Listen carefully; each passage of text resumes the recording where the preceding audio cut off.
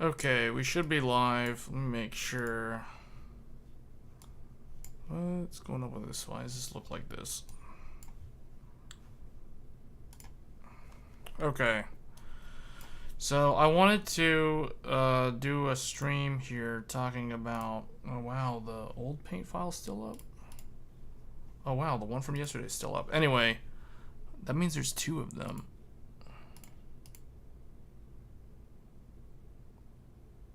That's weird.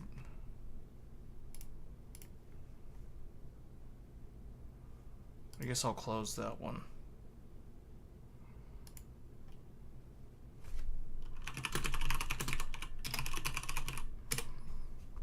Okay. So we have some things change. Why does it look like that? There we go.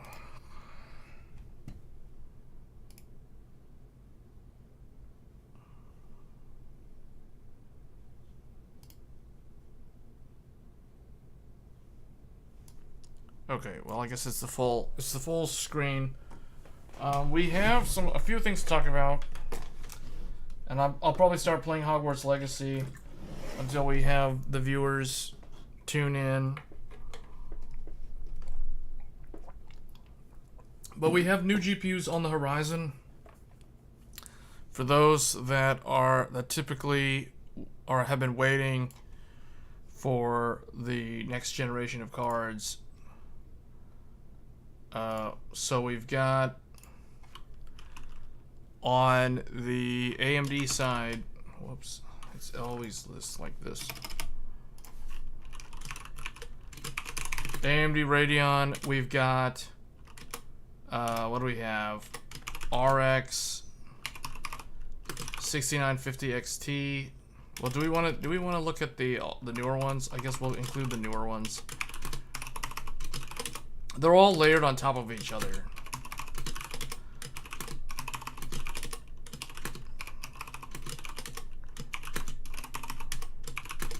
So let's see, like, what's the best deal right now if you're somebody looking for a graphics card?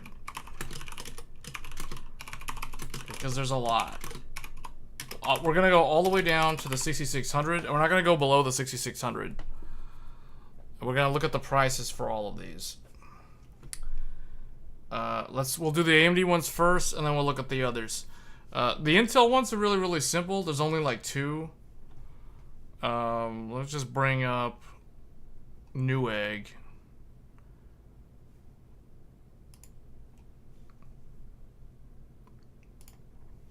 Okay, so for Newegg, if I do a search on the 6950 XT, and I know this because Micro Center has the exact same kind of pricing. Like if we do RX 6950 XT, they've got the ones from Disty right now. So these are actually the same ones that you would get if you ordered one of these directly from AMD.com.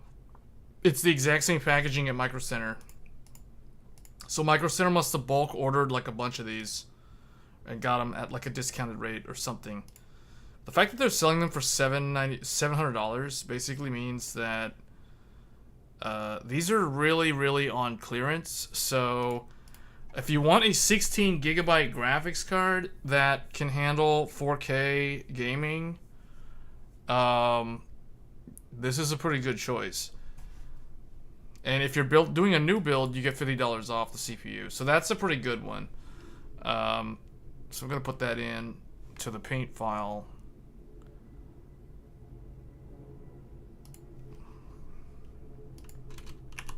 Whoops. Oh boy. Oh, almost. There we go. So $699 right now for that one. This other one is, I think, $849 now. And then this one is like, the typical price is $1049. I think if we're averaging these out.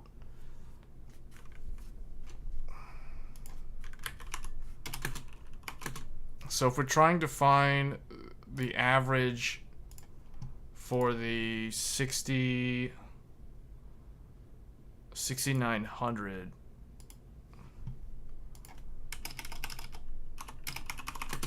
let's see if these are actually still around, because so these are gone. Like, these are gone. Unless they're still on sale from like AMD, these are pretty much gone. 6900 XT, yeah. So the ship has sailed on the 6900 XT. That one's gone. At least in North America, unless you're buying it on eBay or something, which I totally do not recommend. So this one is... Where's my sold out? That one's sold out. That one's gone. So that one doesn't really need to have an MSRP anymore. Okay, so that one's gone. Let's check the 6800 XT. This one's probably gonna be gone too. Okay, 570. That's almost as good as the Black Friday deal. For the XT, this one, okay. So almost, because back in November you could get one of these. It was this specific one, the Phantom Gaming. This was on sale. Hold on, why is my chat not showing up? Hold on, guys. Hey, Joey. I just realized that for some reason the browser wasn't showing me the chat, so I had to refresh the browser. Now I can see you.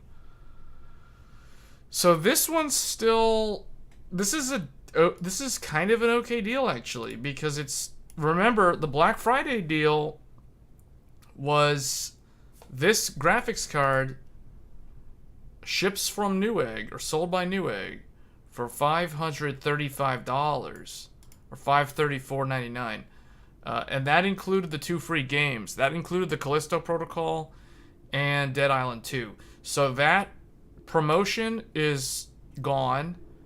They've sold through all of those. So now, like, this is not as attractive of a deal as it was, but it's still decent value. And it will make more sense when we start trying to estimate what the upcoming graphics card's performance numbers are going to be. So let me make sure I've got the right price here. So this one's $579. I'm going to go ahead and say those are sold out. So I'm going to say, okay, well, this one's $569. This is cheaper. So $569.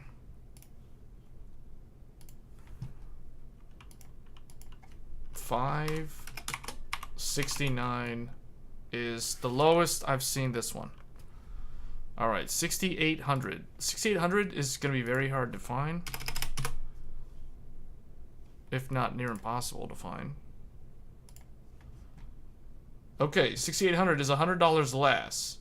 $479. That could be a pretty good deal. $479.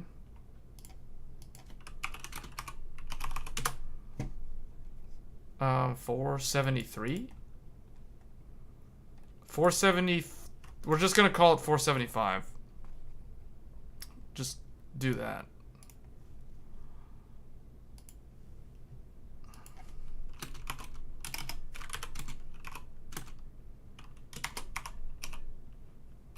$475, somewhere around there. Okay. So that's not a bad deal, considering that graphics card has 16 gigabytes of memory. So let's kind of think about this for a second. The Intel Arc A770 is a 16 gigabyte graphics card that costs $350. This, for like 115 more, or 125 more, I should say, you get the same amount of RAM, but you get a much faster graphics card, because this is like a whole tier above the Arc, because the Arc is more like a 6700 non-XT comparison. So this is, this is significantly faster than that, noticeably faster. Like, this card is more like entry-level 4K, whereas Arc is more like entry-level 1440p. So it's a different kind of market. Meaning this card at 475 would actually be excellent at 1440p. Okay, if we go back now and try to find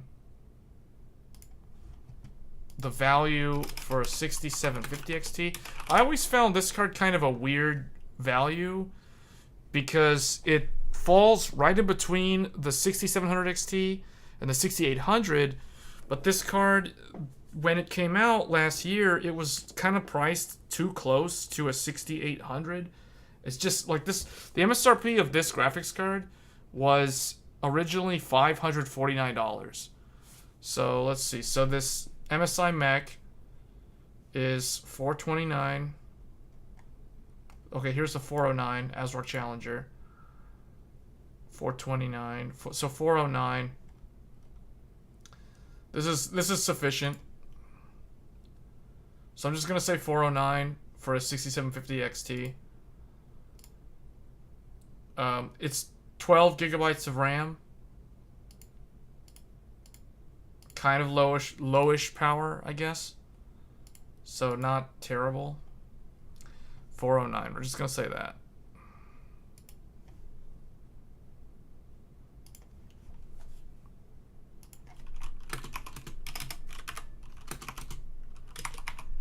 $409 for that one. And then everything else, here's where it gets interesting. I think I'm going to ignore the 6600.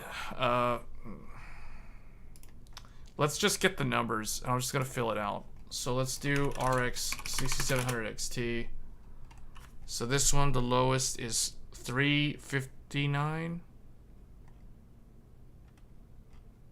359 for an ASRock Challenger.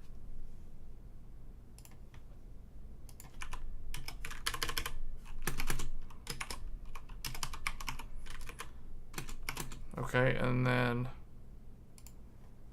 the this one, the non-XT, it's 329. It's 329. Okay, so it looks like 329 for that one.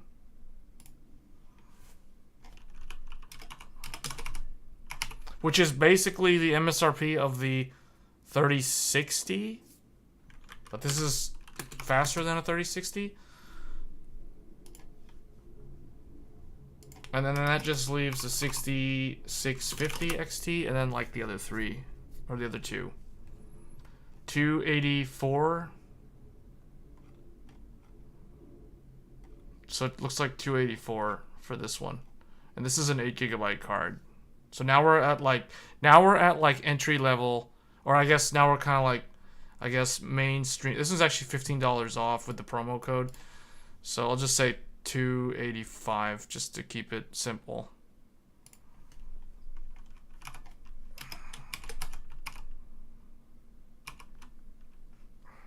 Okay. And then we've got what? 6600 XT.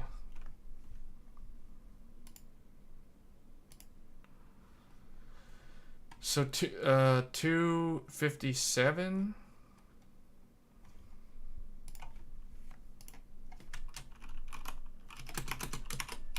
257, and then the very last one is the 6600 non-XT. 234. 234.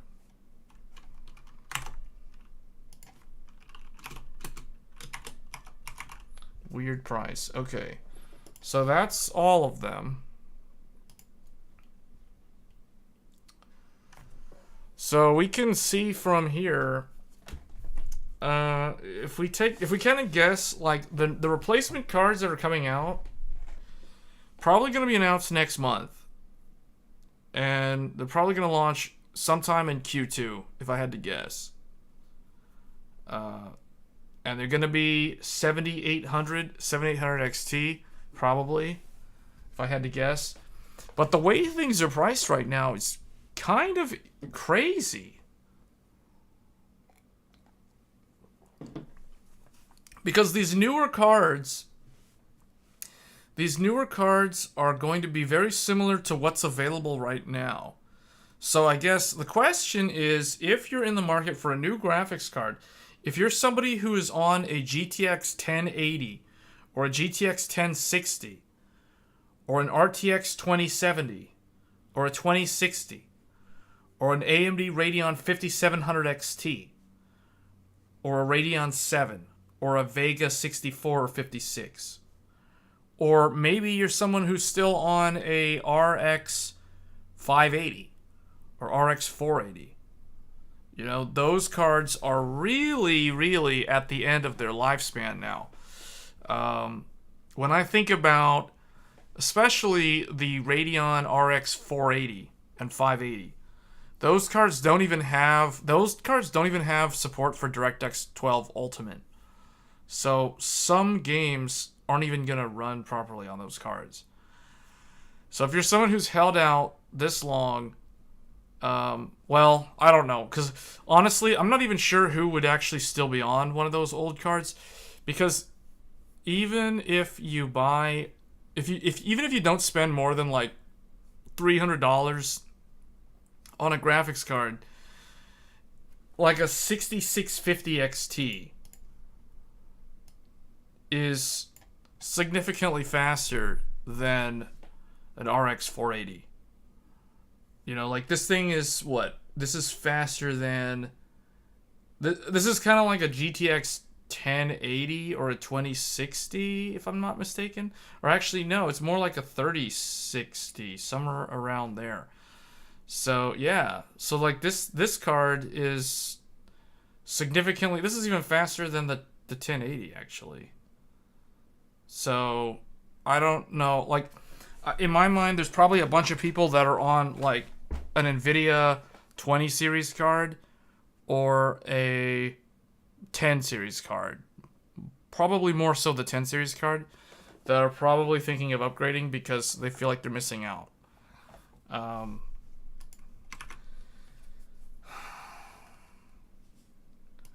Let's look at the NVIDIA cards. Well, actually, let's do the Intel ones real quick because they're super easy. So Intel Arc. There's literally only like two choices. Well, I mean, there's three choices, but we're really only looking at two of them. The Arc has raster performance around 67. Yeah, that's what I was about to write. That's what I was about to place it. So the Arc cards are really simple. There's really only the Arc A770 and the Arc A750. Now, some people will say, well, okay, you know what? I'll go ahead and put this one in there, A380, but I don't really consider this a valid choice because it's so weak. It's so, like, this is something that I don't recommend for, like, gaming. It doesn't really factor in. So, like, the price of these cards, I'm just going to line them up kind of like right here. Because that's kind of where they fall. I don't know. This actually is not... This is actually slower than... This is actually be, like, down here somewhere. More so like an RX 6400. So, that's why... You know what? I'm just going to ignore this one. Let's pretend that one doesn't exist for right now. Because it's just going to complicate everything. Man, I have to probably get a different program than Paint because the gray background makes it impossible for me to know where the cursor is. So this is 349, and then this one recently dropped to what, 200 or something, or like 199. I don't even remember what. I don't even know what this one's priced at. Arc A750, 249. Okay, so it's 249. It's not 199, it's 249.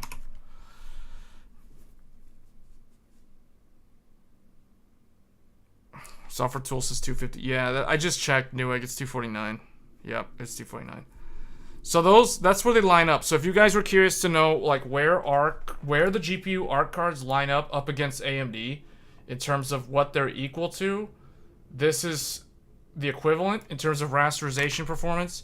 And this is the equivalent in terms of rasterization. Well, this is probably more so like, you know, honestly, this is probably more like this, if I had to guess. It's been a long time since I've looked at the A750, so I might be doing that wrong. Because this, yeah, I'm pretty sure this one, the rasterization is more like a 6600. Because the price actually lines up correctly. And they have the same amount of VRAM. So, 250, yeah.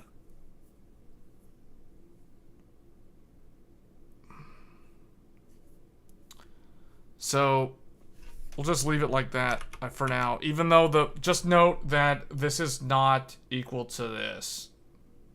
It's gonna be a little bit worse.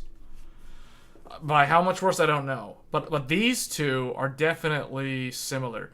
However, the ARC card is better value long term because it has 16 gigabytes of memory. And as Joel had pointed out, the RT performance on the ARC card is better than the 6700.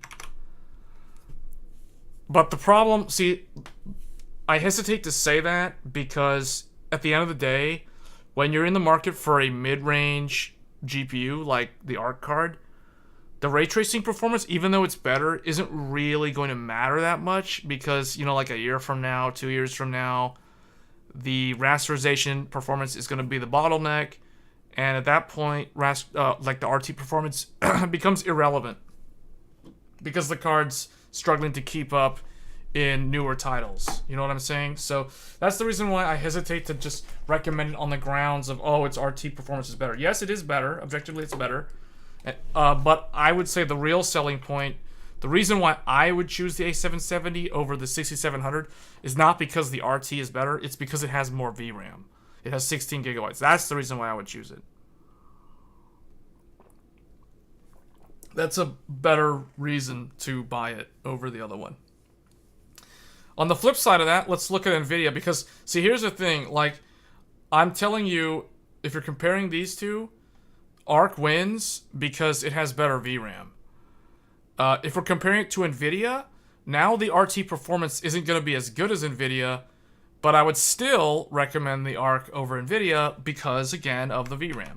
So now let's kind of look at the NVIDIA stack and see where that one lines up, because that one doesn't really line up as well as the Intel and AMD ones. It's really, like the NVIDIA one is going to be all over the place in terms of the pricing. So actually, no, I guess I do have to do this. RTX 4090.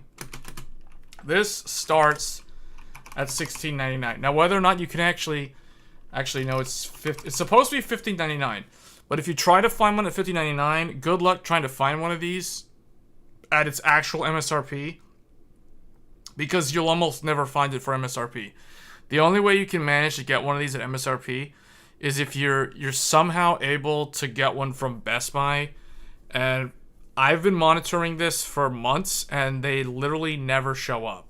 So I don't really know how people get the Founders Edition 4090. Realistically, the true way to get a 4090 is to get it from like Newegg when a drop happens.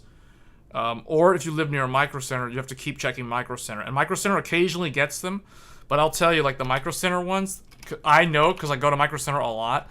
The Micro Center ones typically are usually priced $16.99 or above. The most common price I've seen is $749 for an RTX 4090. That's or $799, or I mean $17.99. But realistically, like the average price is more kind of around $17.49.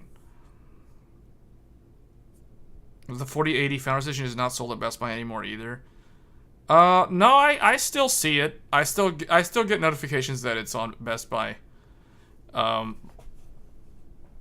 So that one's still available. I'll have to check again, but I think it's still available. I think it's a regional difference. It depends on where you are. Because I see them show up, like I check my local Best Buy, like the listings. I see the 4080 Founders Edition in stock all the time. So, here. Hold on, wait, what happened here? What happened to AdBlock? My browser messed up all of a sudden. Wait a minute.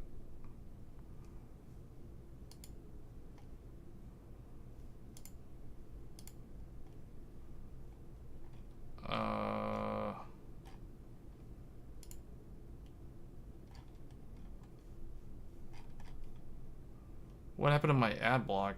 Ad blocker is like...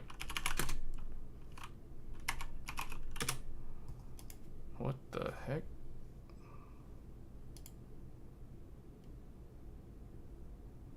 Okay. So, hold on. Why is speed dial messed up? Okay. It looks like my browser's coming back. I don't know. I had to close some of these tabs. You still don't get notifications for the channel, even though you have it all selected? Do you have the bell icon? The bell notification icon? Because I think the bell icon is the one that would tell you when I well, it should tell you that there's a new video uploaded. I don't know if it'll tell you if I'm live. That I haven't figured out why you're not getting notified for that. Because as far as I know, regardless of whether I go live or I upload a video, I think the bell icon on YouTube is supposed to send you a notification. It could also be the preferences, like the way you have the preferences set up. Like if you have it set up, oh, I don't know. I don't know if it's on my end, because I tried to look to see if there's something that I need to do to make it so that subscribers get notification. But really, the only thing I was told, or what I found just Googling it and just looking through the YouTube page itself, is the bell icon and the subscribe button. You know, like, that's the thing. Like, other YouTube channels, they're always going to spam you throughout their video. Like, oh, make sure you're subscribed and click that bell notification icon. I don't bother to do that because I just feel like that's kind of... what's the word? It's like nagging somebody to do something. And I typically don't like... I don't like to be nagged to do stuff like that. So I'm not going to nag my viewers to subscribe and hit that bell icon. That's totally going to be on you guys to decide if you find the content interesting enough to do that. You don't get any notification for the channel live or otherwise. Do you get any notifications for other channels? I'm wondering if it's if it's something that you have set up on your YouTube account, where you've disabled all notifications. So I'm not sure.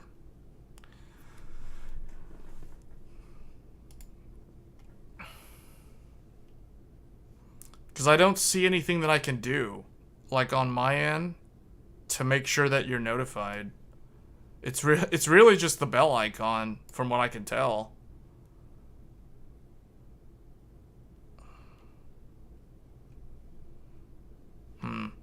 Strange. I don't know. I don't know why that's happening. You have all the bells selected. Then it's almost like there's some other setting or something. You don't have do you have like a browser icon that prevents notifications? Although I don't think you have to enable notifications to get the video to show up in your YouTube front page. I don't think the allow notifications in Chrome or Firefox or whatever browser you're using, I don't think it has to be enabled. Not sure. I'm not sure. Honestly, I really don't know. I wish I knew.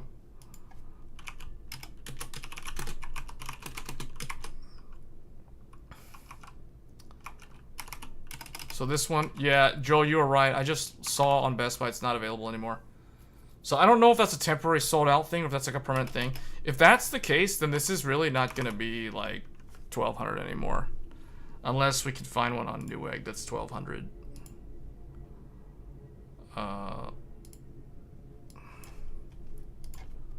Hold on, let me see. Oh, you use the phone app? I think the phone app should still notify you, unless you have some kind of setting on the YouTube app on the phone to disable notifications, even though you've clicked the notification on the channel. If you disable notifications, then I think it won't show you that. If I had to guess, I think that's what it's doing. So okay, so just kind of bring back Newegg here. You get notifications from others? That's weird. Does anybody know anywhere you can pre-order the 7950X3D? I don't know. Let's find out. Let's find out if you can pre-order one from Newegg.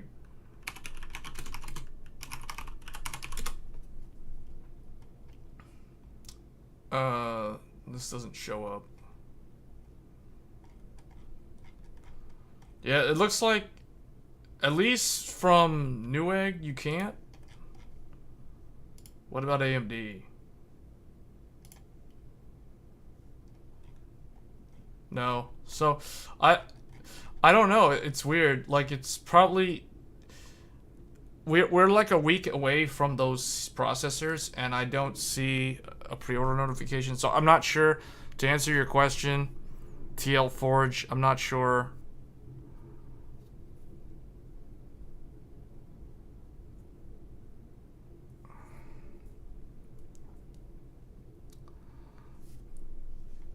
So I don't know. I mean, if you're not near a micro center, then I don't. Typically, the pre-order stuff should show up. I just don't know when it would show up. Because they typically do pre-orders of new processors, historically. I mean, they did that with the 7000 series last year. They did that with the Intel stuff. They did that with all the graphics cards, if I remember. Actually, no, I take that back. They did not do that with the graphics cards because there's too many scalpers that would just, like, gobble them all up instantly. So I know they didn't... They used to do pre-orders for graphics cards a long time ago. Like, for example, the RTX 20 series. You could pre-order those. The 30 series, you couldn't pre-order those because they were just kind of like... They threw them out there and they were just consumed by the masses instantly. like feeding fish at a zoo. I would guess, I would tell you, keep checking, like, Newegg. If you're near a Micro Center should have them on launch day, and I don't think there'll be a problem. Yeah, there shouldn't be a problem with selling out. Like, realistically, when it comes to CPU launches, the thing that you want to be more... You don't really want to pay attention too much to the CPU itself. You want to pay more attention to the motherboard that you want to get. Unless you're, like, side grading from an AM5 CPU that you already have and you're going to, like, the 3D cache CPU.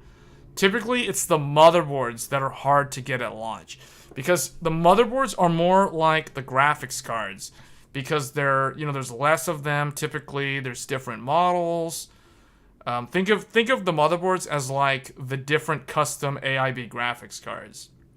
So, like, for example, if you wanted an Asus Strix motherboard, you're going to want to make sure that that's the sort of thing that you're going to be wanting to make sure that it's in stock, not so much the CPU. Typically, the CPUs at launch don't really sell out.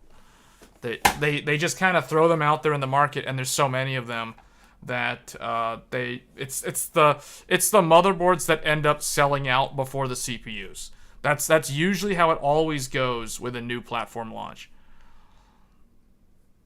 Pete's saying, in your opinion, it's better to stay about a generation behind unless that generation is total crap. Yeah, so that's you bring up a very interesting point, because one thing I will say is I know several people that I helped locally upgrade to a 5800X3D earlier last year. So last year, I've told this story a few times. I'm not going to tell the whole story again, but basically... last year, it was around like May of last year. I helped somebody I know upgrade from an old. They had a very old Intel 4th gen, like a Devil's Canyon i7 4790K, and they wanted to play New World.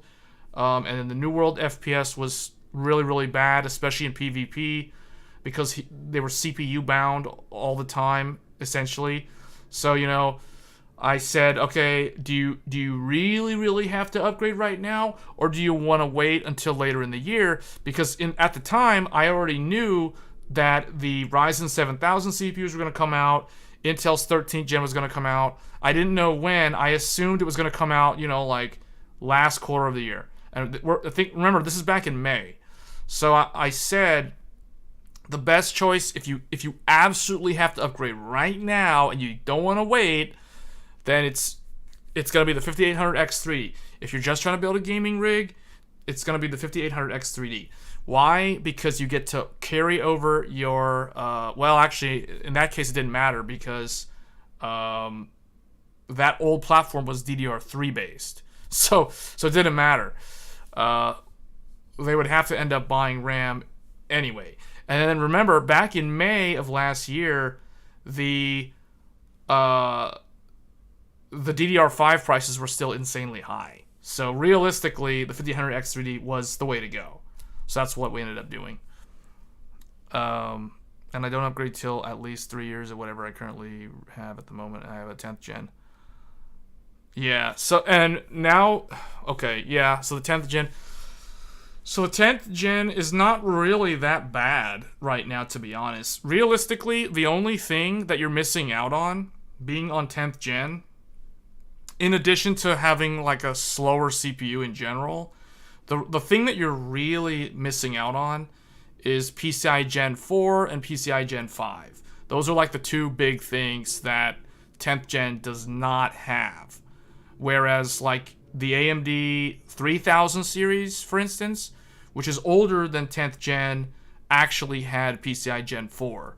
So it's weird because like you represent another demographic that always asks me like what should I upgrade to, and I'm on a 10th gen. So typically it's like the person asking me to upgrade, they either have like a 10th gen or like a 9900K, or they have an AMD like 3000, like a Ryzen 5 3600 or maybe a 3800X or something like that.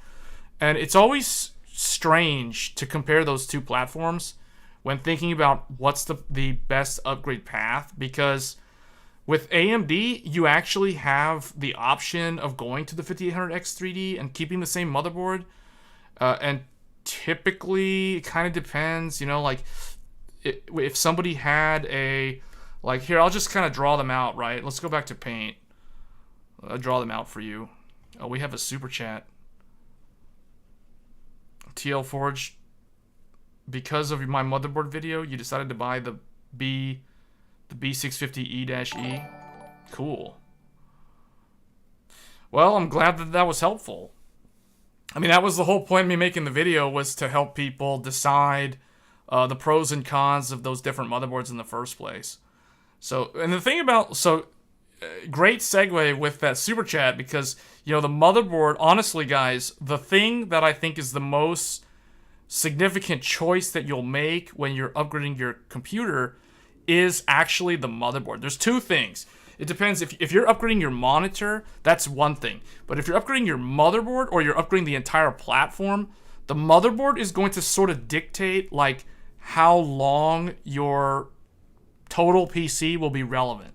So what do I mean by that? So let's go back to this example that I was gonna talk about with, like, for instance, if somebody is on an AMD Ryzen 5 3600, we'll just use this as an example, and their motherboard is an X570 from the year 2019. That was when these motherboards came out. See, a lot of people forget that these AMD AM4 motherboards are pretty old. 2019. This is older than 10th gen Intel by 1 year, because 10th gen was 2020. So that's when this motherboard was new, and that was when that CPU was new. In fact, it was July 7th, 2019. So this is typically the most common scenario where somebody asks me, I'll get like messages in my inbox saying, hey, I saw your video on, XYZ, like whether we're talking about X670 or B650 or Z790 or something, or just like an unboxing video for one of the CPUs. And they'll ask me, like, I have a Ryzen 3600, what should I upgrade to? Should I get a 5800X3D, or should I just like wait for X3D V-Cache on the 7000, or should I get Intel Raptor Lake or whatever? Like, what should I do, right? So if somebody has this system, it's like they have so many choices because option number 1, get the 5800X3D. Option number 2, upgrade to AM5. Option number 3, upgrade to like Intel's Raptor Lake. Right? So like these are typically the options. These are the most common choices or recommendations that I can make. You know, maybe I could suggest like if they're not wanting to just play games, then I might suggest like a 5950X, you know, like a higher core count Zen 3 CPU. That could be another choice. Because that motherboard supports, you know, all the Zen 3 CPUs. And the thing is, the X570 motherboard also provides PCI Gen 4. So they're actually, so somebody who has an old Ryzen 3000 from 2019 actually still has the full PCI Gen 4 capability for something like, even like a 4090, right? So they're not actually limited to, they're not limiting the graphics card on the PCI bandwidth. They're going to limit it on the CPU itself. So if they can upgrade to a 5800X3D, then they still have the benefit of the platform supporting Gen 4 and all these newer things. So that's why this platform is always more challenging for me to, it's not just challenging for me, but it's really, ultimately it's more challenging to the actual person who's going to upgrade their PC. Like, they have so many choices to choose from. Now, let's look at the example if you're on Intel, right? So the most common example is somebody like sends me a message in my YouTube inbox saying, hey, I have a 10600, or they might have a 10700K, or 9900K, you know, one of these CPUs, and then they're like, oh, well, what should I do? Well, typically, it's going to depend on what the motherboard is. If the motherboard is a Z390, then that basically means, in fact, I don't even think the 10700K works on Z390. Actually, the Z390 is going to be the 9900K. So it depends on, like, the question would be, like, are you on a Z390 or Z490 or Z590? That would be, like, my first question to the person asking, like, what should they upgrade to? Because depending on this answer, this can go in multiple different ways. It's like playing one of those video games where you have like these different crossroads type choices, and depending on your answer, it opens up like different endings. That's essentially what this is. So, hold on. PCI Gen 4 only helps on certain games like Spider-Man Remastered. Well, it actually helps on quite a bit more. Horizon Zero Dawn also benefits extremely from PCIe bandwidth. AM5 will support Zen 5 CPUs when they come out. Unlike the... Yeah, well, let's kind of stick to the main scenario here, right? Like, if somebody has a 10700K or a 9... Okay, if someone's on a 9900K and they're on a Z390 motherboard, the choices are going to be basically either go to Zen 4 or go to like a newer Intel platform. That's ultimately the only real choice. If somebody is on a 40... Man, I really can't use gray. It's like too hard for me to see the cursor. If someone's on a Z490, they do have the option, I believe, to go to, if I'm not mistaken, Rocket Lake works. I don't really, now don't quote me on that because I'm not 100% sure on Z490. I don't know if the 11th gen actually works on Z490. Someone will have to confirm if that's true or false. But that is an option. I'm just kind of pointing it out there.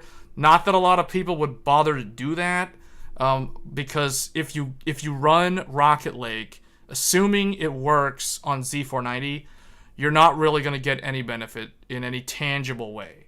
Except, I guess, now you have AVX512. It's like that's the only thing that you gain. Whereas if someone has a Z590 motherboard and they're on, say, a 10700K, then the option to go to Rocket Lake does make a little bit more sense, because at least with Rocket Lake on a Z590 motherboard, you gain access to PCI Gen 4. So the difference between the 10th gen... Why am I typing so bad? 10th gen versus 11th gen one is only PCIe 3 versus the other one PCIe 4. That is the main difference. And of course, AVX 512 on Rocket Lake. That's literally this. This is literally the only positive selling point of the 11th generation from Intel. So that is something that you have to keep in mind, because you do not have access to that on a 10th gen Intel. Okay, so what are we talking about here? AM5, 4 monitor setup. So, but I guess in conclusion, that's the whole discussion point about 11th gen. But realistically, the choices would be upgrade to AM5, which is Zen 4, or upgrade to Z690 or Z790. Like that's really the only real choices, realistically. And you want to get DDR5. Like if you really are gonna cheap out and go DDR4, I would probably not even bother upgrading, honestly. I would not get Intel with DDR4, because you're just gonna kneecap the newer Intel CPUs if you stay on DDR4. It's literally just DDR5 or just don't do anything. Assuming you don't have a Z590 and don't want to go to Rocket Lake. That's realistically the two choices. And the thing is, DDR5 is getting so cheap now that realistically it's going to be what I just typed up there, 1 or 2. There can be over 20 Chrome windows open. Hold on, wait. What are we saying? You don't need a GPU for... Wait, what? Hold on. Zen 5 CPUs when they come out, unlike 4 monitor setup for stock market trading. What AMD GPU, CPU, and motherboard would you recommend on a mini PC? You don't need a GPU for stock market trading. The GPU on the 77 would be more than enough. There can be over 20 Chrome tabs live data feed from the market's lots of charts. Yeah, so Andrew, to answer, yeah, what Joel's saying is actually correct. You can have like 50 Chrome tabs open and still be using just the integrated graphics on the Ryzen 7700X. In fact, I'll mention that there was a stream that I did last month. I was actually streaming Forspoken using the Intel Arc A770, but I thought... During the stream, I thought that the video was being encoded using Intel's Arc QuickSync encoder on the graphics card. But after the stream, I went back and checked the settings, and I found out that in reality, the whole time that I had been streaming, it was actually the integrated Radeon graphics on the Ryzen 7700X that had actually been encoding the entire stream that entire time. I had no idea that I forgot to change the encoder settings before going live. So that proved to me that the integrated graphics on a Ryzen CPU is pretty strong. Because we were streaming that whole thing 1080p 60, downscaling from 1440p native. And there was no hiccup, and I was like, wow, I didn't even realize, like, and everyone was saying, oh, the image quality on Intel's QuickSync is so nice looking. In reality, it was actually a Radeon encoding so, from a Ryzen CPU, integrated graphics. How about that? So, yeah, I'll just say that, because yeah, you don't really need a graphics card for that. Like, realistically, unless you're running some kind of like software AI that's trying to predict market trends and that sort of thing, then that's going to be GPU accelerated. But if you're doing something like that, you're typically not going to be using a consumer GPU to do that. So if that makes sense. So what I would recommend, so here's the interesting choice. So we have two choices, right? You can either do the Intel upgrade or the AMD upgrade. Now, the thing about the AMD upgrade is this is probably going to be the more preferred way to go, because you have the choice between essentially four different like chipsets. So you have B650 and X670. And the difference between these two is pretty simple. So these two So these two, let me just say, these two right here give you 24 lanes of PCIe Gen 5 native. And these lanes go directly to the CPU. That's going to be the ones with the E at the end. The ones with the E at the end give you 24 lanes straight to the CPU, meaning no chipset, no bottleneck chipset, whatever. They go straight to the CPU, and they're all PCI Gen 5 lanes. Now, these other two over here that do not have the E on the end of them, these will give you 4 lanes of PCI Gen 5. I'll just say Gen 5. Directly to the CPU. So that means that you can run, you know, like a PCI Gen 5 SSD as a boot drive, because you can leverage like the paging file speed on a Gen 5 SSD. You know, we're talking like 10 gigabyte per second read and write sequential. So you'd be able to leverage that in the future. You know, just storage. It's going to scale with like whatever the latest and greatest Gen 5 drives are. So as a boot drive, this makes sense potentially on either B650 or X670. But, you know, the 24 lanes of Gen 5 on the E variant, this is why typically I'm going to recommend to people, depending on budget, I would recommend either B650E or X670. So X670, if you don't really care too much about PCI Gen 5, and you don't really care if your graphics card in the future would do Gen 5 or not, but these two in particular are going to be the most future-proof. I don't like to use the term future-proof because technology changes all the time so quickly, but these are going to give you the most longevity because they give you those 24 lanes of Gen 5. So that means that next time, like when an RDNA 4 or an RTX 50 series card comes out, for instance, and those support PCI Gen 5, you're going to be able to leverage that capability on these two different chipsets. So the reason why I like this one is because it's a lot more budget oriented, and it does actually give you the full 24 lanes of Gen 5. And a lot of people don't know that. There's a lot of like lack of information, I think, on the difference between AMD's chipsets, which is one of the reasons why I made like a whole bunch of different videos breaking down those chipsets, because, you know, this is the sort of thing, like if you want to keep your computer for at least 3 years, if not longer, then I think the motherboard choice is one of the most important decisions that you're going to make when you do a PC upgrade, not just what CPU to go with, right? Like that's important too, but the motherboard is ultimately going to determine the capabilities of the PC over its lifespan. On the Intel side, there's more than two, but realistically, there's two. It's Z690 and Z790. They also have the budget like B660 or whatever it is, B760.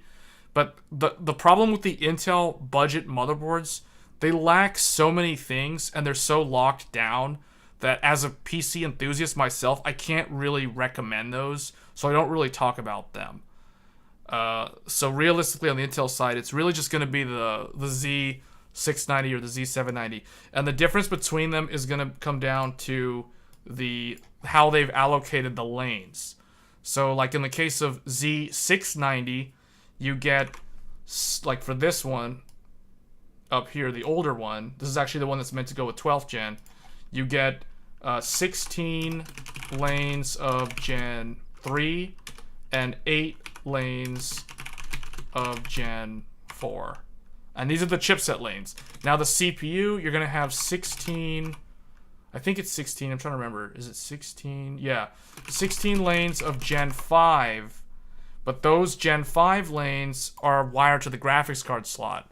So you wouldn't be able to benefit from like PCI Gen 5 SSDs and that sort of thing, because typically your graphics card is going to take all those lanes. So that could be a thing down the road for like a newer graphics card that supports Gen 5. But, you know, we're going to be waiting around for a while for something like that. Intel has a locked paywall for overclocking on both the motherboard and CPU. Yeah, on the B660, I believe, or B760. Yeah, so you can't really do much with those cheaper Intel motherboards. That's why I don't really talk about them. But this is what you get on the Z690 motherboard. And then the other thing too, I forgot to mention, like on the chipset lanes from AMD, the AMD chipset lanes are going to be, if we're talking X670, it's going to be 8 lanes of, hold on, let me make sure that's right. 4, 8, no, it's 12. 12 lanes of Gen 4 and 8 lanes of Gen 3. Now, those are the chipset. And then for the CPU, it's 24 lanes of Gen 5 CPU. This is going to be CPU. Those other ones are chipset. So that's going to be for this guy up here. All of these.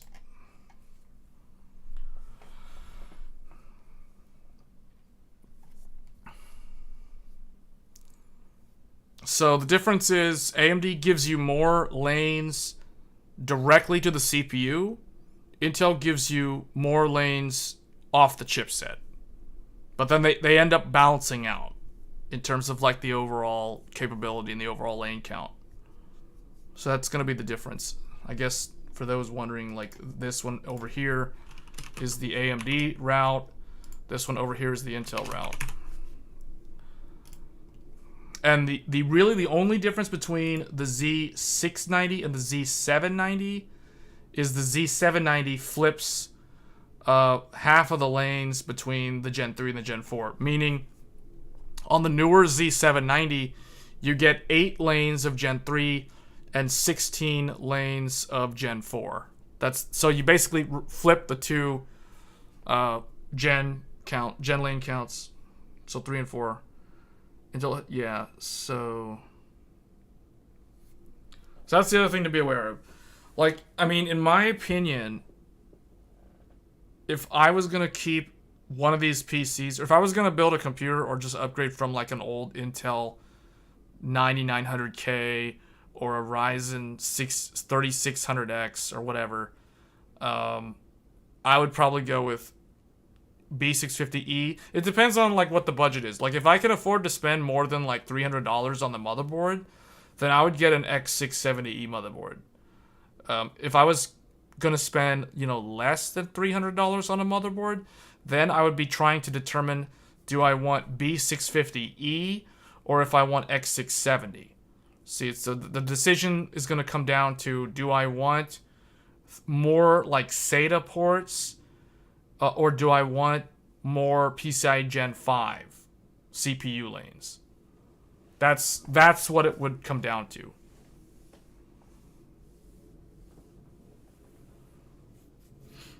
And the Intel stuff, like a lot of people will say like Intel's locked down, unless you buy the more expensive chipset, which is true.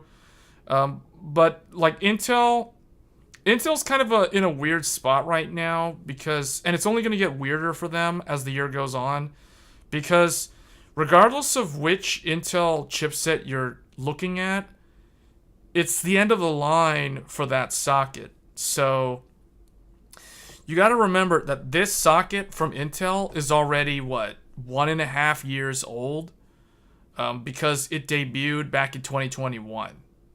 So it's already like November 2021. So it's almost a 1.5 years old already. So there isn't really any sort of like CPU side upgrade you can do if you buy into that platform now. Meaning if you choose to get one of the Intel platforms, you're going to be locked in, for the next like 3 years plus. With whatever that performance level is, and that's it. Right? Where the AMD one, you're going to be able to choose between X3D, Zen 5, or if there's a Zen 4 Plus, or a Zen 5 Plus, those sort of things. There's going to be a lot of different side upgrades, intermediate upgrades that are going to be available later on. So that's why, like, if it was me personally, I would just do what I just said. Like, I would probably look at this motherboard or this motherboard, And then if I was really gonna go for like, if I was gonna splurge for like high end, like really high end stuff, premium stuff, I would go for this. Because that's gonna give me the longest runway in terms of capability on an upgrade path.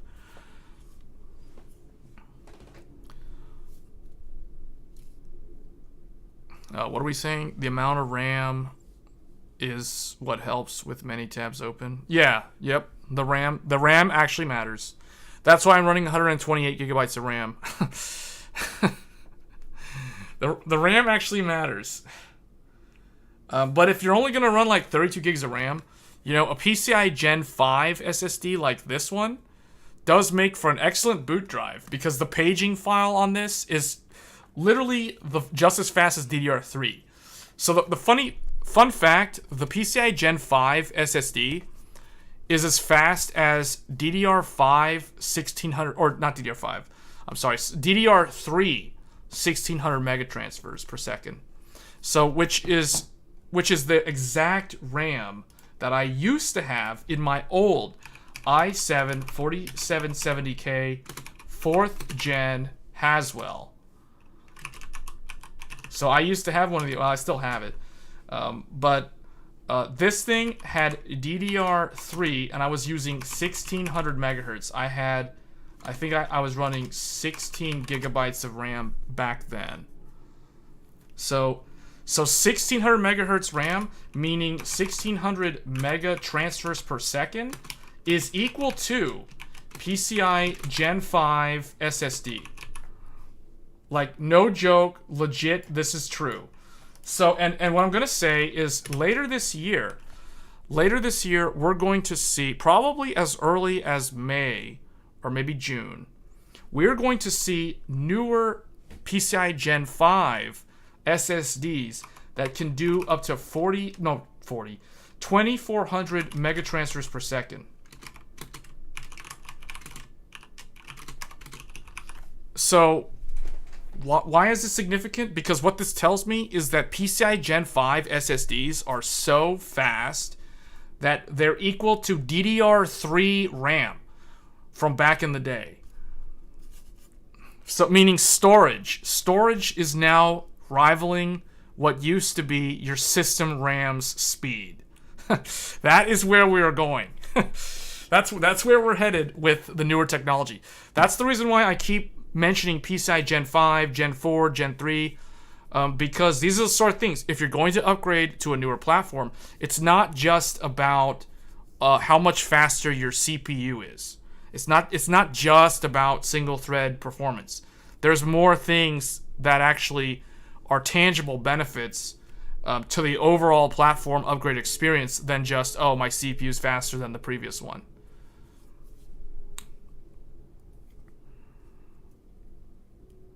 So today, you know, the very first PCI Gen 5 SSD on the market is about 1600 megatransfers, which basically means it's DDR3. It's like mainstream DDR3. But pretty soon, there's going to be even faster Gen 5 SSDs that are going beyond what used to be very fast DDR3, and if not now entry-level speeds of DDR4. Think about that. 2400 megahertz. So like DDR4 typically started around 1866, I think was the slowest one. Then 2133, then 2400, then 2666, then 2800. So like if we have a Gen 5 drive that's 2400 mega transfers per second, you know, that's already like DDR4, like basic laptop DDR4 speeds. And remember, we're talking about a storage drive. We're not even talking about RAM. So this is the reason why the upgrade experience actually is a lot more interesting when you actually understand the knobs and the different like feature sets that exist.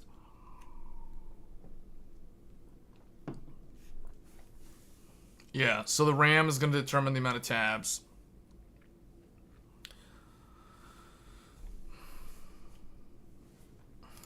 Alright, so let's kind of go back here. Let me see, what's the price of the RTX 3090 Ti? Oh, well actually, did I finish? I don't think I answered the question. I don't think I answered Andrew's question. Andrew had asked, what AMD GPU, CPU, and motherboard would you recommend on a mini PC? On a mini PC. So are we talking like micro ATX? If we're talking micro ATX, then... So right now you have a 10 700K. Probably a Ryzen 7 7700X. So like for the CPU, Ryzen 7 7700X. Like if you want to wait for, if you want to wait until April for the 7800X 3D, I mean you could totally do that. The other option too is going to be the other, like the Ryzen 9 X3D V-Cache. The motherboard, I would probably recommend some MATX B650 or maybe B650E. You're saying mini PC, so I'm thinking MATX. So that's why I'm kind of leaning more toward this. And then for the GPU, well, actually for the RAM I would recommend like 32 gigabytes of RAM just to start. Like, so I would do 32 gigabytes of, it depends on the budget. I don't know the budget, but I'm going to say like the range of what you want to look for is going to be anything from 5,200 to 6,000. And you're going to want to look for cache latency that has the first number starting around like 30, and then the second number would be like some number different from the first. Why? Because that ensures that you're getting Hynix memory, and that's what you're going to want for DDR5. So that's kind of what I recommend there for like the main three, like CPU, motherboard, RAM. And then for the GPU, honestly, if you're near a Micro Center, the best deal right now, I know it's really expensive, but it's going to be this, the RX 6950 XT. Like, you can literally get these right now. Like, if you live near a Micro Center, the amount of, like, insane value you can get from stacking bundles is insanely good. So, like, if you live near a Micro Center, you can get this with 6,000 megahertz, 32 gigs. The RAM is free. And then, like, the GPU, it's going to be $650 because it's $50 off the CPU. So just to kind of, let me see if I can show that here. I mean, I looked at that earlier, because I like to look for these deals myself. Let me see what happens if we... Yeah, so, like, check this out. It's probably going to blind some people here because it's going to have a white background. So, here are the bundle deals that I was talking about. But if you don't live near a Micro Center, then none of this is going to apply. But essentially, you can get the Ryzen 7 7700X plus 32 gigabytes. So Micro Center, unfortunately, does not ship.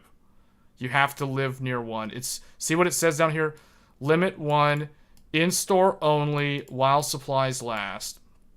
That's their what do they call that business model? It's loss leading, or whatever it's called. So for 342, you basically get 32 gigabytes of DDR5 6,000 megahertz RAM. That is actually really good RAM.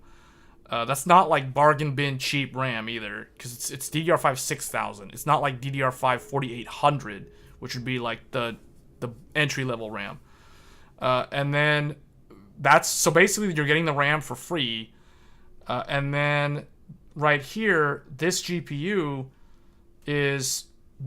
right here is the same speed as an RTX 4070 Ti. So think of this like buying a 4070 Ti. Now, I know the ray tracing performance is not going to be as good, but this thing has 16 gigabytes of memory, of video memory. So meaning it has the exact same amount of RAM as an RTX 4080, but it's as fast as a 4070 Ti while costing significantly less. So to me, this plus this is literally the best choice, because then you get what, like, this is what, this is essentially like $1,000. then the only other thing you have to buy on top of that is the M-ATX motherboard. So if we look at the M-ATX motherboard, there, done. You know, either, well, okay, that's not the best looking one, but if we're looking for, you know, B650, and I want M-ATX, here's a better one. This one has like proper VRAM or VRM heat sinks on it. So they're M-ATX for like a small form factor build. You even have like the integrated graphics stuff. So I mean, you mentioned GPU. I don't know if the GPU is actually needed if you're just doing stock trading and you're not doing any gaming at all. Then in my mind, the graphics card is not needed at all. So it would literally just be this with the CPU, and then you have two monitors display out the back. One HDMI and one DisplayPort. So you have a dual monitors. Oh, you want 4 monitors though. Okay, 4 monitors, then you actually need a graphics card. Yeah, I think you would actually need a graphics card then. So yeah, I mean, if all you're doing, honestly, if all you're doing is stock trading, you literally just need a graphics card that has 4 display outs. So that's pretty much going to be any of these. I would almost say Intel Arc A750.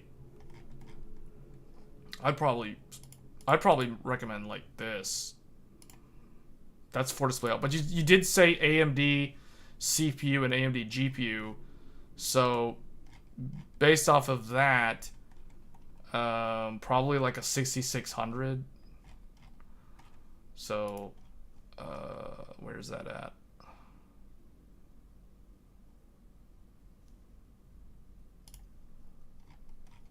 It's probably this one. So like this 220 for a ASRock Challenger that has 4 display outs.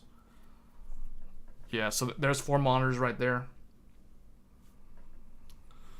So something like this, I guess. 8 gigabytes of RAM, that's not terrible. If you're just doing stock trading. And you know, something like this would still be able to handle like all the esports titles at like 4K or whatever. No problem. Like League of Legends or Dota 2, like you could totally play those games on this GPU at 4K with all the settings cranked up. But, you know, don't try to play like PUBG or, you know, Halo Infinite or those type of games. That's not going to work on one of these at 4K. It will work at 1080p though, but not 4K. So some things they were shipping that Gen 5. Oh, they were? Okay.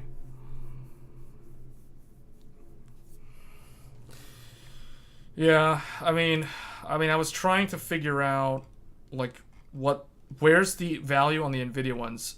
So it's kind of what I was doing at the beginning of the stream. So we're looking at the AMD ones. So for the Nvidia ones, the RTX 3090 Ti just doesn't really like. Is there anything actually sold by Newegg? That's out of stock. So it's basically gone. So RTX 3090 Ti is gone.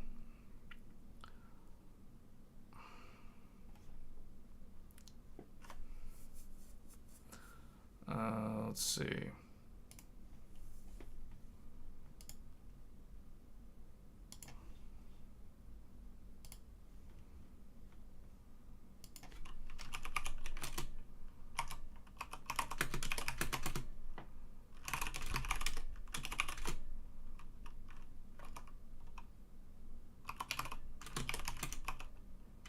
So let's see. What's the RTX 4070 Ti priced at? RTX 4070 Ti is such a bad GPU. Compared to the older Nvidia cards, it's such terrible value. Yeah, so this graphics card, the 4070 Ti, is the same speed as that $650 card from AMD that I was just talking about. But this one has 4 gigabytes of less VRAM. It's only 12 gigabytes of RAM. So 12 gigabytes, $800 something dollars. Like, here's the thing with the Nvidia cards. The NVIDIA cards are like never... Okay, I found one. I found one at MSRP. Here's another one. Okay, the Zotac one. So the Zotac one is actually MSRP. And I'd get this over the Asus myself. Like if I was actually gonna... Not that I would actually buy this card, but if I was gonna choose between this and the Tough... The Tough actually is not that bad. But I've been burned by Asus in the past, so I don't really buy Asus graphics cards anymore. So I'd probably get the Zotac myself. Although the Zotac doesn't have free shipping though, so I don't know. Anyway, so $800 is the lowest MSRP. Well, this is basically MSRP. So that's good. You can at least find this thing at MSRP. $799. So that's like $100 to $150 more than the 6950 XT, which is the same speed.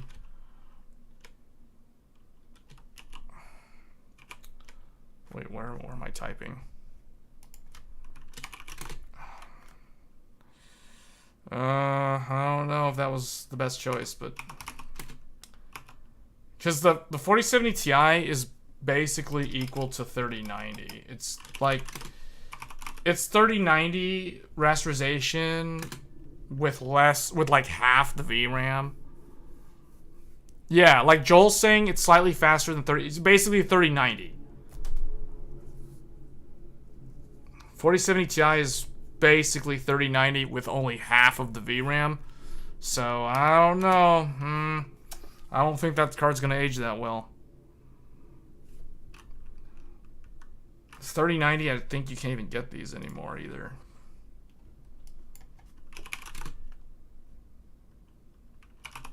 Why didn't you want to deal with AMD? Yeah, this one's sold out too. So the 3090 is gone. Completely gone. The drivers? What's wrong with the drivers? I'm streaming on an AMD card right now, and I don't have any problems. So this one is sold out. RTX 3080 Ti. If you want a 3090 Ti, you have to get it used.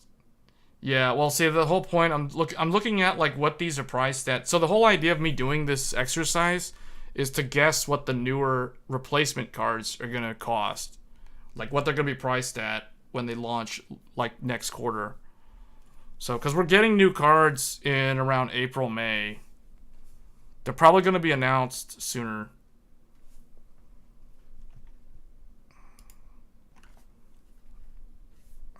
Some people have problems with the just released. I'm on the latest driver. I didn't have any problems. I upgraded like 2 different computers.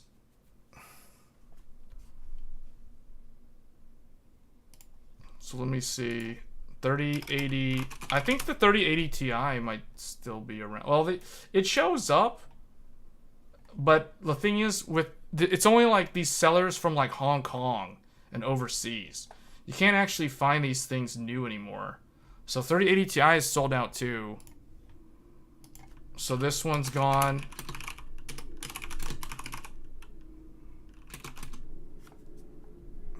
Other people bricking their PC?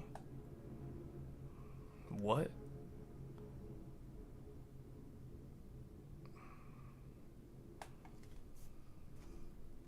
Is that actually a thing? What? I don't know, man. Sometimes I wonder. You know, here's the thing, though. Like, do you have to disable Windows? Are you sure? Like, the thing that I always wonder about people who claim that they have AMD driver problems, I've said this before on previous streams.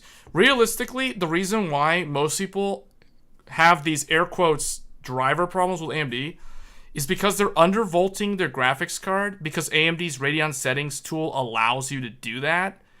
And realistically, their card is not stable at that undervolt. So when they go and do something like play a game, and if the game crashes, they blame it on AMD's drivers, when in reality it was an unstable undervolt. Like, I wonder, right? Like you guys, if you guys have watched my channel, I stream almost all the time on an AMD graphics card. The visual quality is totally fine. The encoding is totally fine. I don't have any weird crashes. I don't have any weird like hiccups or problems with games crashing or. But again, I'm running my card at 100% stock. I'm not doing an undervolt. I'm not doing an overclock. I'm not doing any of that nonsense. And my card is like 100% rock stable. So it's like, the thing is, people who buy NVIDIA cards typically don't mess with the card because the average buyer of an NVIDIA card isn't going to go out of their way to try to download some third-party tool, regardless of whether we're talking about EVGA Precision X or MSI Afterburner. They're not going to bother to do that. Like, the average gamer is going to plug in their card and not do anything. Now, the thing is, if somebody goes and buys an AMD card, they might read some nonsense post on like Reddit saying, oh, to get the best performance, you need to overclock your card or you need to do an undervolt. You need to undervolt your card. And it's like, oh, it's really easy. You just go into Radeon settings and you just, set it to like 920 millivolts or something, right? Whatever this post on Reddit says. So, they go do that, and lo and behold, their system's not stable anymore because they messed it up. So I don't know. I don't really know how much of that is an actual driver problem versus an actual problem created by the user, whether it's knowingly or unknowingly done that way.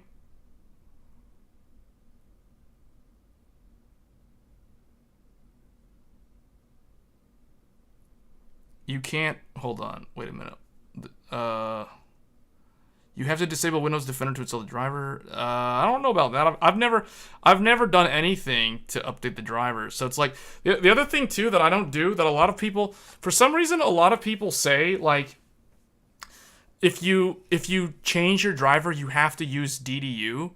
I don't know who started saying nonsense like that, but that's complete nonsense. Like, every time I update my driver, all I do is I just download the driver, regardless of what GPU vendor I'm using. I just download the driver, I run it, I make sure that no other program is running, because you're not supposed, technically, when you upgrade the driver, it doesn't matter if you're talking about NVIDIA or AMD or Intel, when you're upgrading your video driver, you should not have any other application running. They literally tell you this before you start the application. Right? You're just supposed to close all other applications before you update the driver. So I make sure that I don't have any game running, I don't have any browsers open, Discord's not open, Steam's not open, OBS is not open, and then I update the driver, and I've never had any of these weird problems. And I've done this for NVIDIA, I've done this for AMD, I've never had these problems. And then the other thing too I'll point out is, if I go and switch from AMD to NVIDIA or from NVIDIA to AMD, like, I don't use DDU to remove the other vendor's driver.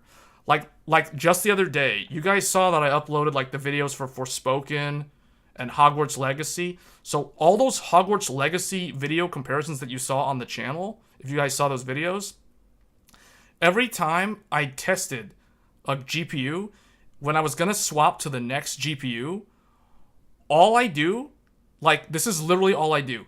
I shut down the computer, I unplug the computer, I take out the old GPU, I plug in the other. So, like, for example, I took out the 6700 XT, I plug in the ARC A770, I connect all the power cables back in, I plug the computer back in, turn it on, power up, let the Intel driver load, and I don't do anything to remove the AMD driver or the NVIDIA driver. I just let them sit there. They're not going to do anything, because those drivers won't be active, because there's no GPU that will interface with those drivers.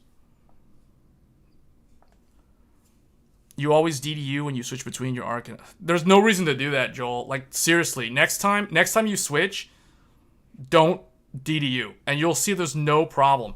Honestly, it's way, way more convenient to not DDU, because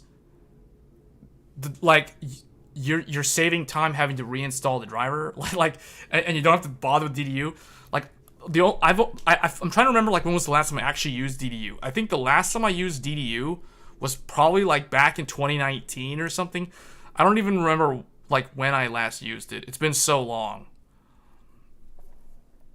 The GPUs that got bricked by drivers were the used ones bought from miners.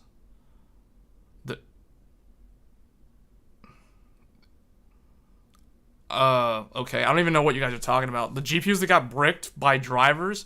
First of all, drivers can't brick GPUs. They just can't.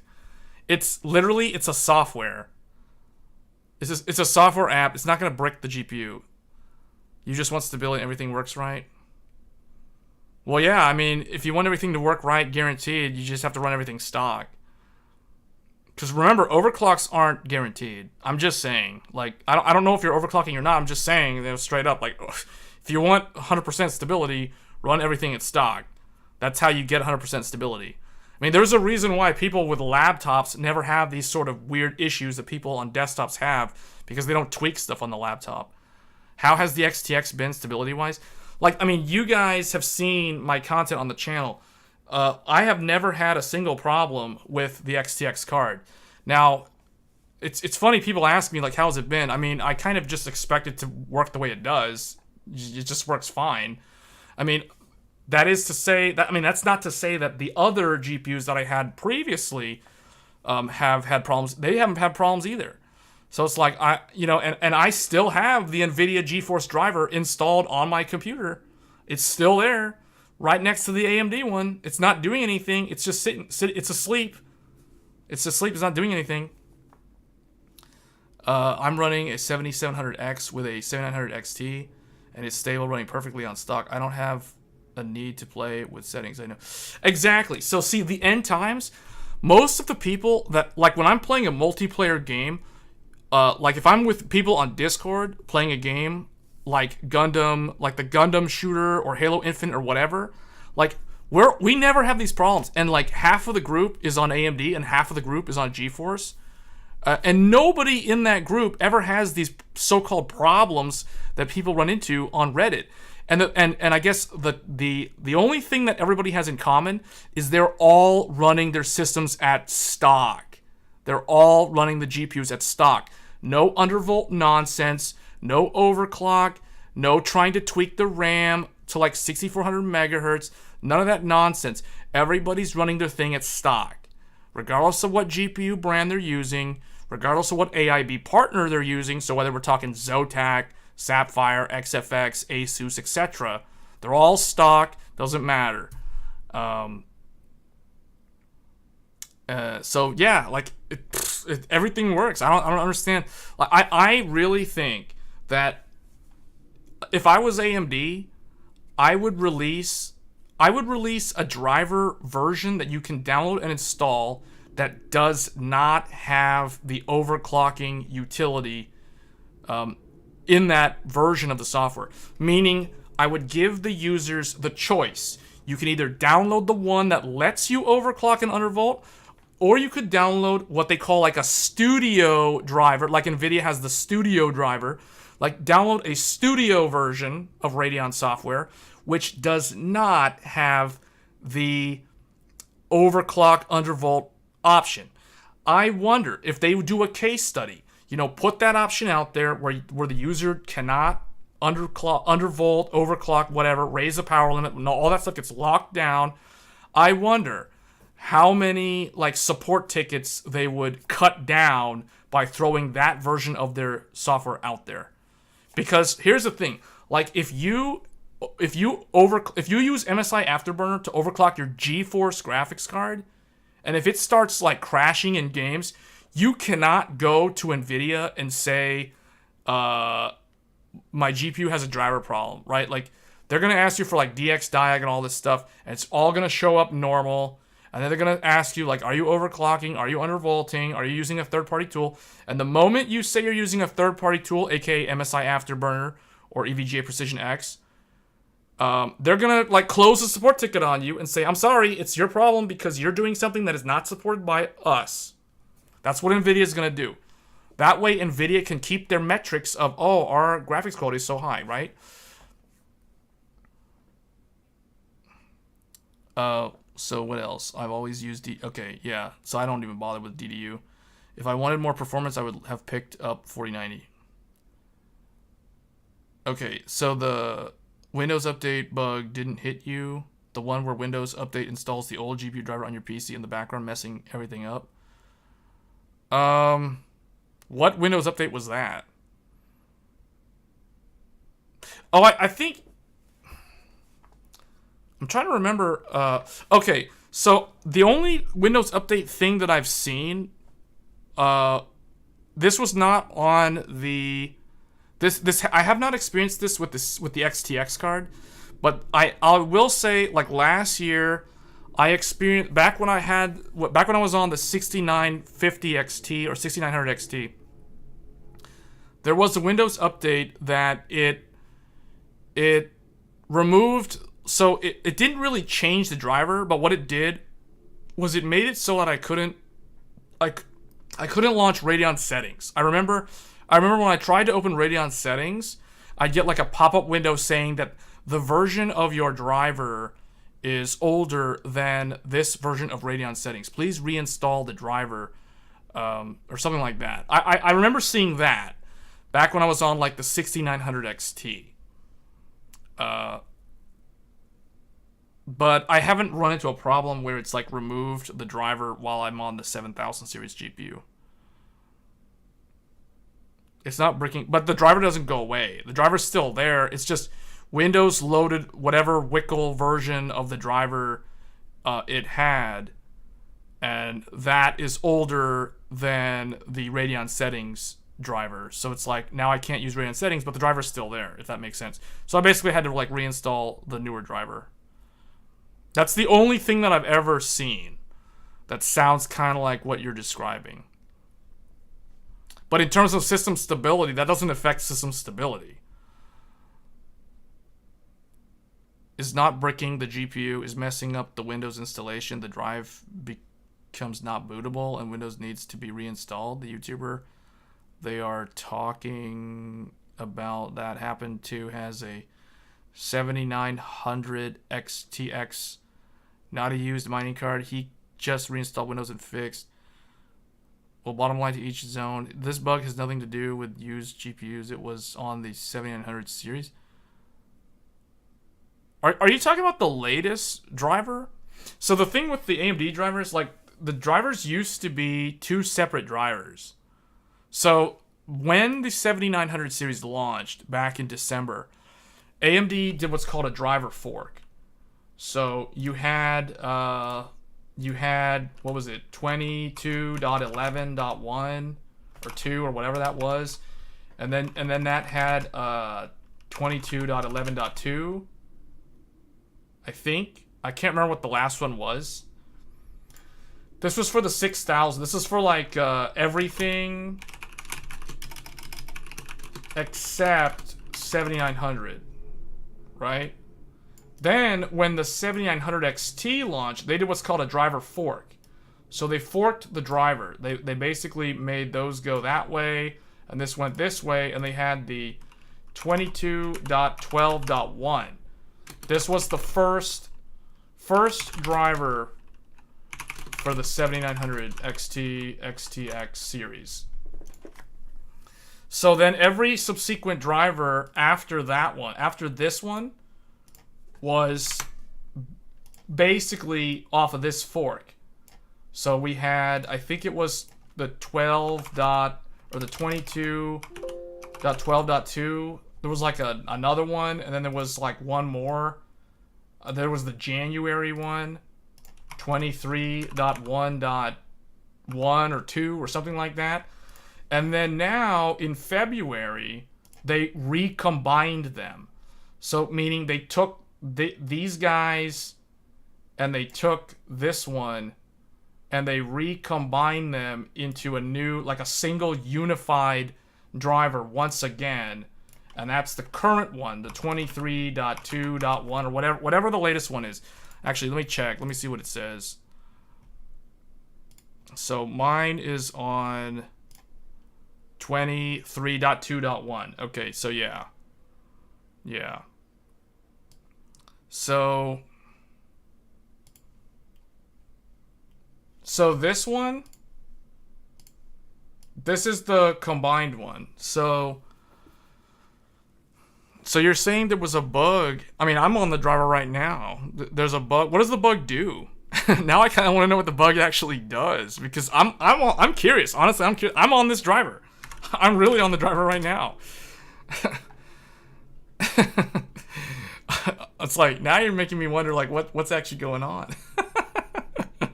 Hold on.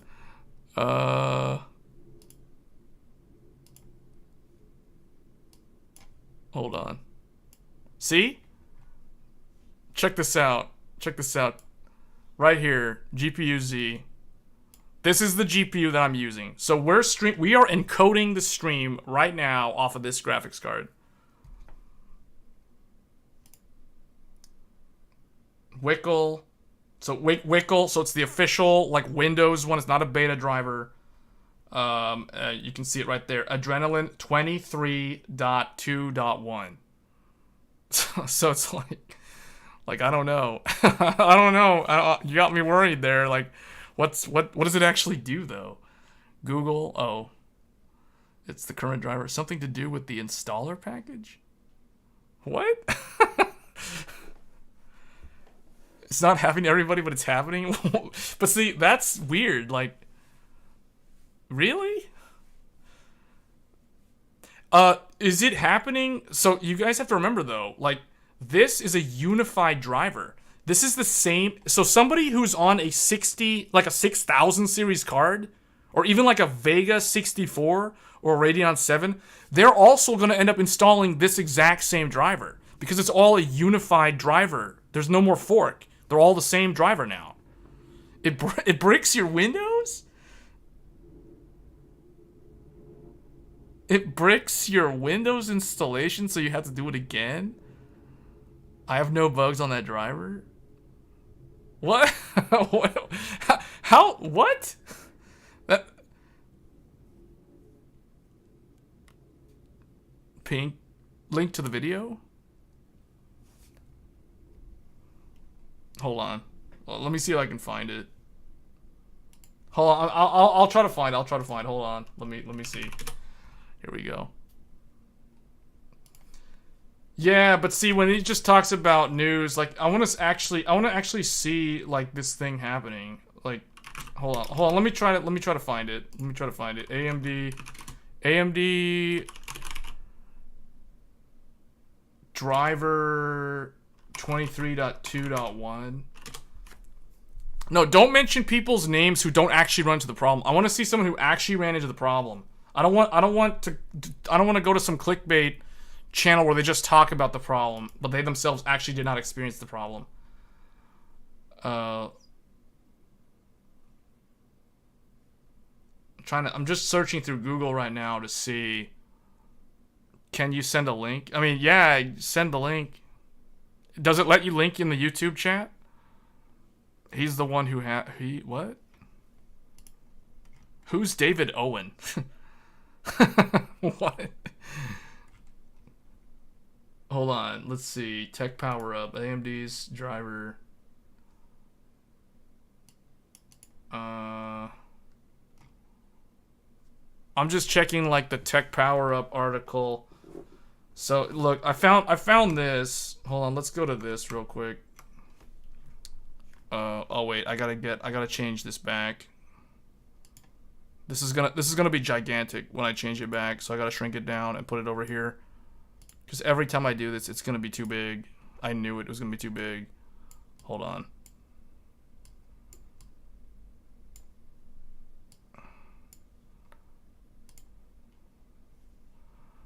Oh, it doesn't work? YouTube doesn't allow it? What's the name of the video? Tell me the name of the video and I'll try to find it. Hold on. But look, check this out. So AMD today released its first driver update in more than 2 months for Radeon 6000 series and 5000 series. The Adrenaline 23.2.1. Let's zoom in a little bit more. Wickle drivers introduce optimizations for Forspoken with up to 7% improvement, blah, blah, blah. Okay, Dead Space.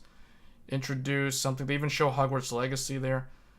It's funny how they show the two games.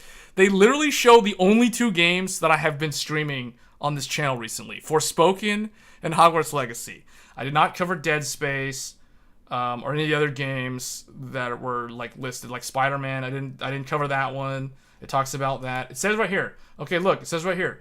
Among the issues fixed with this release include the delayed write failed error on Windows 11. Space engine lower than expected. That's like a game, I think. Display corruption in points shop section of Steam. YouTube playback. I don't think AMD acknowledged it unless it can be proven that it's like a thing. Like, I don't really know. Oh, I'm trying to see if it's mentioned. Let's see if it's actually mentioned. So there's a delay write fail thing that was fixed. That was fixed. So I think this is the thing that you guys were talking about, Windows 11. YouTube playback with enhanced sync on some RX 6000 game crashes noticed with door kickers too. All this stuff was fixed. These drivers, oh, see? These drivers unify the driver release trunk, spanning RX 400, 500, Vega, 5000, and 6000, and 7000. There are two installer versions for the current driver. Really? So wait, hold on. Like, I don't... Okay, hold on. Known issues. High idle power has situationally... Okay. Video stuttering, blah, blah, blah. Gameplay video, okay. Application crash may be observed while opening premium gold packs in EA Sport.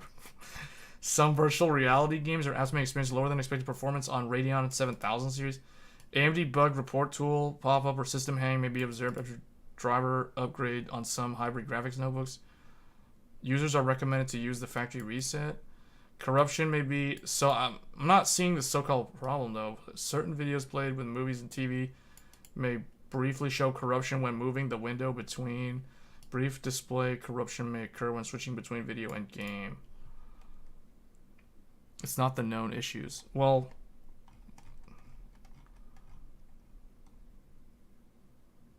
Hold up. What is this? Beware the killer motherboard? No. I don't know. Like, anytime I see like a post about undervolting, the undervolting an i5, a laptop, like, if it's an isolated issue, I assume it's nothing to worry about. Yeah, see, that's why I don't know. Like, it's an unexpected issue. Okay, so then it's not going to be in here. But, like, is that still the latest driver? Like, hold up, let's see. Drivers. So, look, let's see. So, 7900 XTX, Windows 10. I mean, this is it, right? And then there's this one, Windows 11. 546 megabytes. 596. Wait, the Windows 10 one is larger. The Windows 10 one's a little bit larger. That's the only difference that I can tell. I wish I could like minimize these other things. Many other things can clash and cause these problems. Yeah, I mean, that's the thing. Because I know one thing. I know, like, if you have an AverMedia capture card, and if you're trying to enable NVIDIA SLI or AMD Crossfire, you have to kill the process in the task manager in order to enable or disable SLI or Crossfire. I mean, there's stuff like that, right? There's things like that can cause a problem. So, like, that's a good point, though, that Nero's making. Like, there's so many different permutations of system configurations out there in the wild. That's the reason why, like, when a game comes out on PC, like a PC port of a console is never as smooth as the console release, typically, because there's almost always like day one issues because of people with all these different platforms. And the reality is, like, the developers don't they literally don't have all the different graphics cards, all the different motherboards, all the different firmware versions of the motherboards. You know what I'm saying? Like, the amount of testing to ensure that a game is stable on the PC platform compared to testing if a game is stable on a PlayStation or an Xbox or a Nintendo Switch, it's like a completely different game. It's like a completely different world.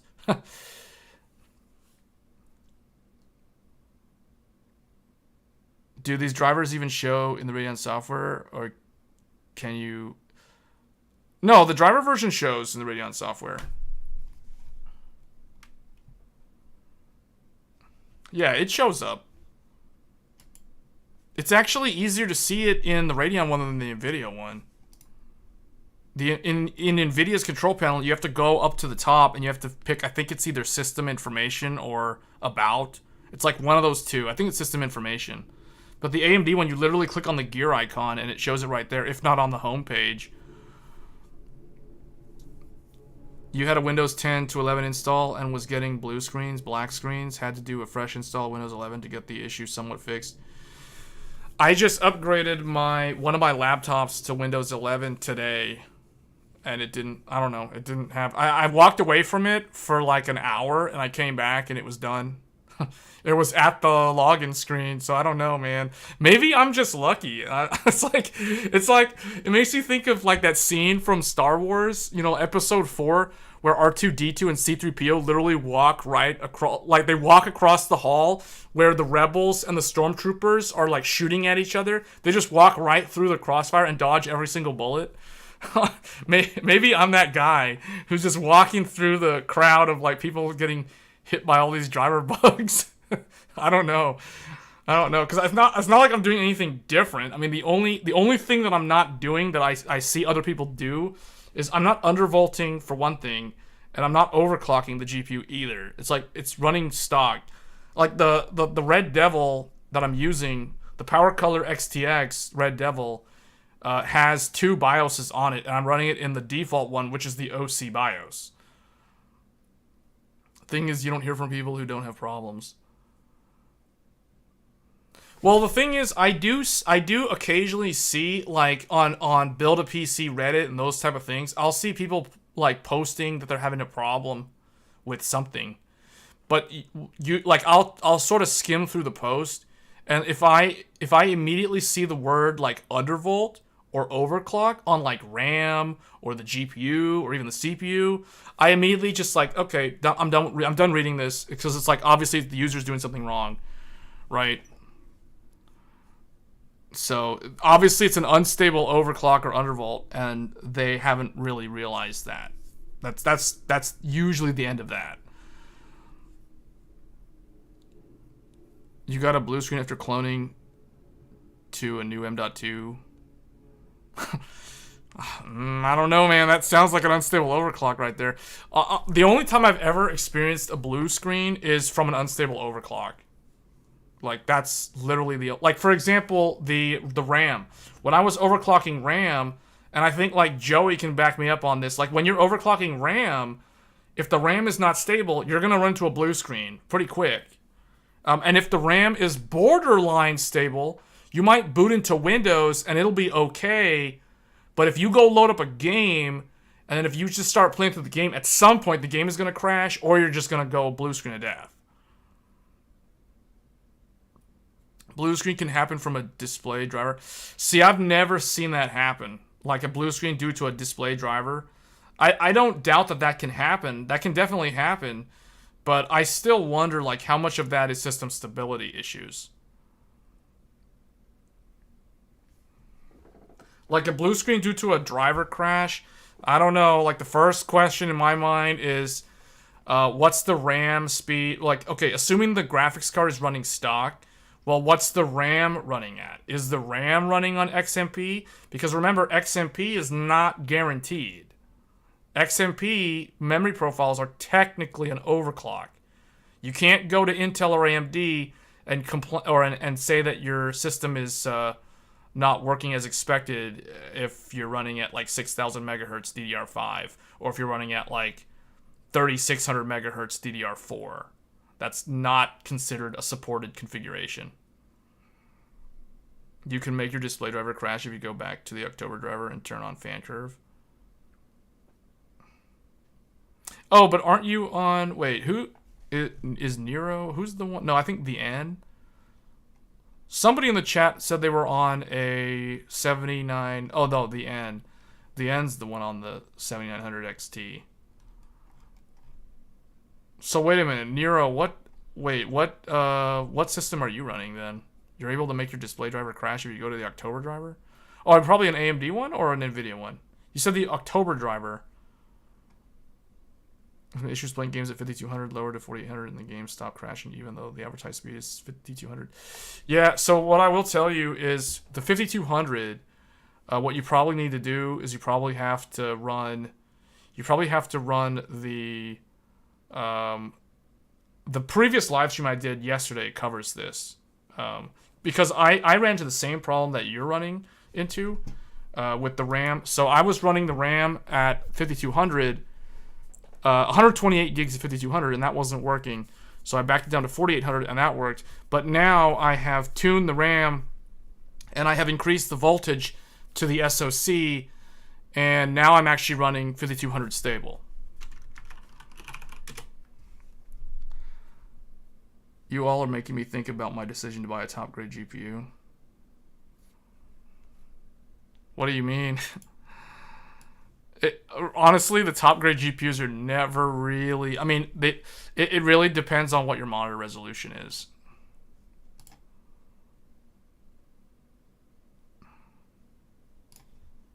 Hold on, what happened here? Why is my... There it is. Wait, this is... Why does this show up like that? There we go.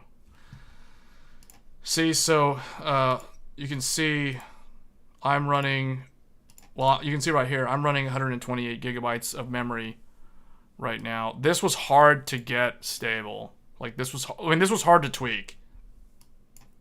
To get this much RAM running at 5200 megahertz with these timings was kind of hard to do. Well, it wasn't super hard to do. The main thing that I had to do was up the voltage on the... There's two voltages you have to change. One is the SoC voltage. You have to put that to like 1.25 or 1.2.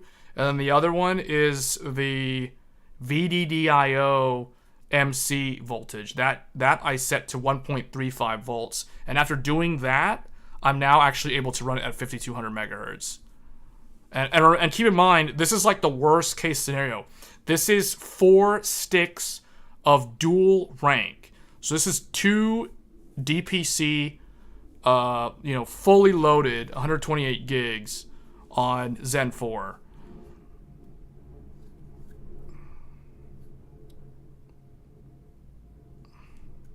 Yeah, it is kind of overkill.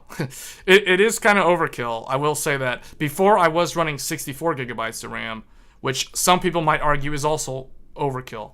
But not really. Like if you're editing videos and you're rendering 4K, if you're running a video in 4K, typically like you will exceed 32 gigabytes of RAM pretty quickly actually.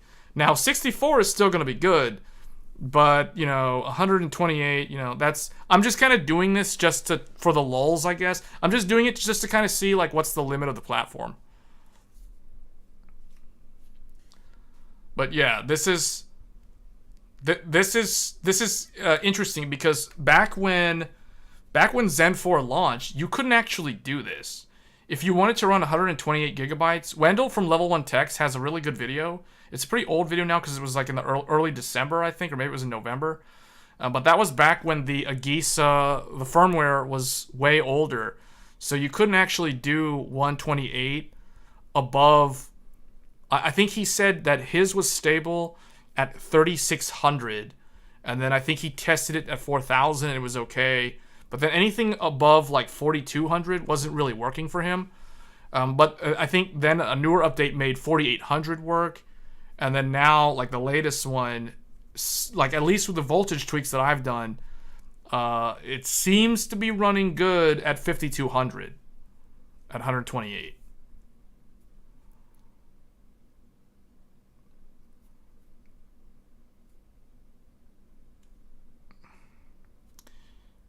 You have 4 sticks, 64. Oh, that's tough. Yeah.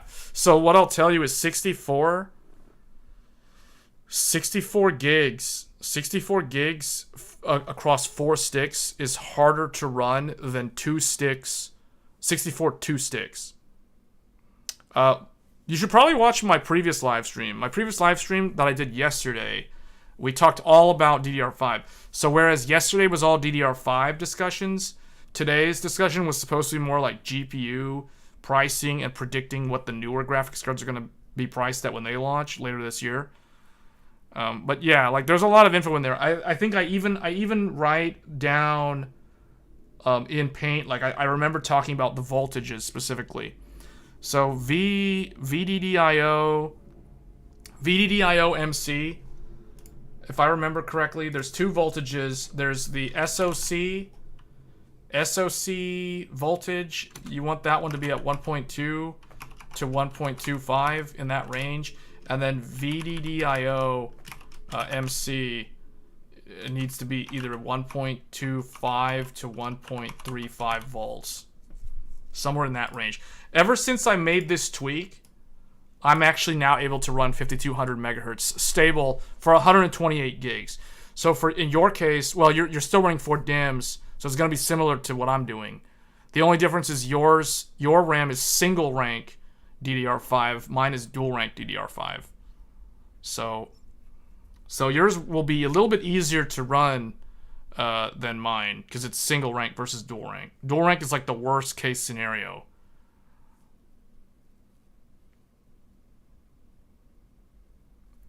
You wish you could get more than 16 gigs and a better GPU. Placing my bets on the 7600 XT and 7700 XT. Though those are probably going to come out in the summer, if I had to guess, like probably August.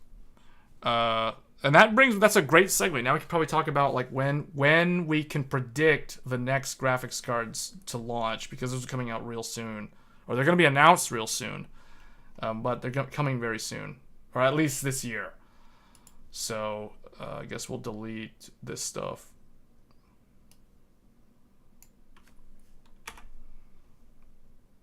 And I'll have to remove this.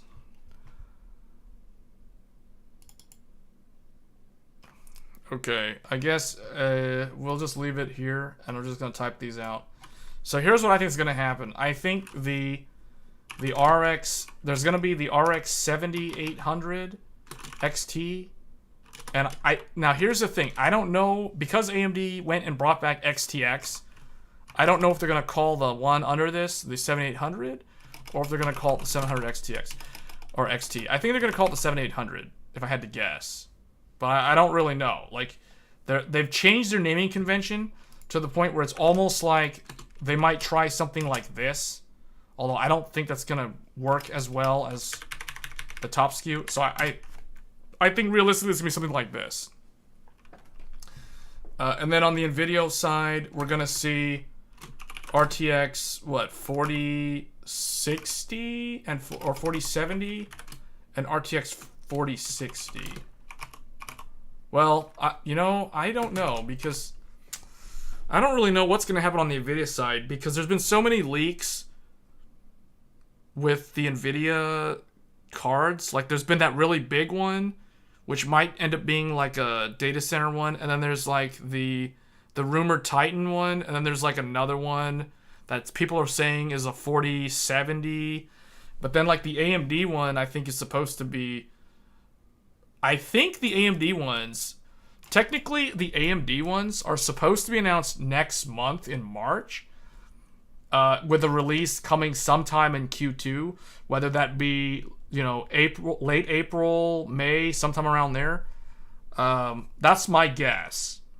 I'm just going off of like the general release patterns that AMD has done in the past. The NVIDIA is way more unpredictable in my mind, because NVIDIA always seems to try to, I guess, it's not like they're trying to trick the market. They're trying to game the system more than AMD. Where they like in the past, NVIDIA used to launch like their 80 series card first, and then that would sell out, and then they would launch like their 70, then the 60, and then like the following year, they would launch their big, fully unlocked one, like a TI, like an 80 Ti, right? Like, that's how they typically do it. But in the recent generations, NVIDIA has not really kept that release cadence. What they've done is they've created other variants, other cut down variants of the chip. It's like, what do I mean by that? 3090 came out like a month after 3080. But then later on in 2021, they launched 3080 Ti, which is like a in-between GPU between 3090 and 3080. You know what I'm saying? So it's kind of weird. Like, they've done things in the previous 2 generations that don't really follow the predictable release schedule that they've done in the past. And then, like, the 40 series is even more strange. Like, instead of 4080 first, they went 4090 first. And that's the reason why the 4080 looks so bad. That and the 4080 is just way too expensive. But then even the 4090 is too expensive. See, like, it depends on your vantage point. It depends on your vantage point. If you're looking at stuff from like AMD's, if you look at the price of graphics cards through the lens or the perspective of the Radeon cards, then the Nvidia cards are way too expensive. Because if you look at it from the Radeon lens, so if we set the reference point at $1,000 for the XTX, at 4K resolution, the 4090 is only like 20% faster, but it's 60% more money than the XTX. See, this is the reason why the pricing doesn't really make much sense on the Nvidia side. But it depends on your vantage point. Like I said, if you're looking at through the lens of AMD's card and you're holding the baseline at, you know, the XTX, then the 4090 doesn't make any sense. The 4080 totally doesn't make any sense. It's way too expensive. But yeah, like 60% more money for 20% more performance doesn't really make much sense.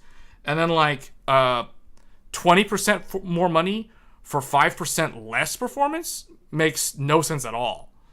See, so it kind of depends on your vantage point, like how you're actually looking at the price of these products relative to each other. See, so Computex is in May. Yeah, but I think we're going to get some GPUs before Computex. So what I'm going to say or assume that these two Radeon cards from AMD are probably going to launch before Computex. Probably in Q2, meaning April, May, or June. Well, I guess if they're in June, then they'll show up after Computex. But I think that's kind of worst case scenario. And then like the Nvidia ones, I have no idea. I don't even know what they're going to announce.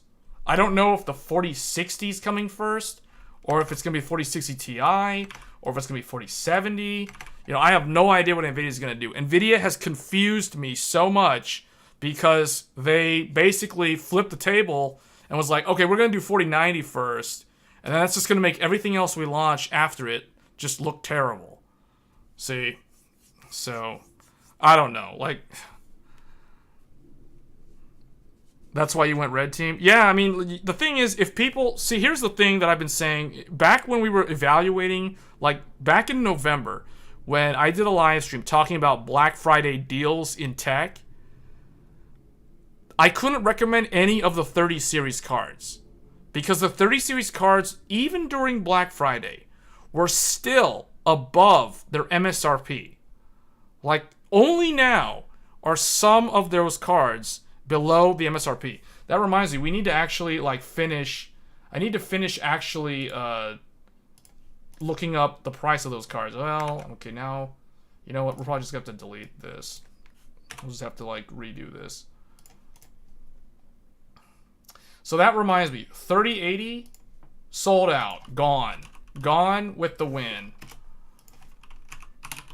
This is gone. So now let's look at what the price of the other cards are and see if they're actually good value. Nvidia is stringy with the VRAM. I guess they want people to keep buying new cards. Nvidia confirmed an announcement on the developers event in March. I don't remember the name. Don't forget the failing VRAM in the early 2080 models. There was some other problem too with, but I think that was like a specific AIB. I think that was like EVGA using like a different type of capacitor or something like that. hold on, let's see. So RTX 3070 Ti. Let's see if you can actually get a 3070 Ti for a decent price. So I'm just gonna do this in real time. Let me go back to the browser. I'm gonna have to resize it again because it's gonna be too big. It's always like that. I don't know why. Every time I show like CPU Z or GPU Z, and then I switch it back over to the browser, it always like messes up the size. Okay, let's take a look at this. Is a 3070, and I don't want to do sold by Newegg, none of these like extras. So let's see. 3070 Ti. What is the MSRP of 3070 Ti? $600. $599 is the MSRP. So let's see if you can actually buy a 3070 Ti below MSRP. So first off, Asus TUF. This is a complete fail. It's too much money because it's $50 over MSRP. Over MSRP for a card that's the outgoing model. Here, $20 for a Zotac over MSRP. Open box. This is an open box. I don't even count it. Out of stock. Out of stock, out of stock. So it's basically gone, but they're still selling over MSRP. This is the reason why I can't recommend the RTX 30 series. I have not been able to recommend the 30 series cards pretty much the entire time that these clearance, these air quotes, sales have been going on, because these actually aren't sales. These cards are still priced above MSRP. Oh, and newsflash, these cards only have 8 gigabytes of VRAM. 8 gigabytes of VRAM. Good luck running at 1440p high refresh next year with 8 gigabytes of VRAM. You don't believe me? Go look at the Hogwarts Legacy videos that I uploaded last week. The Zotac 4070 Ti is $829. That's still above the MSRP, but that is a newer card though. So I'll let that slip because it's current generation hardware, but I just don't like the 4070 Ti because it only has 12 gigabytes of VRAM. 12 gigabytes of VRAM, that's like the same amount of RAM on a 6700 XT. So, you know, I don't know. Like, that to me just doesn't really seem like that's going to be relevant for a long time. 800 for the 4070 Ti tough. Yeah, I wrote that down. That's in the paint file or the spreadsheet. So let's see. Is this actually well, I guess this one we're going to write down. Let me go back to the paint. I'm going to record down this value. 649. So that's above MSRP. So that is completely pointless because MSRP is $599. But a lot of people don't seem to think about what the MSRP is when they go and buy these things, which is unfortunate because that's what keeps the prices high. Okay, so 4070. So when people complain about Nvidia's pricing, I mean, I don't think they're allowed to complain. I mean, if they're going to go and buy the cards at this price anyway. Okay, 3070. MSRP of 3070 is $499. So let's see if you can actually get one of these below $500. Fail. Fail. Fail. Fail. They all fail. Fail. Fail. Fail. Fail. None of these cards. Okay, hold on. Open box. Gigabyte. No one wants that. And then out of stock. So basically, it's a complete fail. You see what I'm saying? Like, okay, these... Now, granted, this one's got $15 off. $15 off. So that's like $45 over MSRP after the promo. So, you know, like, that to me is still terrible value. It's terrible value. So when people are talking, like, the thing is, everybody's complaining about, like, 40 series and RDNA 3 being so expensive. The reality is the outgoing generation, like the older generation, is just as bad. At least when you're looking at the Nvidia stuff. The only 30 series you can get at least near MSRP is the 3060 Ti. But it always is the Zotac model. For some reason, people don't like Zotac. Zotac is my favorite NVIDIA AIB. Now that EVGA is gone, Zotac has replaced EVGA in my mind as the best NVIDIA AIB. Like, that's the only one that I would consider. For me, For me, there's only two options if I'm buying an NVIDIA card. The top choice is going to be the NVIDIA reference card, which is basically the Founders Edition. The second backup choice is Zotac. Everything else is completely ignored. I don't even look at that stuff. So like Strix, all that overpriced garbage, no, I ignore all that stuff. It's totally not worth it. Okay, Zotac is all plastic with the black plate. Well, I mean, it's still the same card. It's still the same chip. 8 gigabytes on the 1080 on my 50. Oh, at 1080 on my 5500 tops off at yeah, I know, right? That's what I'm saying. Like 8 gigabytes of 8 gigabytes of VRAM is so not future proof in so many ways. Like, seriously, if anybody watching this video is considering going to 4K monitor, like, if you're even thinking about upgrading to a 4K monitor, the VRAM, the minimum VRAM amount you want to have going into 4K is 16 gigabytes of RAM. Newsflash, 16 gigabytes is the floor. It's the floor, absolute minimum for 4K. If you're buying a graphics card in 2023 with the ambition of gaming at 4K, you start at 16 gigabytes of RAM. Anything lower than that is going to be a really, really bad time going into next year. Yeah, Joel's right. 16 gigs. That's the floor. That's the minimum. And that's the reason back when we were looking at the Black Friday deals last year, this is the reason why the best deal on Newegg at the time was the RX 6800 XT for $535.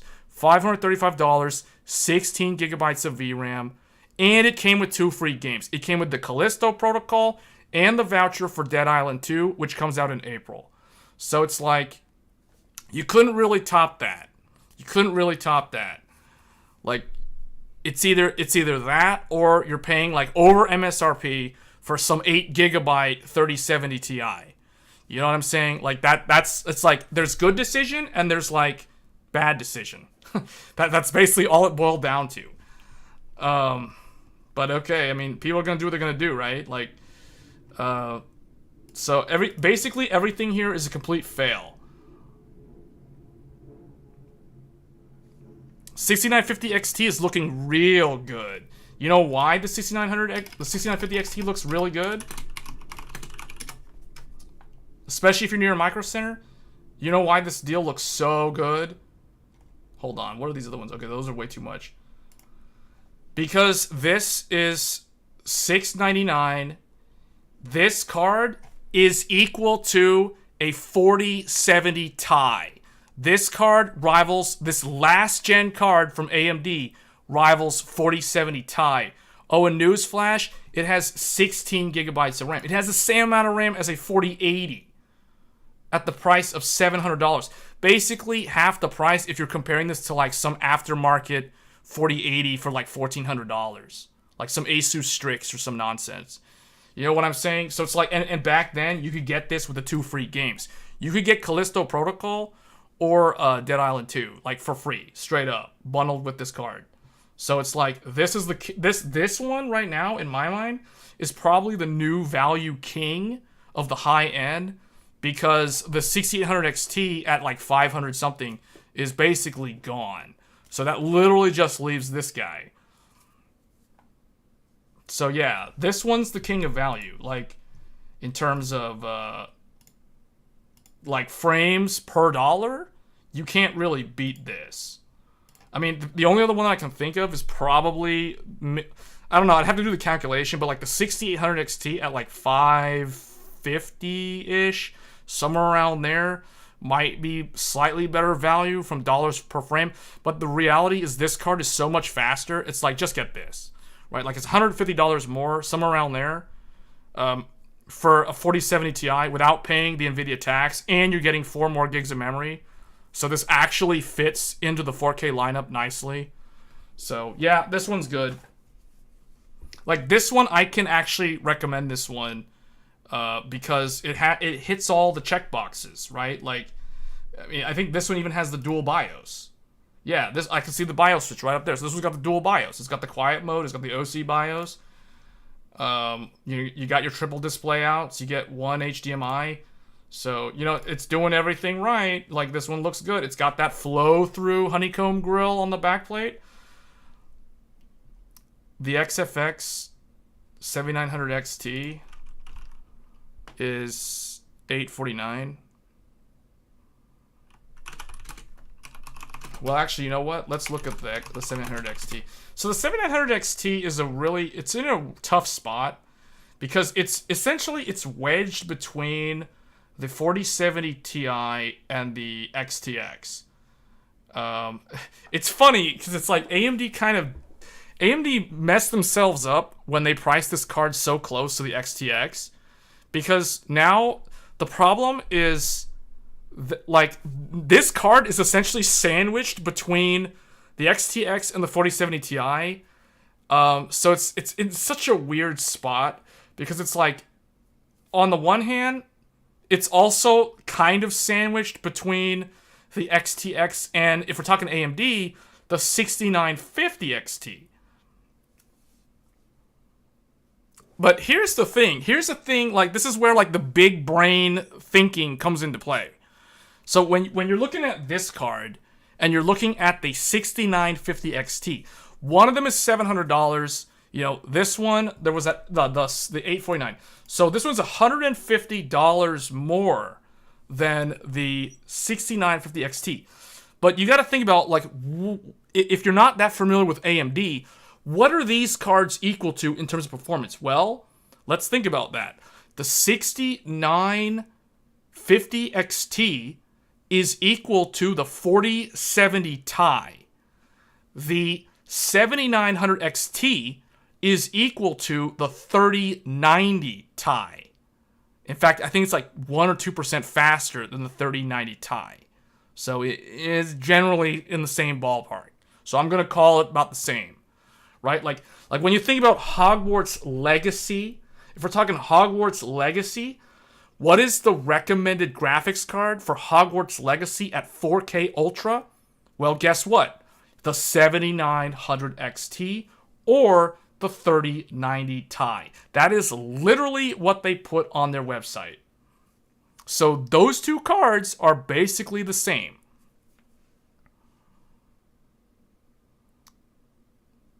The AMD driver updates could make these cards, they're not buggy for me. I mean, we were talking about that earlier, but I'm literally running the XTX right now. I've been running it since I got it.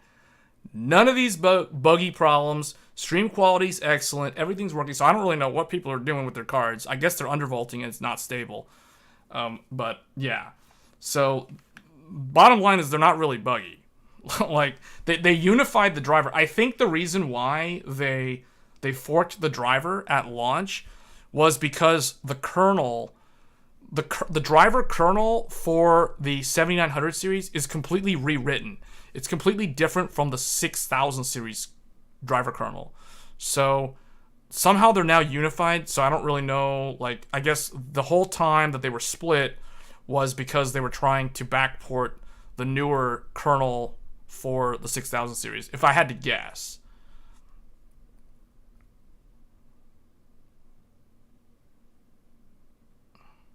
Check the open source drivers if you're not on 7000. See, I don't know. I would just install the AMD ones. That's all I do. You have the XFX 7900 XT. You think it's like 360 millimeter with the bracket?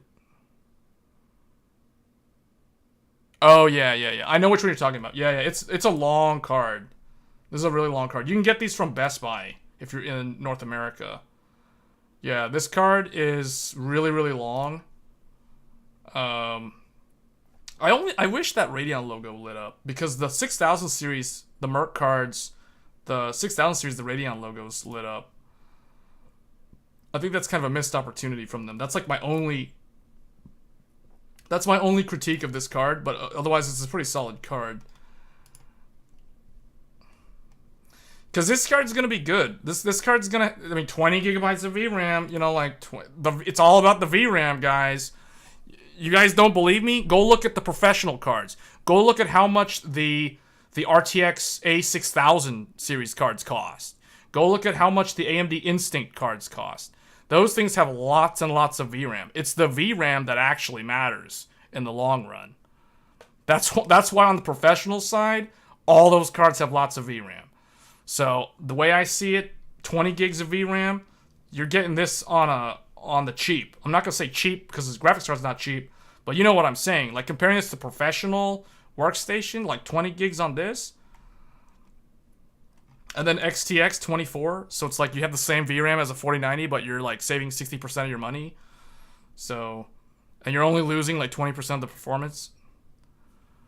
And all that really only matters at 4K. Like realistically, if somebody is looking at upgrading to one of these like expensive cards, and they're only on a 1440p monitor, they need to really think about like what is the performance tier they're actually thinking about, because in my mind, the $1,000 and above GPUs are, you basically have to be on a 4K monitor. I guess you can be on a 1440p high refresh if you want. But I don't know. I guess that will make more sense like 3 years from now. But it's like, I just feel like it's not a good pairing. It just doesn't feel like a balanced pairing in my mind. But yeah, like this is such a weird like. Okay, let's think about this. This is 850. So let's go back to 4070 Ti. Because what's like the cheapest 4070 Ti? This card's slower. But look at that. It's like, this card's slower and it's like that. Okay, but this one has a $30 off promo. If you're okay buying a gigabyte. This is garbage. And then, yeah, so they're like, what? These things are essentially the same price as the AMD card while having like 8 gigabytes less RAM. Good luck running 4K on these.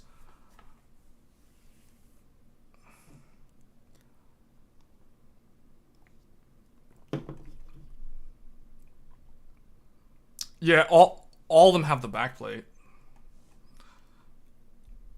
All the GPUs that are over like $500 have backplates. Well, hold on. This one is actually, hold on. None of these are MSRP, but the thing is, like,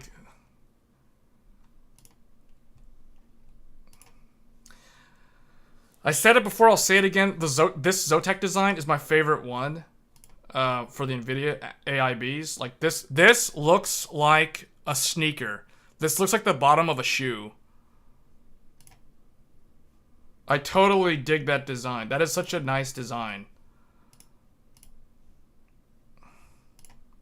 The Zotac got the best looking ones.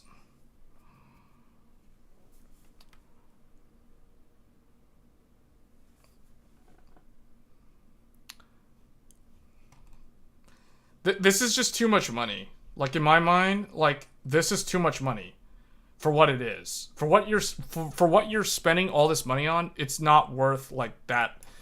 It's like, what are you actually getting, right? You're getting a GPU with 12 gigabytes of RAM. I guess it's good for 1440p for now. I don't know. I mean, I've been testing a lot of these newer games though, and the VRAM is insane.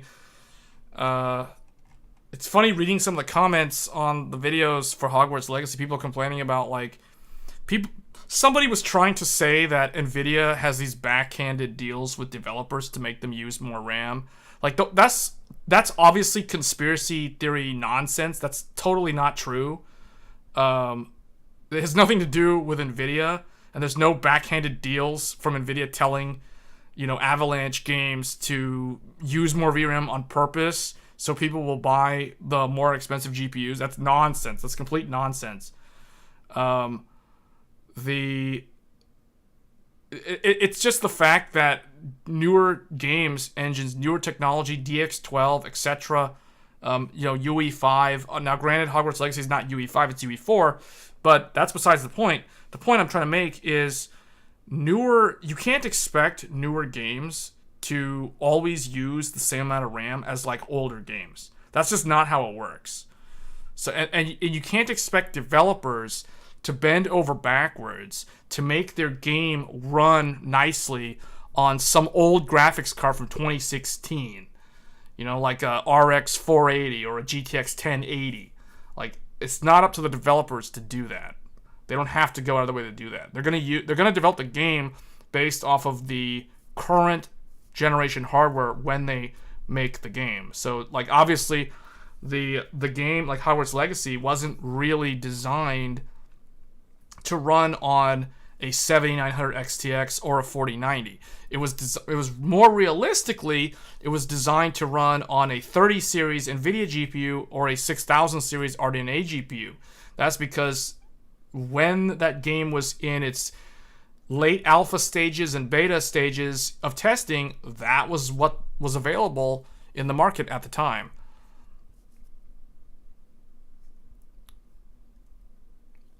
What isn't a conspiracy is that NVIDIA used PhysX to obsolete cards on purpose.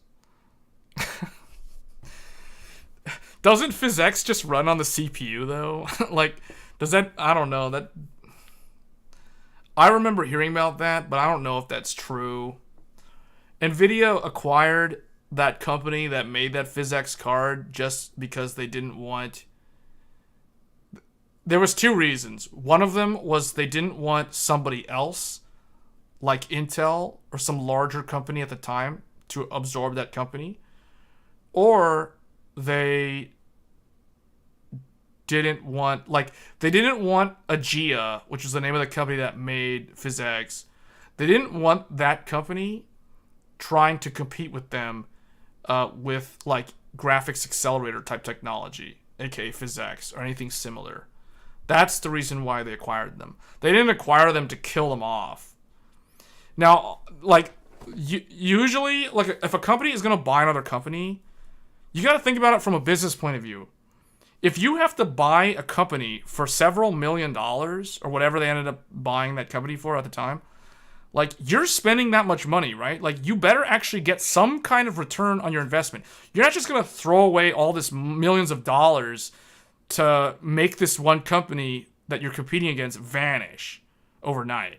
That doesn't make any sense. You're gonna get hit with, like, antitrust, like, lawsuits and all kinds of nonsense if someone can prove that that's what you did, right? So they didn't do that. Now, realistically, what ends up happening though in business is the company that you acquire, somehow you fail to successfully integrate that product into your existing lineup. And I think that is ultimately what NVIDIA ended up doing with PhysX over, like, the last 15 years. If you can't compete with them, buy them. Well, the thing is, NVIDIA, you gotta remember, like, PhysX was a technology that would work if you had that PCI, I think it was a PCI card, not a PCIe. I think it was a PCI, like old school PCI, because this is back in, like, 2006 is what we're talking about. For those watching the stream that have no idea what we're talking about something that happened back in 2006, 2007, like somewhere around there was when this happened. I don't remember the exact date, but that's the time frame that we're talking about. So it's way back in the day. Microsoft didn't kill Nokia, though. Yeah, Nokia's still around. Nokia hasn't gone anywhere. They did, and that was the whole point. They integrated that solution into their product stack, but made AMD hardware completely unable to run it. Yeah, I mean, that's the whole point. But eventually, like, PhysX can run on the CPU, and it's not really that demanding. The problem that NVIDIA created for AMD was when they gobbled up Aegea and they got PhysX in their GPUs, for a while, the alternative was to run PhysX on the CPU. And back then, CPUs were not really that good.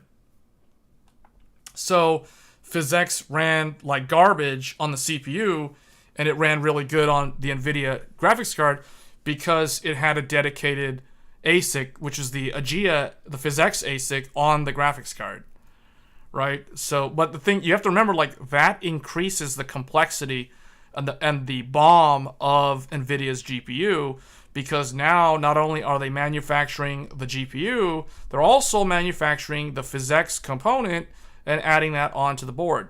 So it can be a double-edged sword. It's like, yes, it creates a problem for your competitor, but now it's also increasing your own, like, internal costs for your build, for your own BOM, right?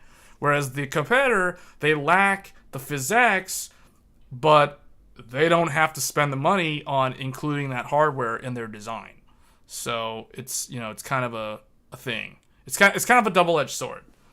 And then eventually it got to the point, so here's where NVIDIA ended up losing out on the PhysX thing, is because over time, CPUs got faster and faster and faster and faster, to the point where running PhysX on the CPU wasn't really impactful in a negative way. So that kind of killed off PhysX. Yeah, it's basically open because CPUs got so fast that the added cost of including the PhysX dedicated hardware on the graphics card was not very price competitive with the competition. So that's why NVIDIA was like, okay, whatever. That's what ended up happening. So the conclusion is they didn't buy PhysX to kill it off. They bought it with the whole intention of incorporating it into their product, which they did successfully, but they did not expect the CPUs to get so much faster and it just becoming, easy enough to run on the CPU that now it flipped the table on NVIDIA, because it's like, okay, the AMD cards don't need the PhysX chip, so they're cheaper to make in that regard, and NVIDIA's still having to manufacture that extra hardware for the PhysX, when in reality they don't really need it because they can just run it on the CPU. So it's the same kind of thing with G-Sync. We see the same thing with G-Sync. Like NVIDIA, they made the G-Sync module. It has to go in the monitor. It wasn't really that good compared to FreeSync because it wasn't as flexible as FreeSync, ultimately. FreeSync won out in that war because it worked on everything, and G-Sync only worked on DisplayPort, whereas FreeSync actually worked on both DisplayPort and HDMI. So FreeSync was just straight up more, easier to implement. It's more flexible. So same kind of problem there.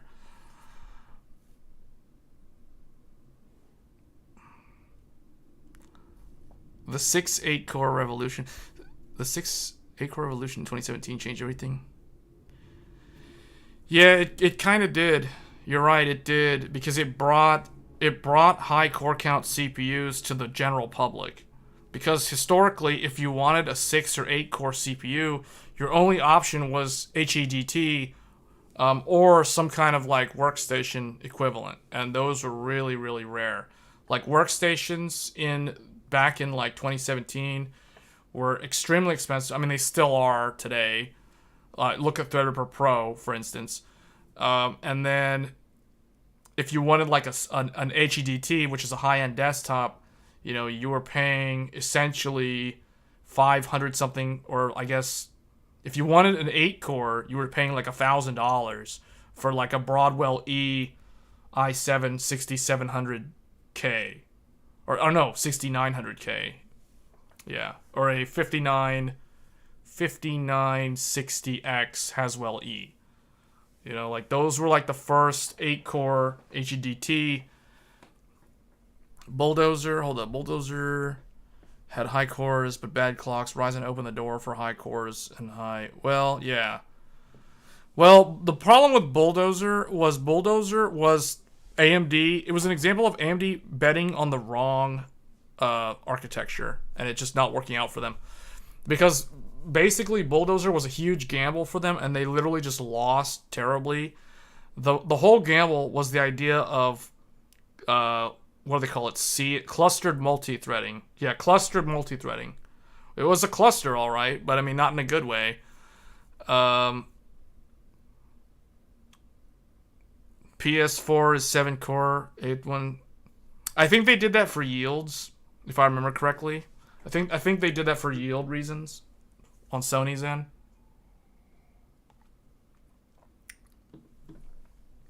If it really came down to it, the PS4, it's the first 8-core CPU console.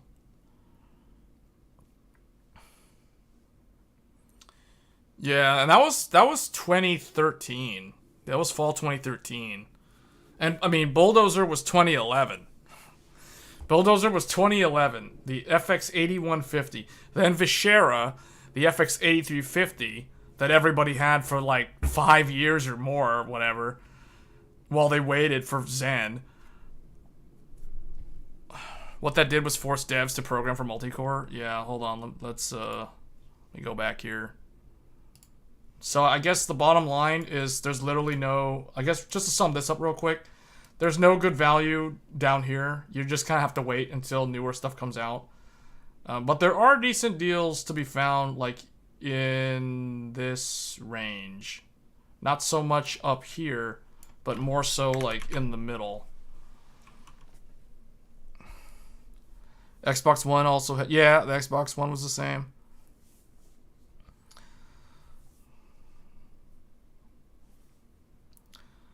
It really came down to it, the PS... Yeah.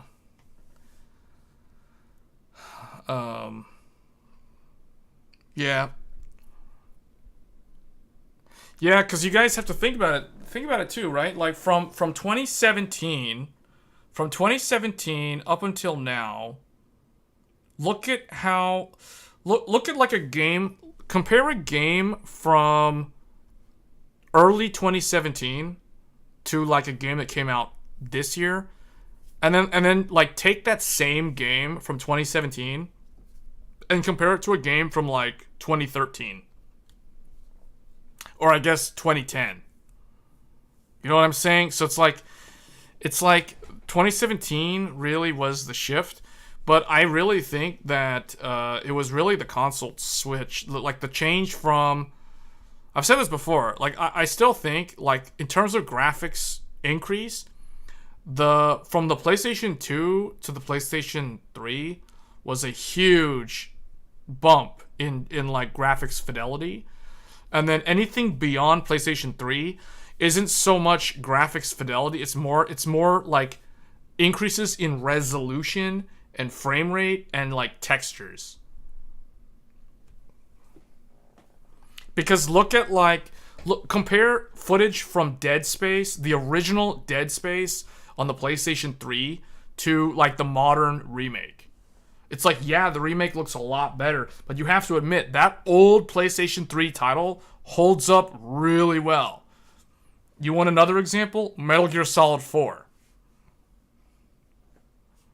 A game for the PlayStation 3 that released in 2008.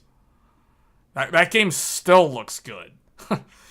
So that's what I'm saying. Like in terms of graphics, you look at a game from the PlayStation 3, like Uncharted 2, or even like Demon's Souls. Although maybe not the best example, but like Uncharted 2, Metal Gear Solid 4, those kind of games, and then you go and compare that to like a game from the PS2. Like, okay, here's another example: Final Fantasy 13 versus Final Fantasy 10. So like Final Fantasy 13 PS3 versus Final Fantasy X PS2.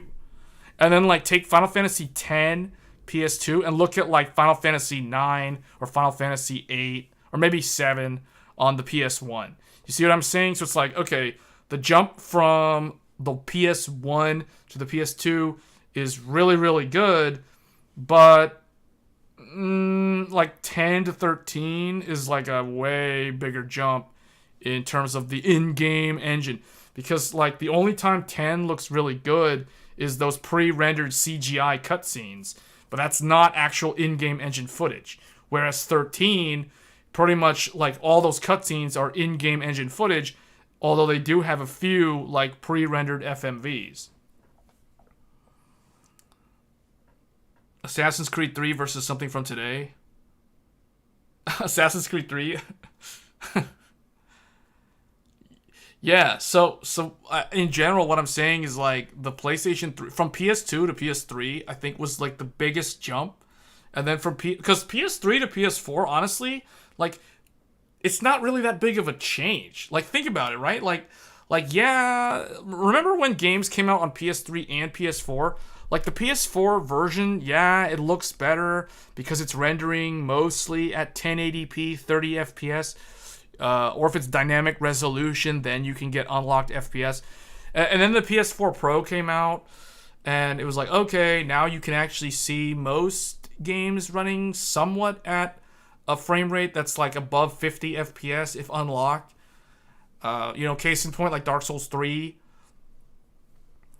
The visual difference, like from PS3 to PS4, in my opinion, is not really that much of a change compared to PS2 to PS3. And then PS4 to PS5, that's a big leap too, but again, it's really more of just another leap in like resolution, and not so much like art direction and actual I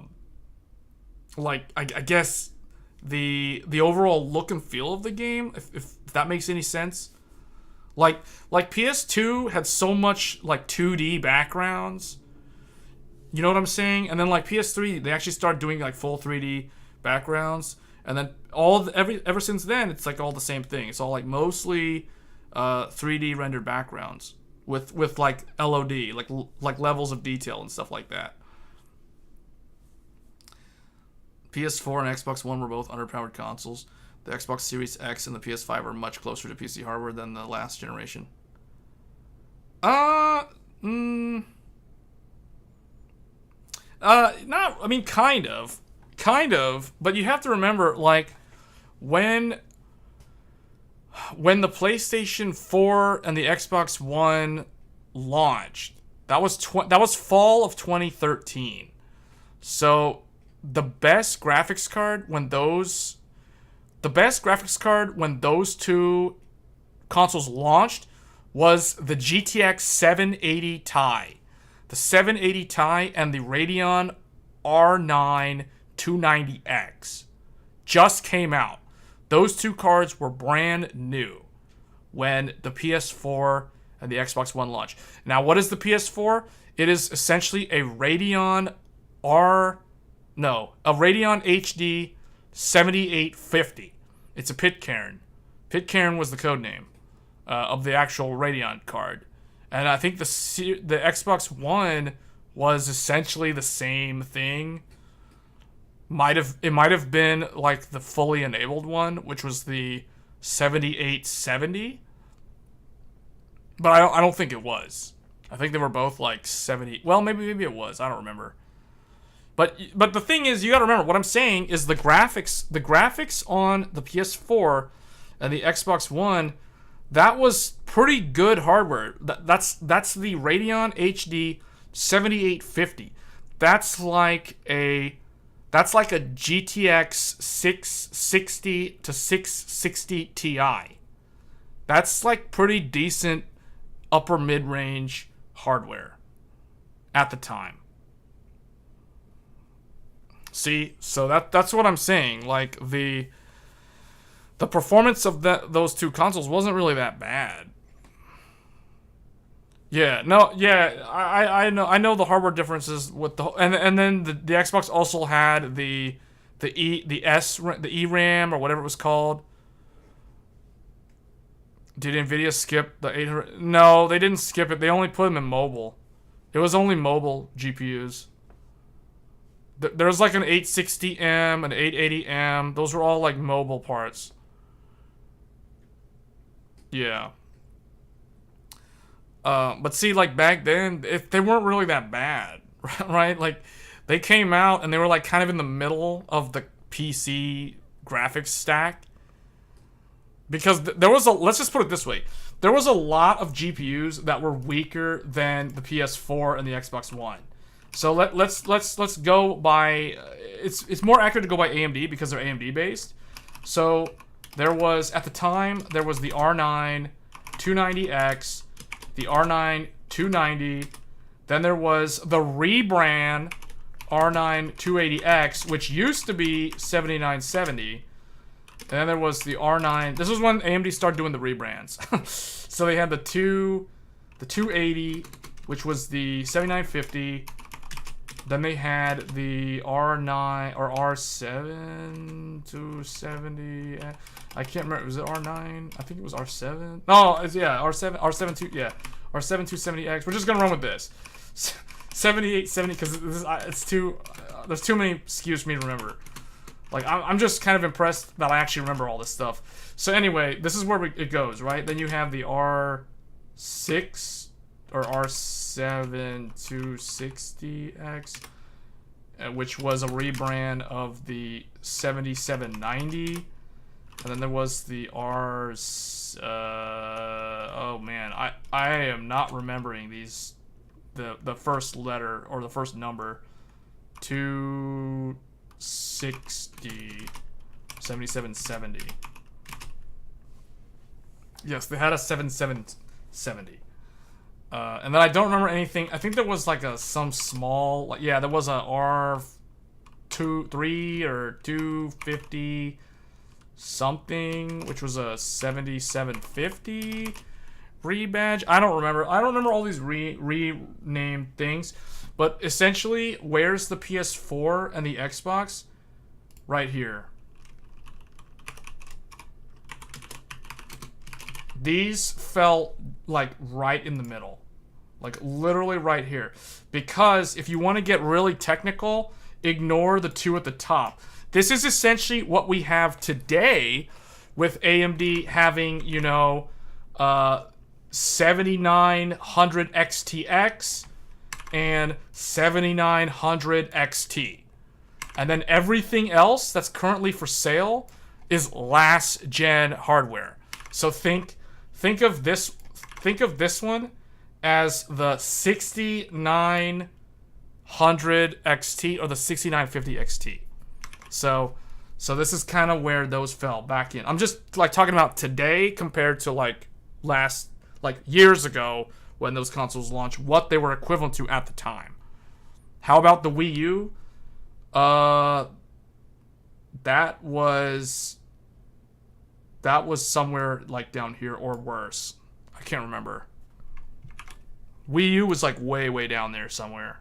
It was made by AMD. Yeah, it was also AMD based. But I don't know where. I think it was like this. Or it might have actually been weaker than that. It might have been something weaker than that. So it's like, yeah, the Wii U, it's like not even on the chart. The Wii U is like down here. Some unknown custom silicon. We don't know what it was called. Like, who knows? Wii U was slightly better than Xbox 360. Yeah, but Xbox 360 isn't even in here because the architecture isn't even the same. It's like so different. The Vega 8 iGPU is faster than the Nintendo Switch. Well, the Switch is like a mobile chip, so that doesn't even, you know, like a completely different hardware. They're talking mobile versus like non-mobile. So, but again, like the interesting thing is later on, you know, AMD added what? The RX 480, the RX 480, and the RX 470, which were essentially, they line up kind of like right here in performance. But we also know that the PS4 Pro is somewhere right there, like a 470.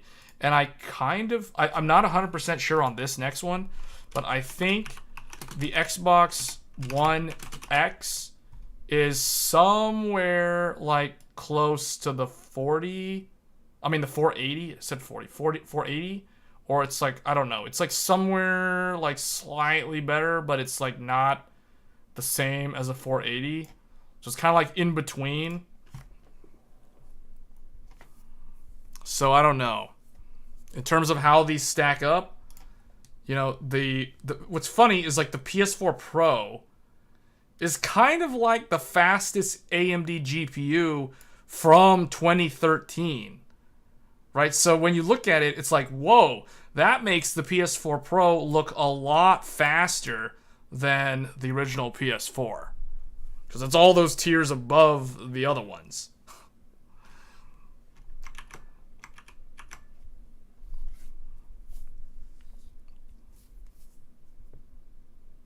You've got a 1440p, and it's not likely to ever do 4K. What GPU would you recommend if you wanted to play games, live stream, edit videos, and maybe get into game dev?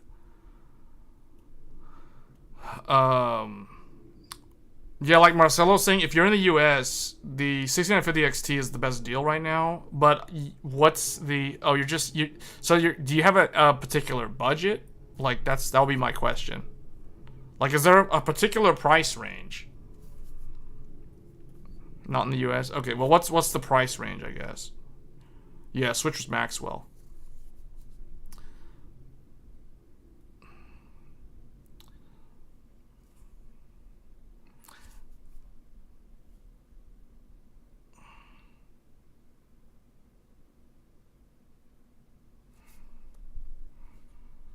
Yeah, is there a particular price range that you, or like a price limit? Because that's going to be the main question I have. You're on 1440p and you're not going to go to 4K. I don't know. I never say never. Because I like, if you asked me if I was going to go to 4K 4 years ago, I would have said never. And here I am on 4K today. And there's no... Okay, well...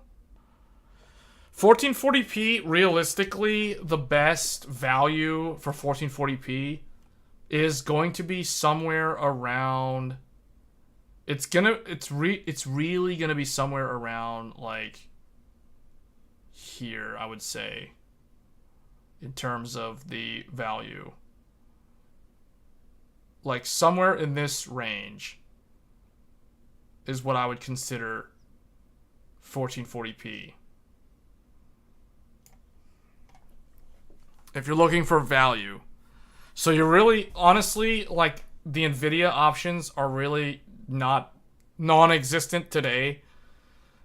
Maybe the 4070 Ti, but I just don't really like to recommend that GPU because it only has 12 gigabytes of VRAM.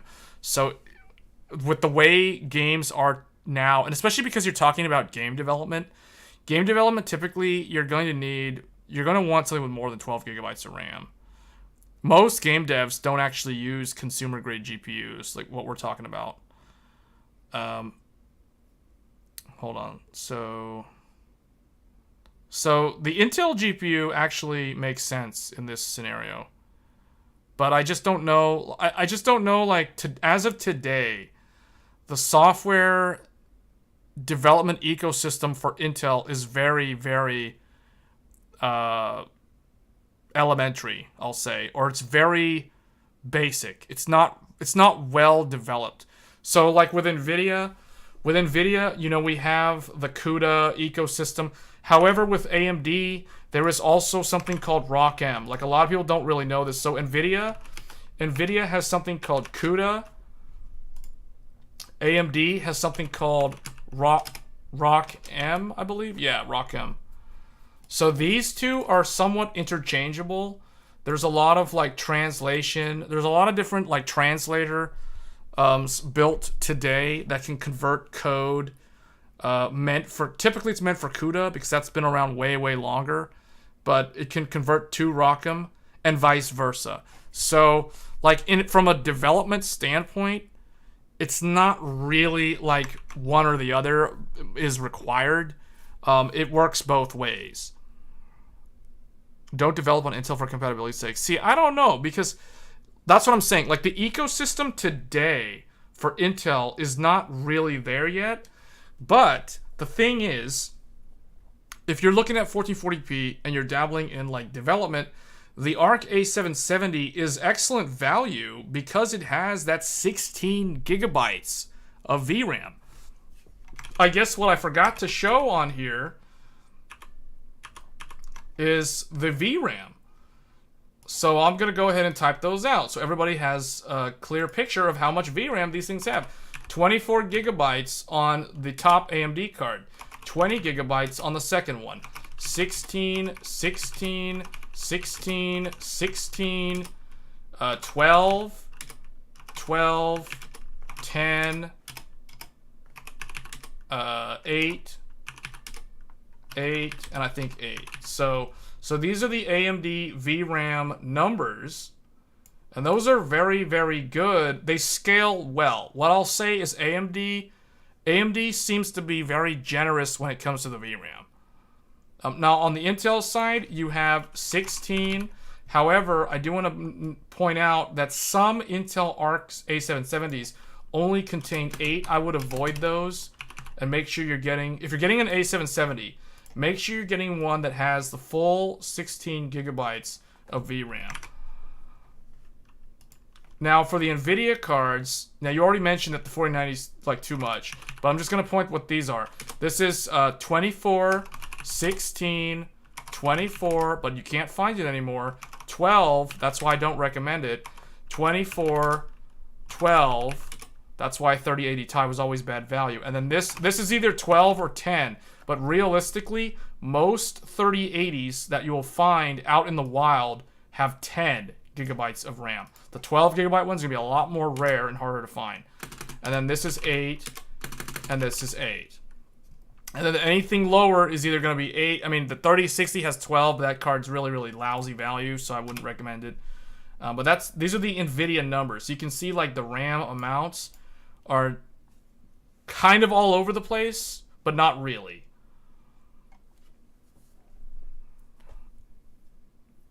Dev work needs a lot of VRAM though. That's the reason why, like I said earlier, the professional cards have so much VRAM. Now I'm gonna kind of throw a wrench into this. I'm gonna mention another, if I can find it, unless it's not for sale anymore.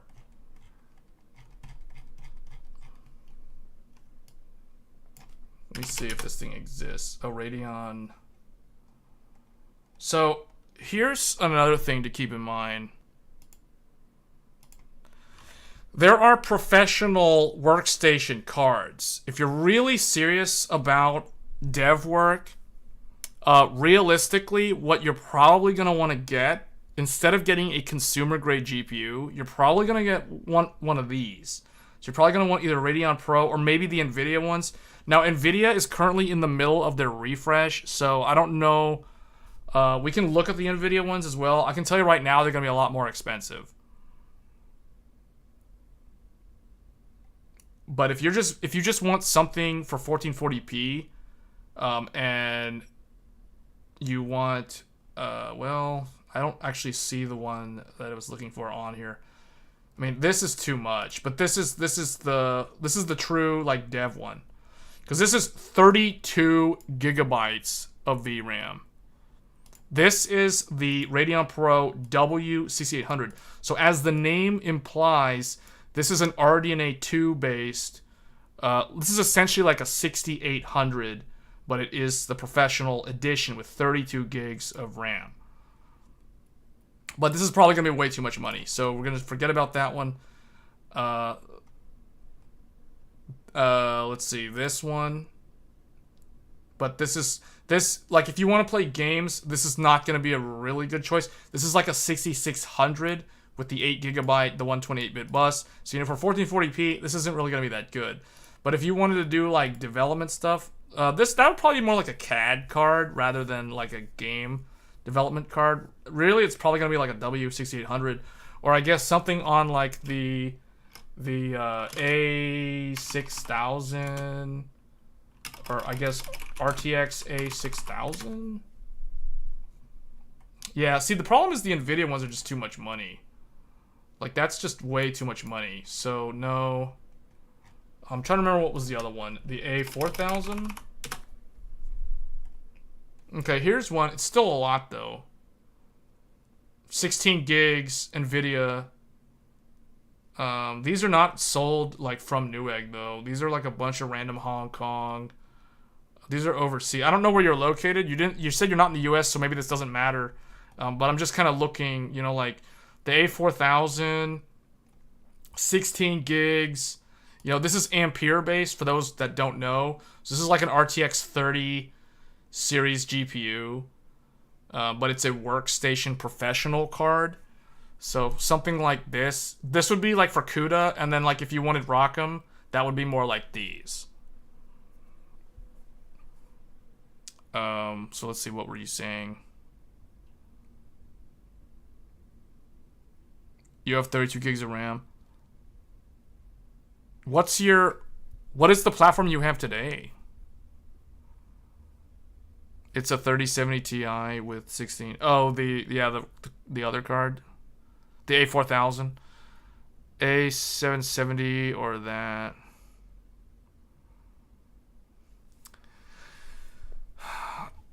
I mean, okay, if we're not talking about professional, if we're going to go back to consumer, like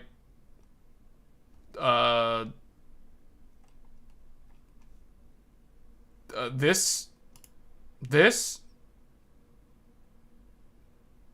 600, well, see, I don't know. I think you could get a better deal with the 69. For like $100 more, you could get a card that's quite a bit faster. So I don't know, like you can get a card that's like 15 to 20% faster for what, like 13% more money or something like that.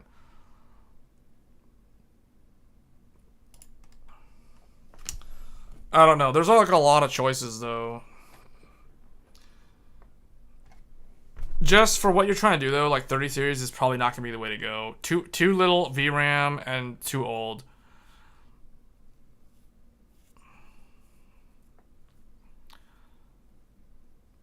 Can you mod a consumer card to a pro card these days? No, not really. No. No, the reason why you can't is because, like, what you'd have to do, like, for instance, if I wanted to mod, like, okay, if you want to try to mod a consumer card into a workstation card, what you have to do is you have to have the same core. So, like, for example, if I wanted to turn if I wanted to mod a card into, like, a 6800W, like for instance this thing, what is it, WCC 800 or something like that? Yeah, like, okay, if I wanted to mod a GPU to be able to run it like this, you have to have the exact same like core. So I'd have to have a non-XT. I'd have to have a 6800 non-XT to start. And then you'd have to be able to, like, somehow flash the BIOS to this and hope that it doesn't brick the card. Because the thing is, this thing has different memory, so it's like probably the address registers don't map correctly. So that's why it probably won't really work. And then the other thing, too, is the output, right? Like, the display outs on this are completely different. There's like 6 of them. And we don't really know how they're mapped internally, so I don't know. I don't really think it's a good idea to even bother.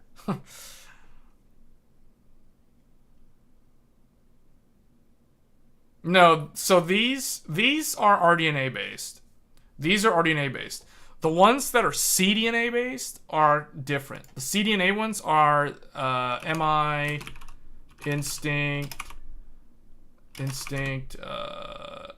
I don't remember the name.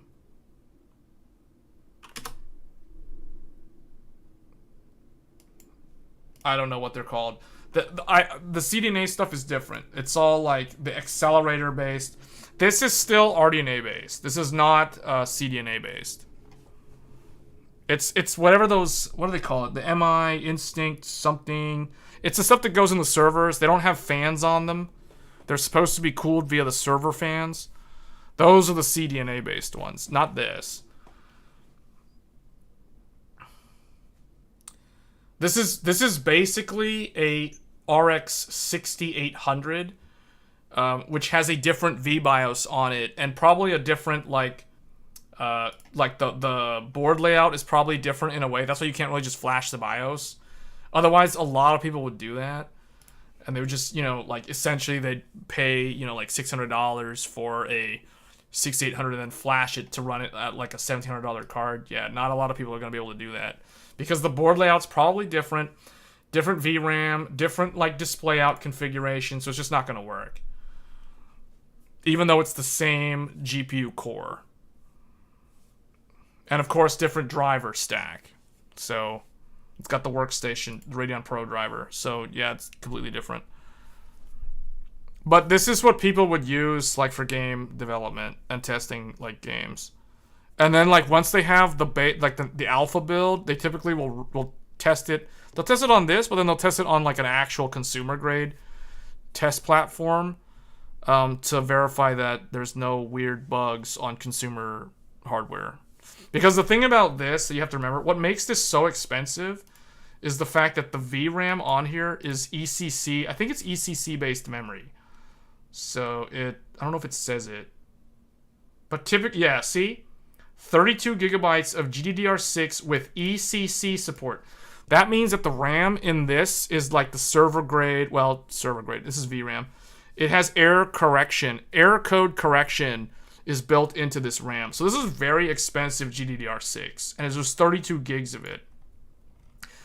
So it's very different. What that means is like if you're developing a game and you have a bug in your game, like let's say your loop statement is doing something wrong, instead of crashing the game instantly because you wrote, or let's say you write something to memory that is held, or you write something to the wrong block, which is like a protected kernel block, or some kind of bug like that was a programming error.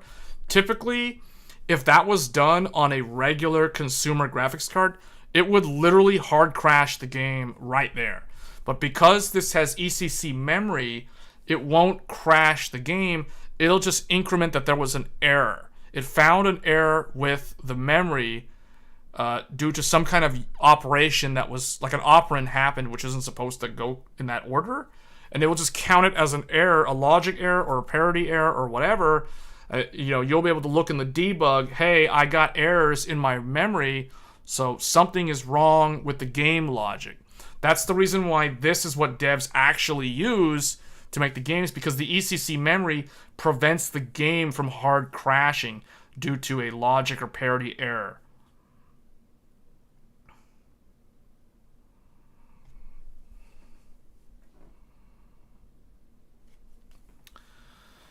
HBM is on the CDNA graphics cards. So if we want to look at those, where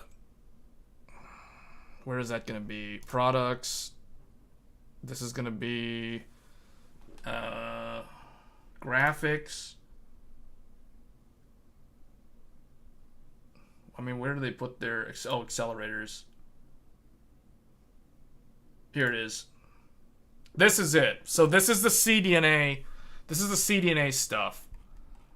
That's the EPYC processor somewhere in here. So they're showing some benchmarks. You know, this is the MI. This is the MI 200. This thing is the current generation. This is CDNA 2, if for those wondering, versus Ampere. This is NVIDIA's. So the gray bar is NVIDIA's Ampere-based accelerator, AI accelerator, the A100. And I think the current generation is either the MI 200, as shown here, or the MI 250. Those are the two different. Oh yeah, see right here, the MI. Here's the 250. Let me see specifications. Do they show? So CDNA 2, TSMC, 6 nanometer FinFET, stream processors 13,312. Here's the teraflops. Here's the peak engine. Single precision F floating point 32. The integer precision, whatever, or the integer performance. 500 watt, 560 watt peak. 128 gigabytes of HBM2 on an 8,192 bit memory interface. So this is the big stuff. This is like the AI accelerator stuff. This is the CDNA 2 that you guys were talking about earlier. So see, here it is, ROCm. I was talking about ROCm. This is essentially the open CUDA. So there's the CUDA stuff. OpenCL, OpenMP, all this other stuff that I don't really know. Python Torch, TensorFlow, and this newer ones that I'm not familiar with for these frameworks. And yeah, launch date was oh wow. This server grade CDNA2 launched on the exact same, I think it was the exact same day. Maybe it was like 4 days later. This was when Intel's Alder Lake 12th gen came out. This thing's the same age as Alder Lake. I do know that the new MI300 series comes out in the second half of this year, and it will be based off of CDNA 3 architecture. So that's coming later this year. That's going to be in the second half of 2023, for those wondering. Got to use this to play some Minecraft. Yeah, I mean, this thing like can just brute force its way through Minecraft. Look at that memory interface, and look at that VRAM. And then look at the T-flops. The T-flops alone, right? But you know what? It only works on Linux. You can't run it on Windows. It only works on Linux. So, no Steam game. Well, I mean, no Steam games that don't work on Linux. Run 100 Minecraft VMs. See, that's the thing. Like, GPU virtualization is only now starting to really take off. Run 100 Minecraft VMs for your whole city. Yeah, these are the really, really big... that's why they don't even call these things GPUs. They call these things accelerators. Third generation MI Instinct. So, that's the reason why I couldn't even find it under, like, graphics. It doesn't even show up under graphics. So I guess the way AMD is, like, segmenting their products is anything that's RDNA based is going to show up under the graphics tab here. And then anything that's going to be CDNA based is going to be accelerators. Now, a lot of this other stuff on here is actually AI stuff that they have acquired from their Xilinx or their Xilinx acquisition that they did last year. And I think that's the reason why AMD's really going to start ramping in the AI and the deep learning and all that stuff, because they bought Xilinx, and Xilinx was doing a lot in that area. So this is kind of their way, I guess, to play catch up to NVIDIA in this space without having to reinvent the wheel on their end from scratch.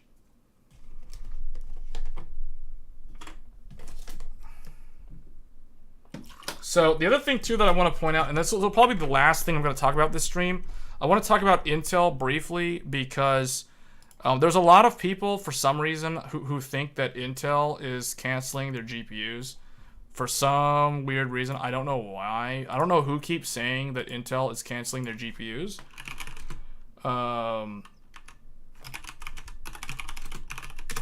Let me find the white paper.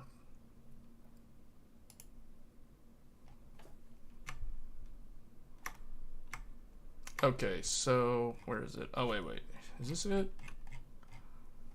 So whoever keeps saying that Intel is canceling their graphics cards and stuff, they really don't know what they're talking about, or I guess they're probably misled or misinformed by whoever they're talking to, assuming that they're talking to somebody that's actually at Intel, because Intel is actually making a big push into the graphics world. Like, not only is AMD trying to get a larger piece of that pie that NVIDIA has a dominant advantage in right now, but Intel also wants a piece of that pie. I feel like Intel is trying to do so much all at once, though. Like, Intel wants to get into consumer graphics, and then all of a sudden they want to go into AI and machine learning as well, without first establishing themselves as a really good graphics option. But they are doing a lot with cloud. Like, they want to do a lot of graphics. So here they are. This is what I want to show you guys. So the Intel Datacenter Flex series. They're called the Flex series GPUs.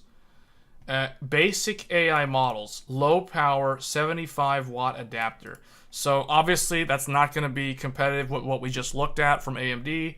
The teraflops are not going to be there. The VRAM's not going to be, definitely not at 75 watts. And then they have the complex AI one here, 150 watts, flex 170, optimal for pipelines. So they're really trying to get into like the virtual desktop infrastructure, also known as VDI market. And there's going to be a lot of this in the next several years because there's a lot of investments happening in the industry behind the scenes in AI. Like the whole Chat GPT thing that everybody's been talking about recently in the news. You know, that's only the tip of the iceberg.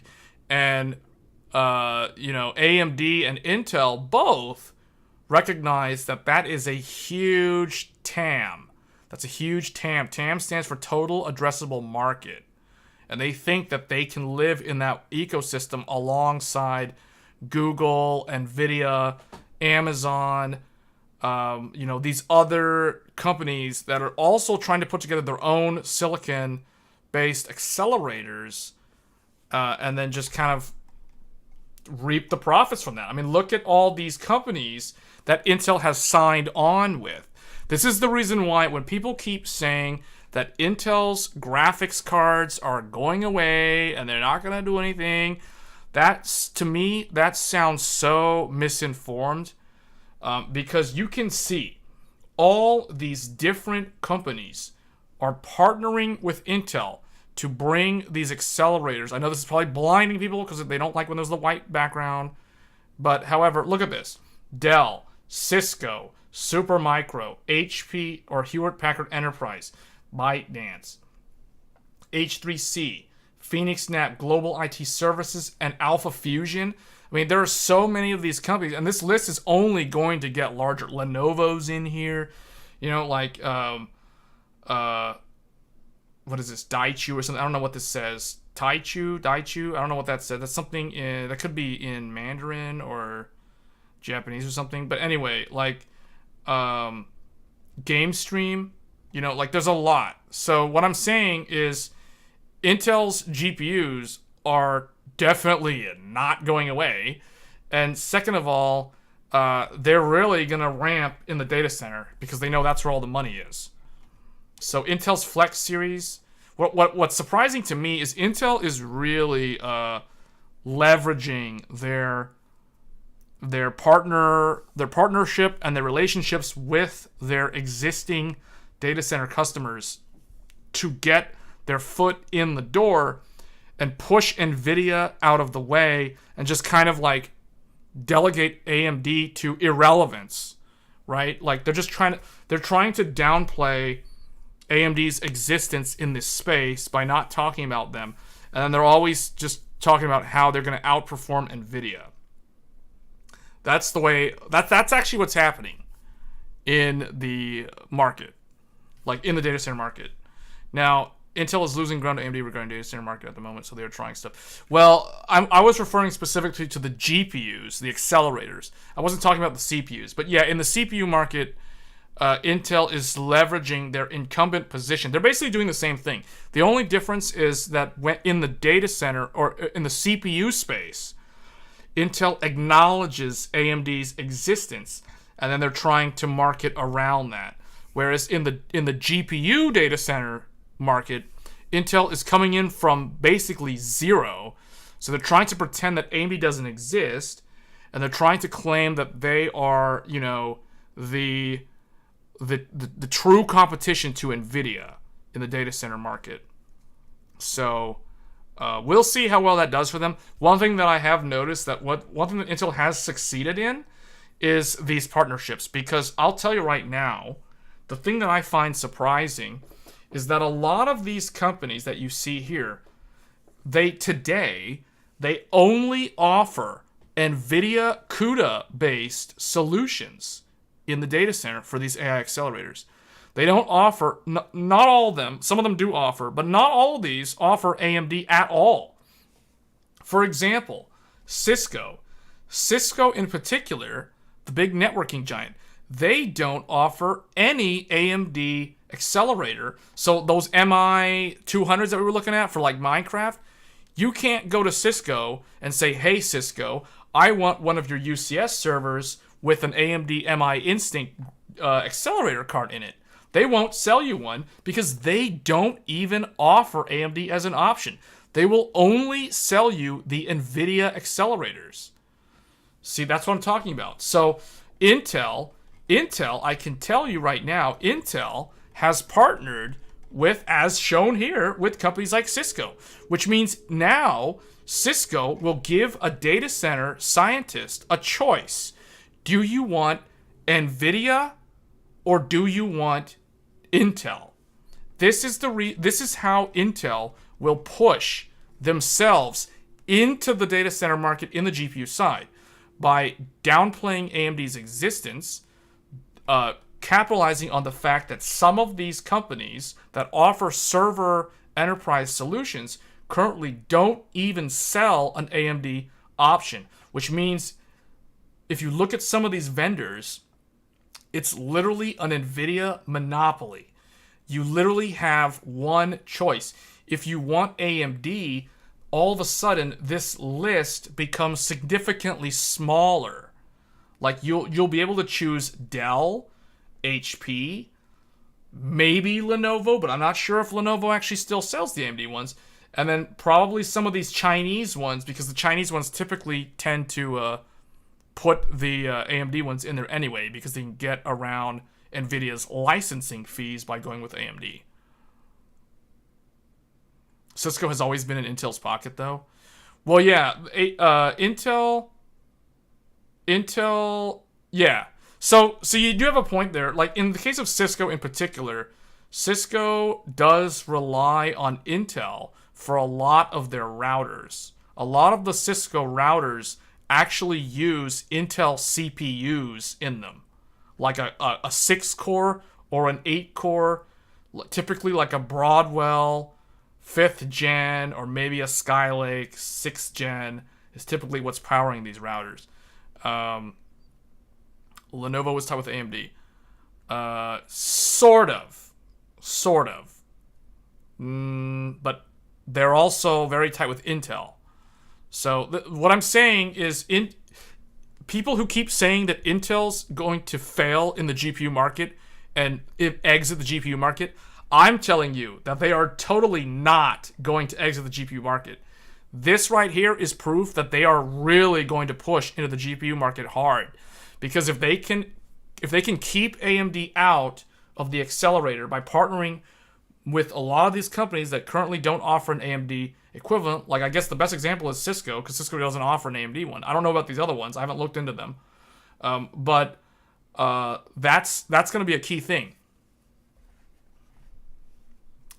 And the other thing too, well, I guess,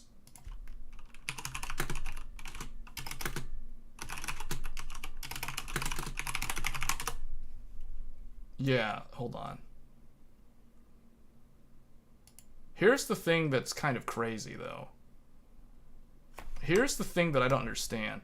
So, like the comment about Intel, the comment made about Intel, or Cisco's always been in Intel's pocket. Yes, that's true. But then this doesn't make much sense. This really doesn't make much sense. Cisco, okay, remember, this was published January 27th, 2020.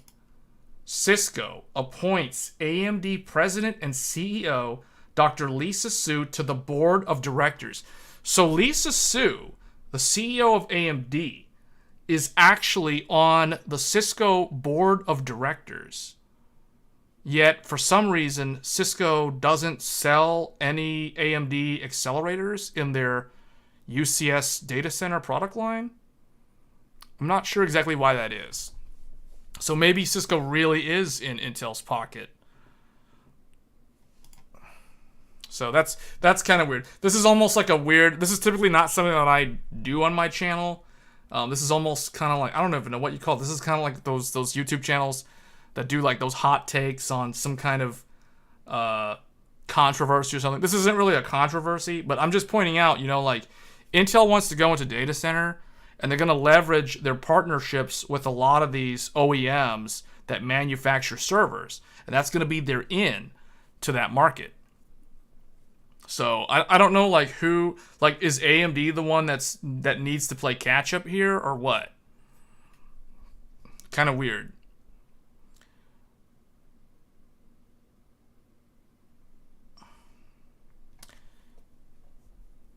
Cisco, okay, Nvidia with CUDA is even harder to beat than Nvidia on the gaming market, to be honest. Well, yes and no. I don't know, because the thing with the CUDA has a very, very strong foothold. Yes, it's a very strong ecosystem. And the other thing too that I will say is that I think it's harder to convince somebody in a business setting to switch from CUDA to ROCm, because you're talking about multi-million-dollar purchases, right? Meaning it's hard to convince somebody to move off of CUDA if you're going to spend millions of dollars on enterprise hardware, AI accelerators, compared to trying to convince somebody, a typical gamer, to move from, you know, an NVIDIA GeForce card to an AMD Radeon card. So yeah, you're right. It's a much more uphill battle for a company like AMD to overcome that kind of challenge. Supermicro mainly offers Intel hardware alongside NVIDIA stuff, but recently started offering EPYC Instinct system. Yeah, no, so like the big three, when it comes to AMD-based EPYC servers, the big three are Supermicro, Dell, and HP. All three of them have always offered AMD EPYC processors since EPYC has been around. So Supermicro's never really the one. Like, even Cisco sells AMD-based EPYC processors in their data center products. The only thing is, like, for some reason, the AMD ones are always, like, they always come out later than the Intel ones for some weird reason. I don't really know why that is. Like, I can give you another example. Like, for some reason, Sapphire Rapids was delayed time and time again, to the point where if you look at like the big data center OEMs, so like Cisco, Dell, HP, like Genoa was supposed to launch from Cisco, Dell, HP first. Genoa is supposed to be out now. But guess what? It's not coming out yet. For some reason, you know what's coming out first? Sapphire Rapids. For some reason, Sapphire Rapids, even though it was delayed for like 6 months or more, and Genoa was on track, it's like you get down to the OEM level, the guys who are building the servers to sell to the cloud customers. It's like you get down to like Dell and Cisco, and it's like, what's going on, guys? Where's my AMD EPYC server? It's like, I don't know. You gotta wait. We got 6-month lead times all of a sudden. We got 6-month lead times on AMD. It's like, oh, but you want to order Sapphire Rapids? We can take pre-orders now. It's like, I don't get it, man. I don't understand. Sapphire Rapids out ready. Are you sure about that? Is Sapphire Rapids really out right now? You do realize, though, that Genoa on EPYC is basically Zen 4. And Zen 4 came out in September of last year.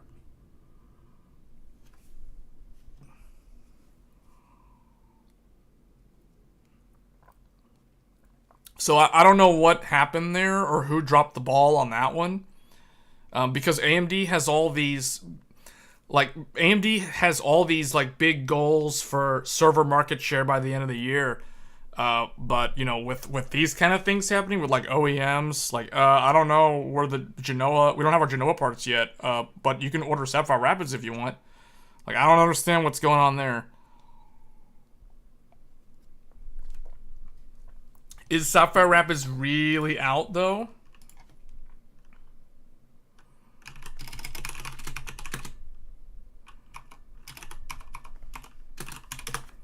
Is it really out?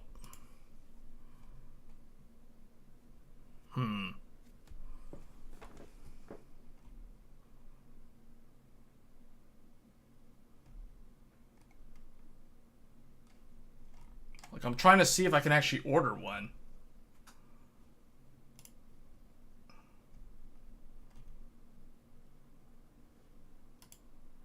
Yeah, so hold on. This is gonna blind everybody because these enterprise or these like OEM customers or these OEM companies don't know how to make their websites like have themes. But anyway, this is gonna blind everybody. This is blinding me. But let's take a look. So Cisco, we're just gonna use them. We're just gonna pick on them. UCSC series rack servers. So they got their rack servers. So when I last checked this website, they were talking about the AMD Genoa ones. But now, all of a sudden, it's like the Genoa ones are gone. And it's like, okay, 4th gen Intel Xeon. This is basically Sapphire Rapids, for those that don't know.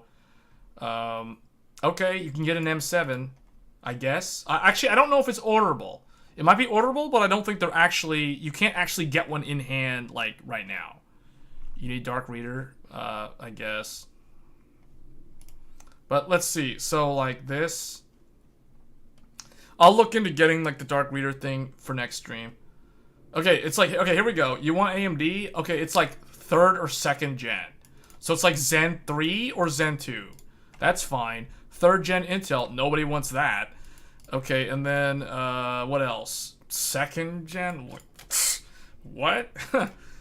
No, okay. And then it's like, yeah, I don't know where, like, okay, it's like there's Sapphire Rapids, but that's it. So all I'm saying is that the last I heard was Genoa was supposed to come first.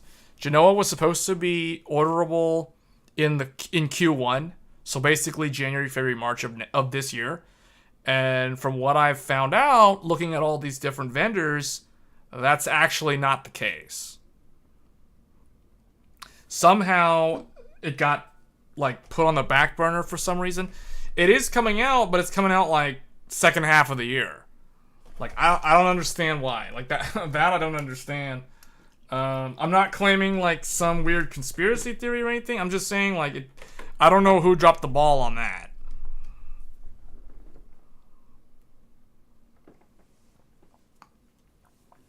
Anyway, that's probably going to be it for this stream. I think we answered all the questions. We talked about the graphics card prices, the recommendations.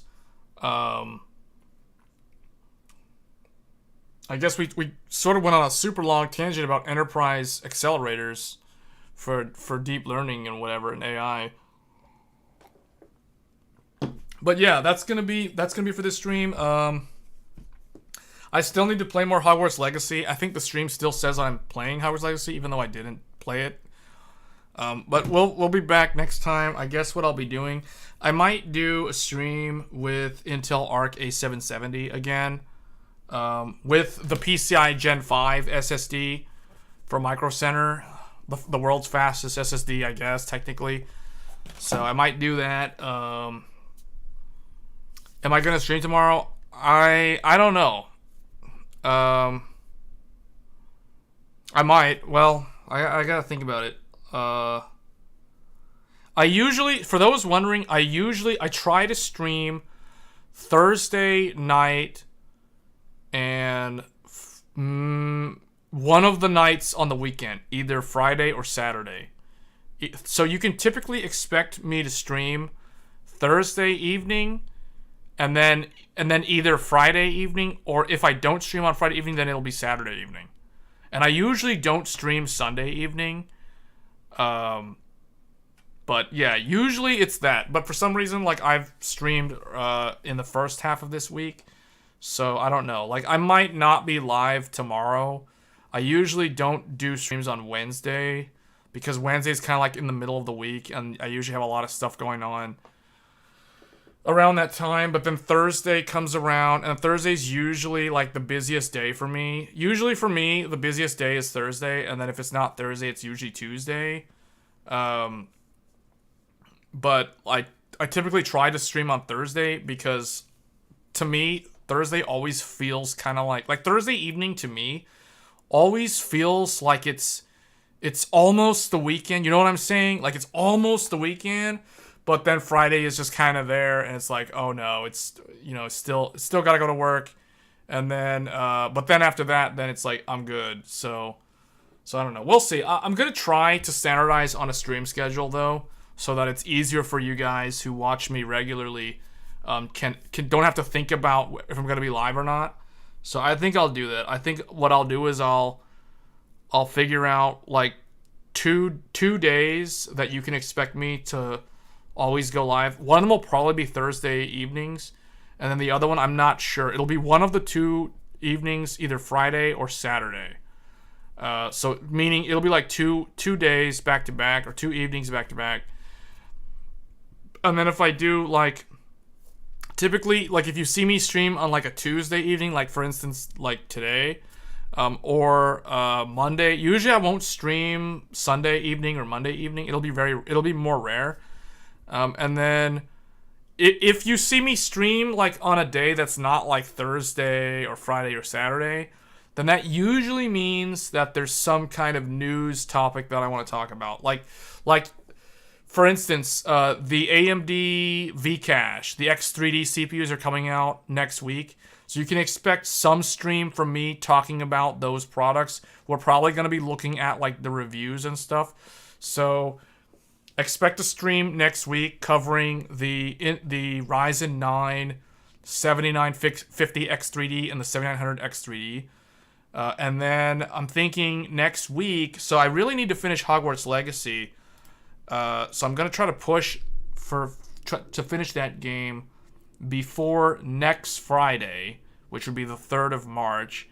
So, because on Friday, or in the next weekend, not the last weekend in February, but the first weekend in March, I will probably be streaming Wolong Fallen Dynasty on the 7900 XTX, and then I may do a follow-up stream featuring the Intel Arc A770 to showcase the game and how it runs on that GPU with a Ryzen 7 7700X. So that's probably going to be the next game that I cover. I typically try to cover 1 game per month, if that makes sense. So January was Forspoken, February is Hogwarts Legacy, and then March will be Wolong Fallen Dynasty. And I don't know what April will be because that Jedi Survivor game, it got pushed, I think, to May or something, if I'm not mistaken. So I'm not sure exactly what I'll cover in April.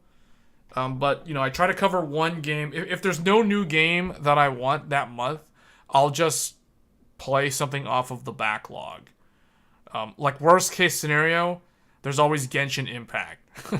There's always Genshin Impact. Genshin Impact is always like the de facto lowest priority, whatever. It's coming out in April? Okay. So for some reason I thought it was May. Yeah, it got delayed. Jedi Survivor got delayed. I'm kind of up in the air about whether or not I should cover Resident Evil 4 remake or remaster, because that game is probably gonna be really scary. But if you like scary games, I definitely plan on covering Fatal Frame Mask of the Lunar Eclipse. That's getting remastered. That'll be on Steam. So I'm gonna be looking at the PC version of that game. And I will be playing that game to completion. So if you like scary games, and I have no idea what I'm getting myself into, because those type of games are typically like scarier than games like Dead Space, because you can't actually defeat the enemies. You can only like either run away from them, or you have to battle them, but you don't actually eliminate them, if that makes sense.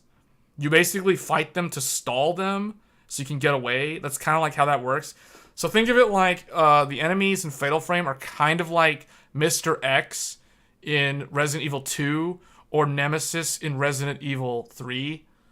Or that weird, nasty thing in Resident Evil Village in the second zone that like terrified everyone that played that game. I'm not going to spoil the game, but if you guys played Resident Evil Village, you know exactly what I'm talking about. In the area with that weird doll thing. You like those type of horror games? I don't really like that many of them. I've just always been a fan of the Fatal Frame series.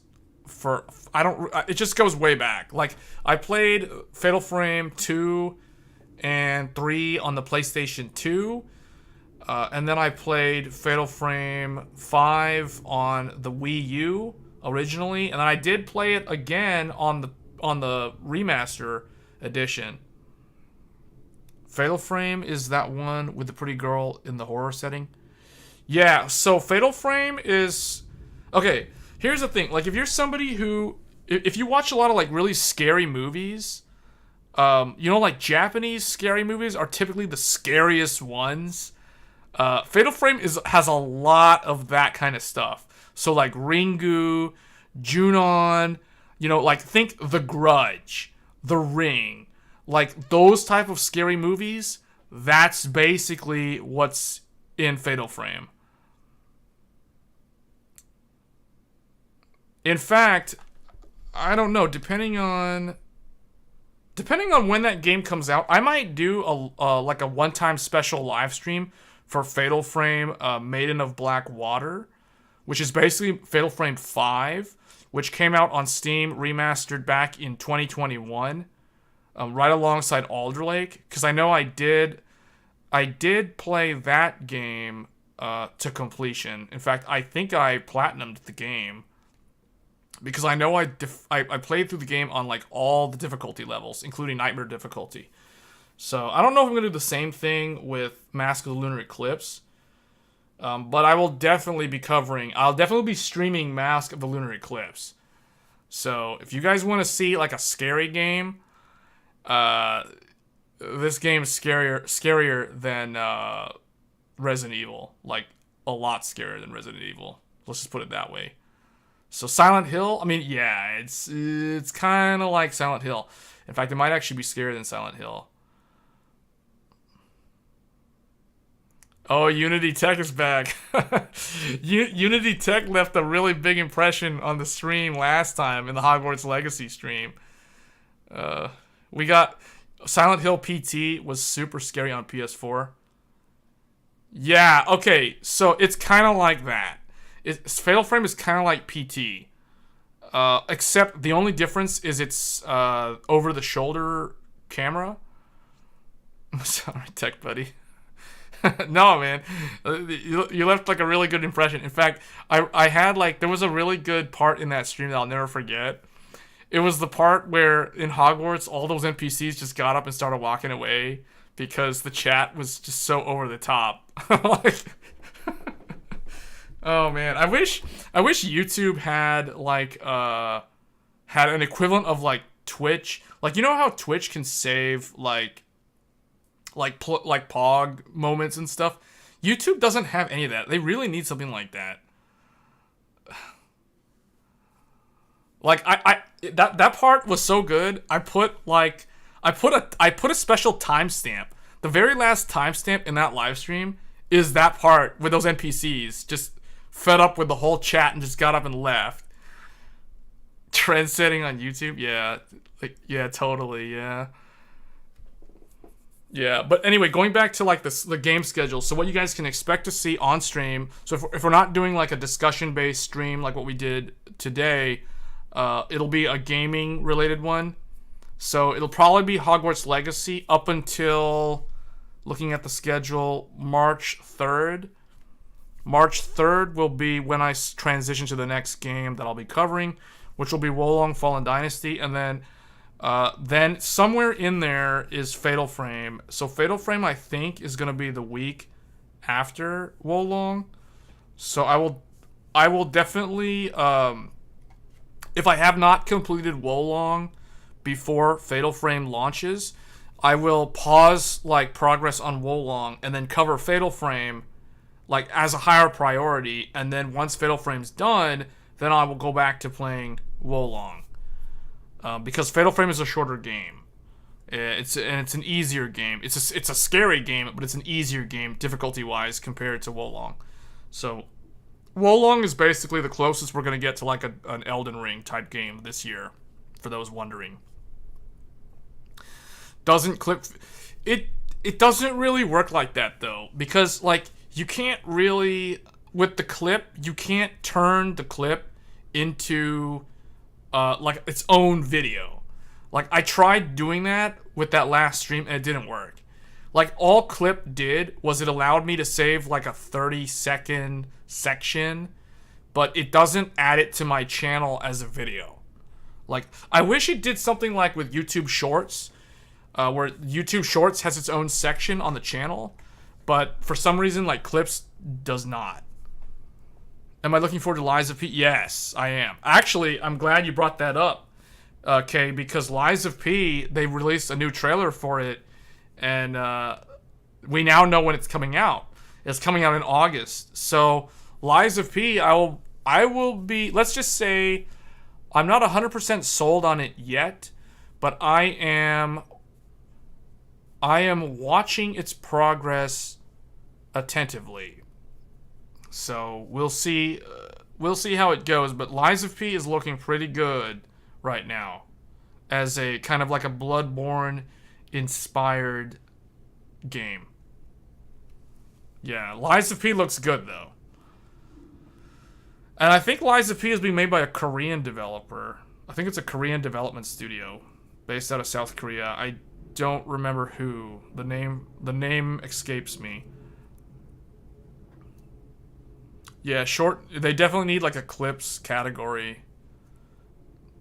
Especially because like with these sort of live streams, so much of the live stream has certain parts where like there's really good technical discussions. I feel like if only Clips allowed me, or the Clips feature allowed me to like, you know, carve out a 45-second chunk and make that into its own video, as opposed to me trying to chop up the stream video into like timestamps, because timestamps is only really useful if someone stumbles across the stream. But realistically, like nobody is really going to try to go and look at like a 2-hour, 3-hour live stream after the fact, right? Even if I put the timestamps in, and I typically try to put timestamps in the streams in post, but you know, realistically, like unless I was a much larger YouTube channel, no one's really gonna focus too much on like looking up my live streams and trying to carve out like what part of it was the part that actually was what they were looking for. That's why I really wish like YouTube Clips was a thing where I could just cut a chunk of the video and then like upload that as its own video, or just like that one, you know, 40-second piece or whatever. Hard to believe RE4 released in 30 days. It's really almost been 20 years. Something like that. 2004, I think, on the GameCube. Or 2003, I don't remember. It was a long time ago. What about Breath of the Wild 2? I'm not going to cover Breath of the Wild 2 only because I still have not been able to complete a Nintendo Switch game in so long, because I just can't stand the lack of... There's just the hardware is too old. I just can't stand it. So, like, last summer, I bought, what is it? Xenoblade Chronicles 3. And that game was one of the best RPGs of last year. But I couldn't finish it. I played, like, 2 hours in, and I was like, man, these visuals, they're giving me a headache. I just can't do it. I just can't do it. So, I'm like, I'm just going to wait until the Switch 2 or some newer hardware or something. I mean, I kind of want to cover Breath of the Wild 2, but it's like, Armored Core. Yeah, I don't even know when Armored Core is coming out. I think that's like next year. Nearly 10 years of RE4. You know, the thing is, like, Capcom is just on point. Like, Capcom has managed to release a game on time, like every single year, it seems, and they have never really screwed up. Like, if you think about how many games Capcom has like launched since Monster Hunter World, it's crazy to think about, because like 2017, like Capcom launched what, Resident Evil 7, then 2018 they launched Monster Hunter World. Then 2019, they did Resident Evil 2 remake. Then 2020, Resident Evil 3 remake. Then 2020, was it 2? Wait, what year are we on? 2020, 2021 or 2, they did Village. And then the other year was Rise, like Monster Hunter Rise. And then now this year, Resident Evil 4 Remake. Like, and then soon there's like the Street Fighter game. Like man, these guys, like Capcom's that one studio, and the game and all their launches, they don't have bugs. Their games come out and they don't have all these broken bugs. They just like the games work. Who would have thought? And they work great on PC and console. Capcom finally beating Call of Call of Duty. Call of Duty. Oh man, don't get me started on Call of Duty like that. Oh man. Call of Duty runs so good on AMD graphics cards, and like people tend to completely ignore that fact. Just saying. Like, if you're someone who likes Call of Duty and you're not gaming on a Radeon card, I don't know, you're doing something wrong. Especially with all these like value, these clearance sales on a lot of these cards. Call of Duty, just for some reason, that game engine just really, really likes Radeon GPUs. I don't know why.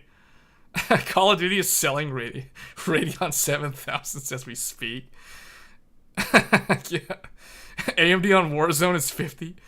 Yeah. but it's like 200 on Call of Duty. Yeah.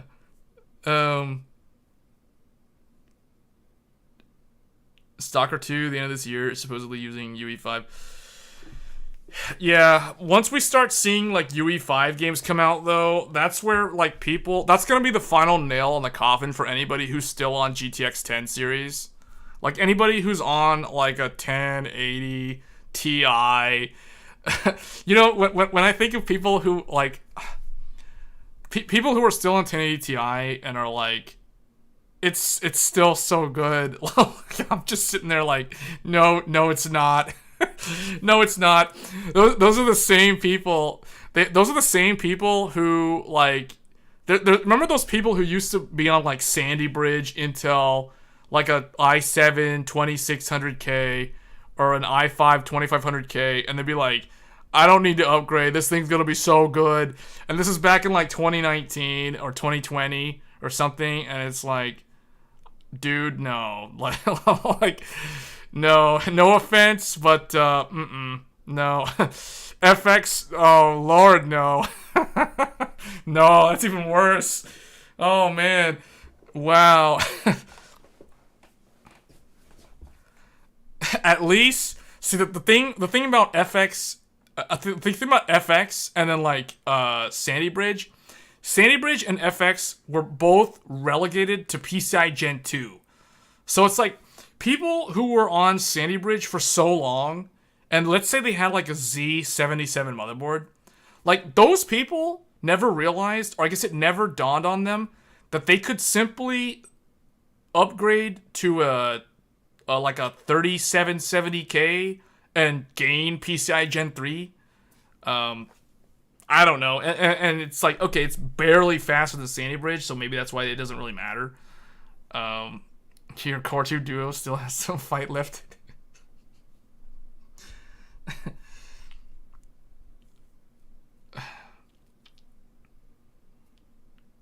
If you play only games like Halo, MCC and the 1080 Ti is overkill. I mean, I guess if you only play like the same game from like 6 years ago or something. 9590 and 1080 Ti, 10-year game.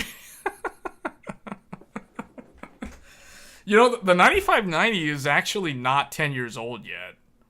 The 9590, I think that came out in like the summer of 2013. It's almost 10 years old. Almost, but not quite. Actually, I don't know.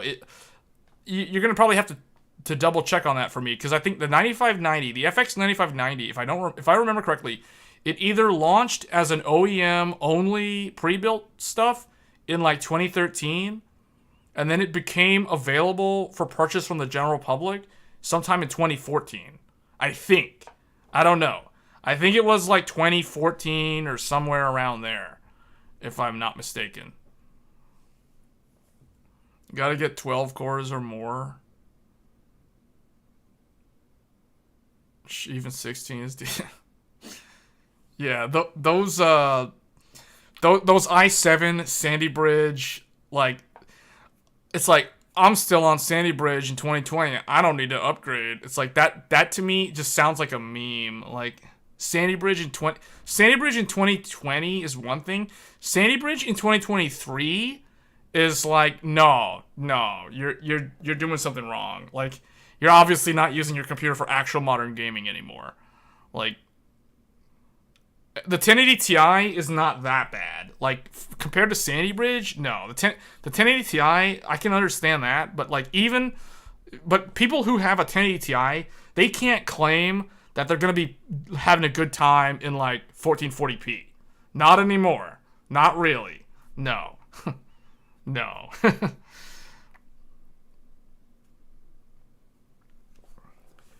The AMD Athlon X64 dual core was way older than 10 years old that I got for my first computer. I mean, my first computer was an AMD Athlon 64, but it was a single core. It was the OG single core. Socket 939. It wasn't even socket AM1. People still buy used old Xeons, by the way. It was crazy market some years ago. Yeah, for some specific workloads. Or they're just collector's items. I don't know.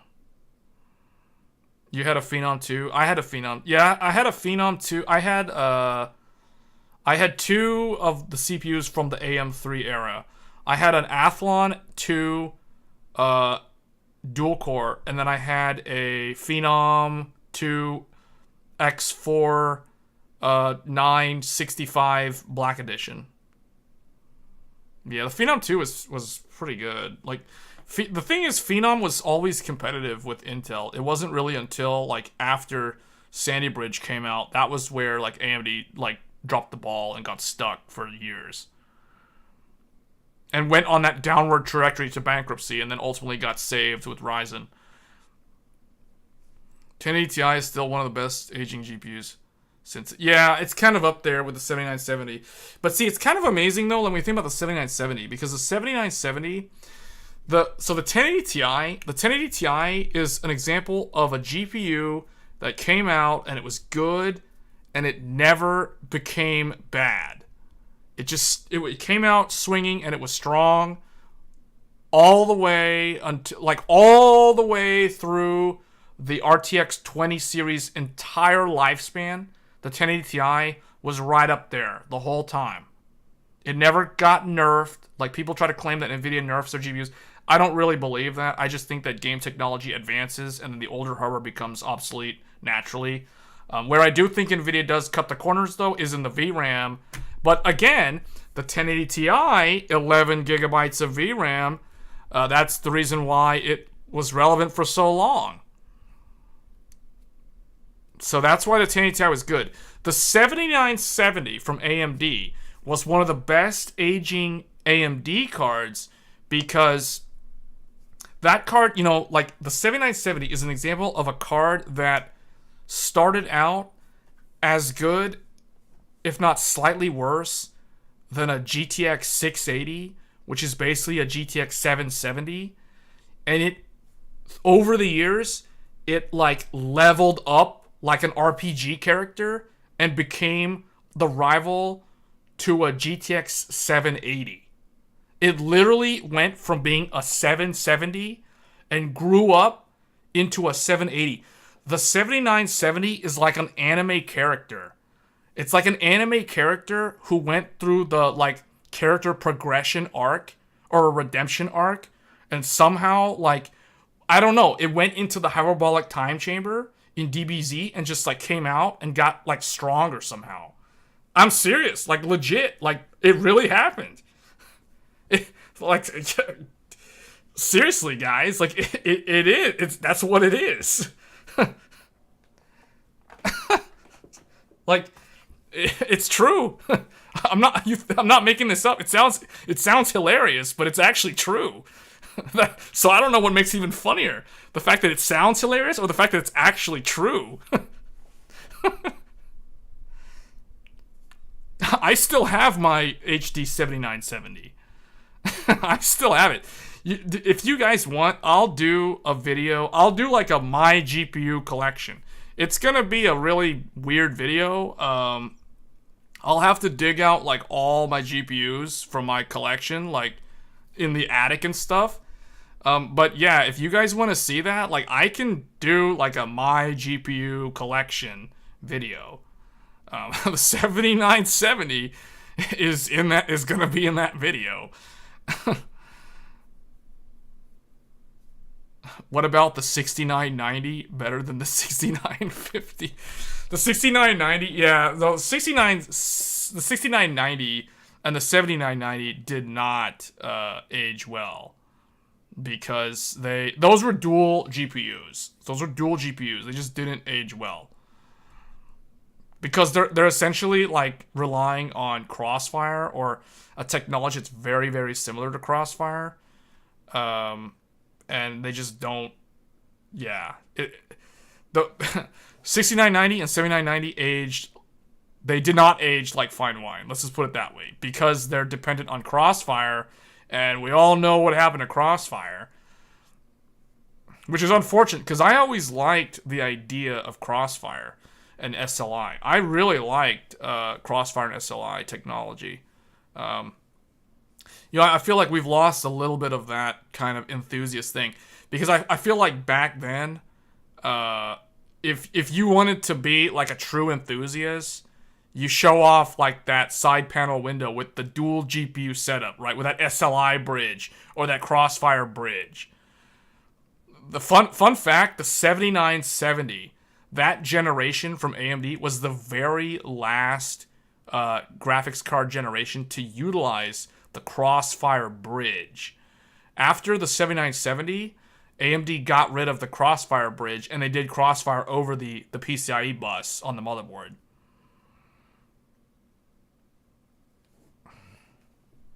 What really killed Crossfire? What really killed it was post-processing effects. Post-processing effects in games. So think of like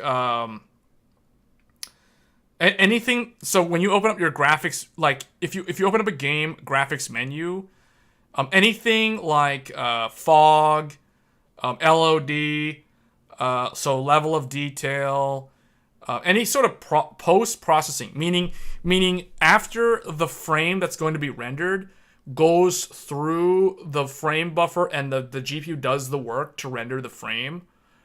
After that step, it's going to add what's called post-processing, meaning it has processed the frame, so it's after the processing, aka post-processing.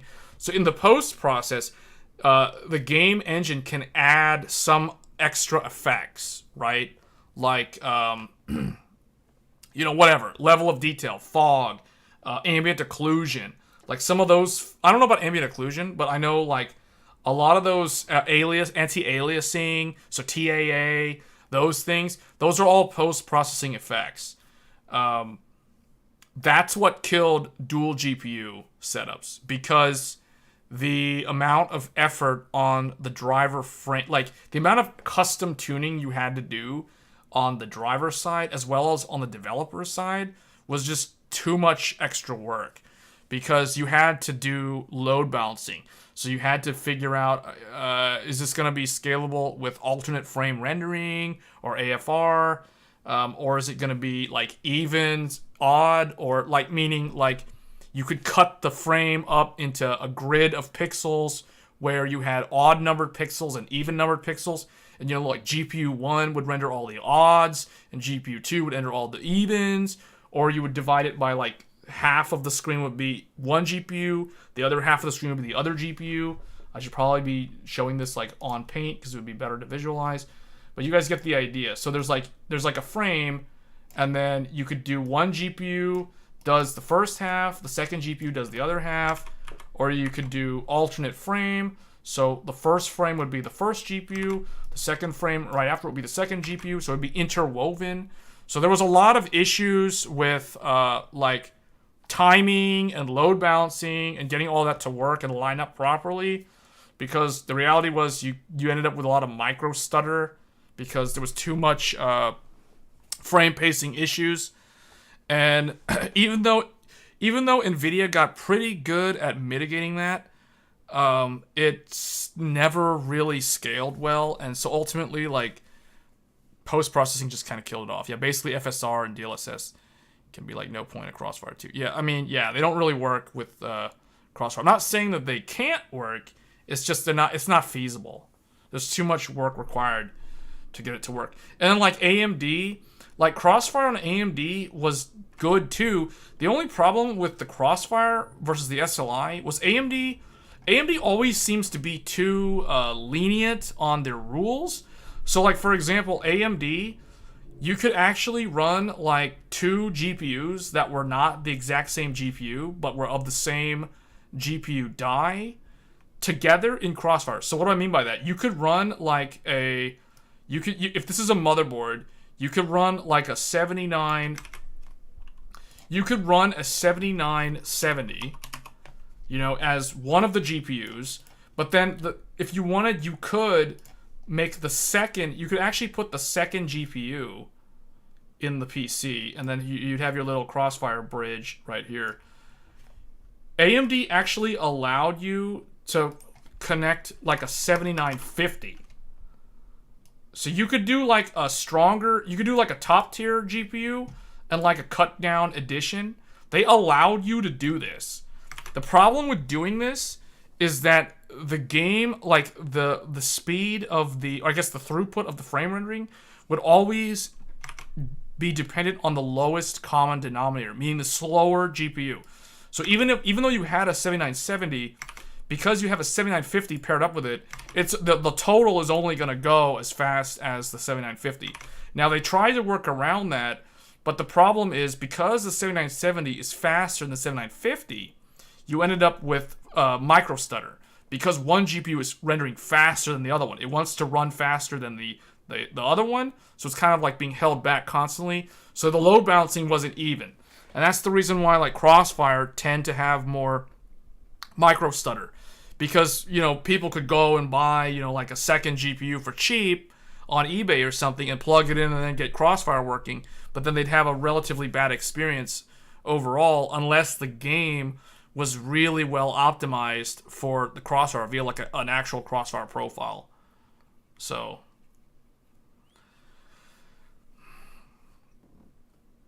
thing is, we can still use Crossfire for the games it works on, like Deus Ex Mankind. Yeah, you can, but yeah, you still have to use the old GPUs though, right? The other thing too is like DirectX 12. I remember when DirectX 12 first came out, and there were those different modes. There was explicit multi-GPU, implicit multi-GPU. Essentially, there was ones that were just like Crossfire, and then there were ones that were like, it kind of like created like a virtual memory space or a memory pool. It would combine the two GPUs VRAM amounts together. Basically like Fusion in Dragon Ball Z. That's how I always thought about it. It's like Goku and Vegeta like fused together, and you get like basically like 7970 and 7950 fused together, and you get 7990, aka Vegito. You know, like that's how I always thought about it.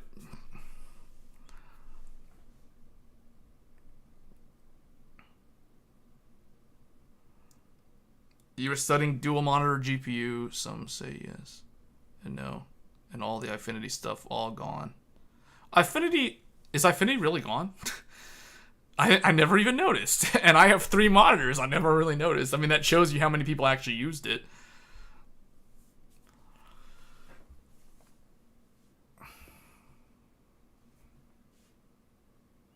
Yeah, I have like some videos on, I don't remember if I actually did a lot of videos on Crossfire.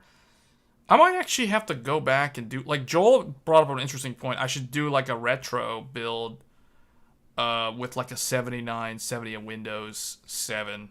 That sounds like a really interesting idea. That's just going to be a lot of work though for that one video. I'm also thinking like I should probably try to revisit Crossfire. But I'd have to download like the really old drivers for like Windows 7 or something and get Crossfire working, because I can do Crossfire on...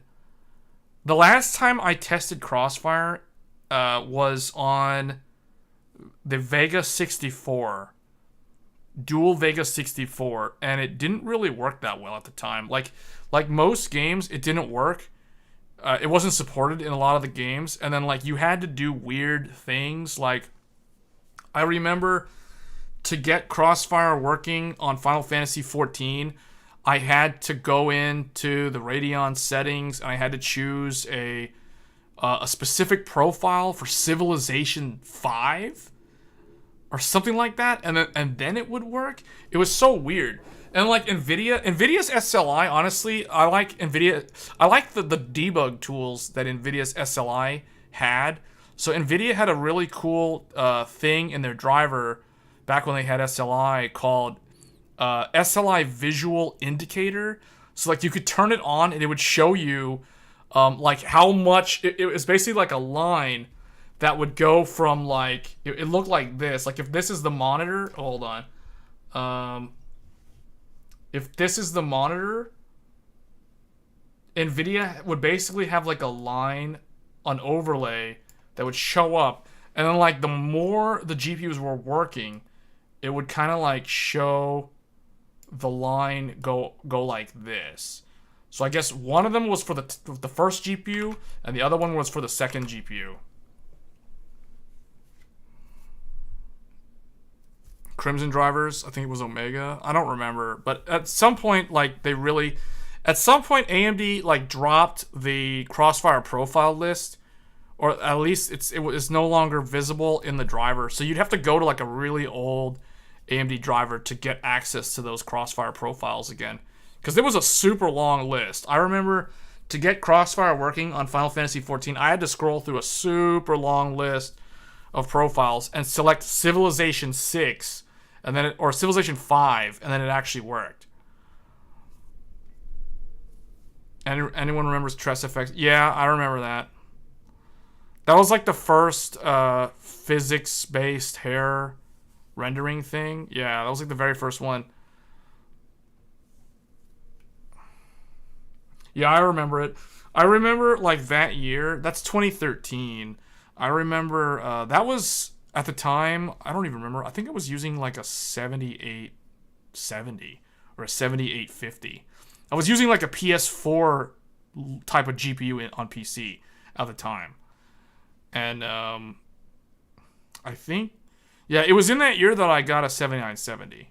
I didn't get a 7970 at launch. I got it when it was like leaving the market on clearance, because the R9 290X was coming out, and then the 780 Ti also came out like a month or two after that.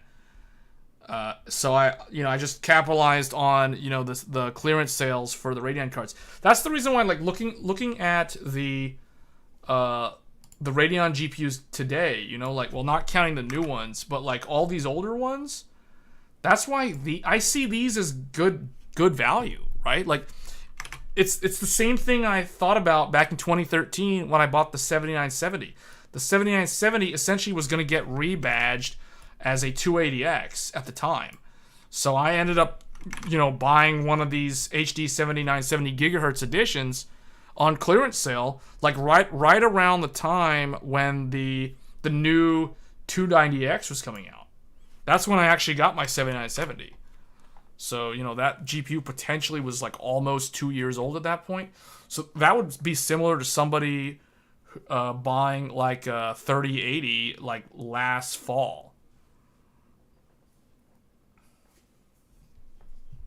Or, like the AMD one. Like that would be like somebody buying a 6900 XT like during the Black Friday deals. That's basically what I did back then, but it was for like a 7970. 750 Ti. That was that 2013? That was the very first Maxwell. That was like the small Maxwell. I don't know if that was 2013 or if that was like early 2014. Because I know GTX 980 and 970 were 2014, like late summer 2014 was Maxwell. And AMD the only thing AMD launched that year was like Tonga, which is like the R9285. It's such a weird number. You remember that the 740 had a 4GB version? Also not sure if... Yeah, yeah, you could be right. I don't remember. If it had a 4GB, it came out later. Like, after... Like, typically those higher VRAM NVIDIA cards... Because I remember the 770 had the same thing. The GTX 770 had it was a 2GB card, and then like EVGA or somebody had like a 4GB one, like a year later. And then no one cared about it because then the GTX 970 came out.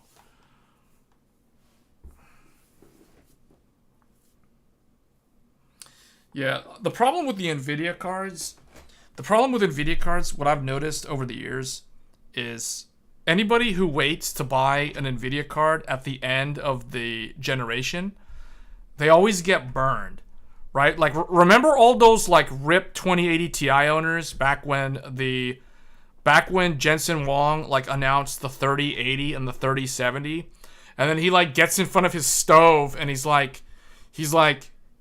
reaches into his stove or whatever, and he's like, guys, hold on. I don't know. You know what? Hold on.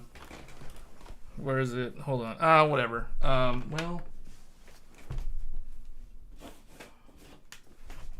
he's like, he reaches up into his stove or whatever, and he's like, guys, hold on. I gotta try to be a Jensen Huang here. He's like, guys, RTX 3070 faster than a 2080 Ti. Faster than a 2080 Ti. You know, like he goes and does that, and then like everybody watching that live was like, RIP 2080 Ti owners, RIP 2080 Ti owners. I remember like the Twitch chats were just overflowing with RIP 2080 Ti owners, RIP anyone who already bought 2080 Ti. You know, because 2080 Ti was like $1,200. Here we are complaining about like 4080 being $1,200, and like 2080 Ti, as garbage as that GPU was $1,200. and then he's like 3070, guys, faster than a 2080 Ti. So that's the reason why I almost, like, you'll never see me, like this stream, for instance. The whole stream, I've been telling people, you know, like, these GPUs are still bad value. I cannot on good conscience recommend these NVIDIA 3000 series cards. Like, I can't. It's bad value. You're going to get burned. You're guaranteed going to get burned when the Ada cards show up in a few months. Can't do it. At least with AMD, here's the thing that I've noticed over the years. And then we're probably going to get close to ending the stream because it's getting pretty late. And I'm starting to sound like a broken record with the value proposition on the AMD cards. But it's the truth, though. I'm speaking from my own personal experience over like a decade of looking and timing the market and looking at when these cards come out, when the replacement generation comes out, and what actually happens in the market. Typically, with the AMD cards, you can actually get good deals on the outgoing hardware, on the previous generation hardware. You can actually secure really good deals for the money.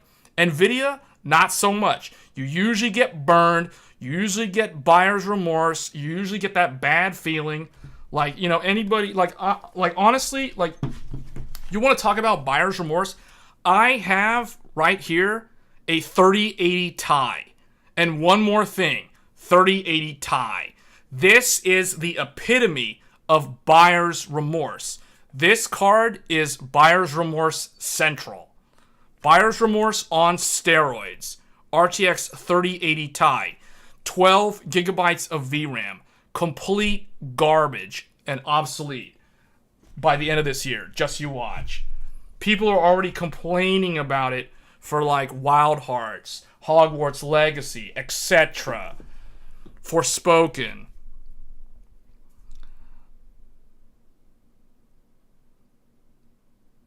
Dodge the Micron chips.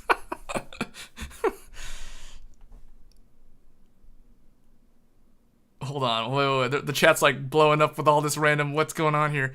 2080 Ti, worst GPU in history. I guess you're trying to make me feel better. The fact that I have a 3080 Ti, you're telling me that the 2080 Ti was the worst GPU in history. Those faulty Micron VRAM chips aren't doing the 2080 any favors either. Wasn't there some reports of... Okay, hold on. Something like that. I dodged that bullet because I completely skipped the 20 series 100% skip. 100% skip. I saw that presentation. The minute the stupid quote from Jensen Huang, the more you buy, the more you save, I just turned that trash off. Like, the more you buy, the more you save, and then he proceeds to show like a $20,000 data center GPU on top of like the 2080 Ti. As soon as I saw that, click, close that stream. I don't need to watch that trash. I'm out. I'm gonna go play me some Final Fantasy 14. Like, no, I'm not watching that stuff. It's like, no, he lost me. Like as soon as he showed $9.99 MSRP, then he goes and shows the Founders Edition for $11.99. As soon as I saw that, and then he goes, the more you buy, the more you save, and shows that $20,000 thing. I'll never forget that. That's burned into my memory. I'm like, are you serious, NVIDIA? You lost me with the $9.99. Now you really lost me with that $20,000 number. That's bait and switch right there. It's like, I am totally out. Like, no, dude. You keep your little RTX on off stuff. Come talk to me when you actually have like something that actually is worth looking at. So that's why like I don't know about this GDDR6 problem on the 2080 Ti because that generation doesn't exist to me. Like it's dead to me. Like completely dead. Complete skip. We delayed the end for 20. Yeah, I know. We're like way fast. Yeah, we're way fast. Hold on. I'm trying to see what everyone was saying. 2080 was $1,200 for 3 years, then got beaten by AMD low-end cards that were like $400.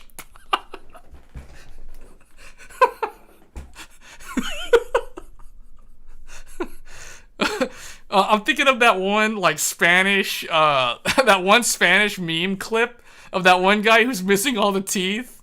You know what I'm talking about? Like, if you guys ever see the channel, like Nick Tech is like one of the best like videographers for like memes of like GPU companies. Dude, like that. I'm thinking of the guy who's like speaking Spanish. He's missing so many teeth. He's that one comedian.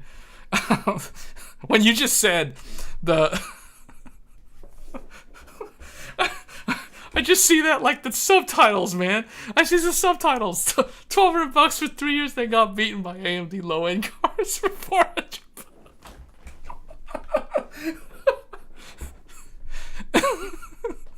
The 2080 Ti. The 2080 Ti will have VRAM chips fail if the chips are not SAMs.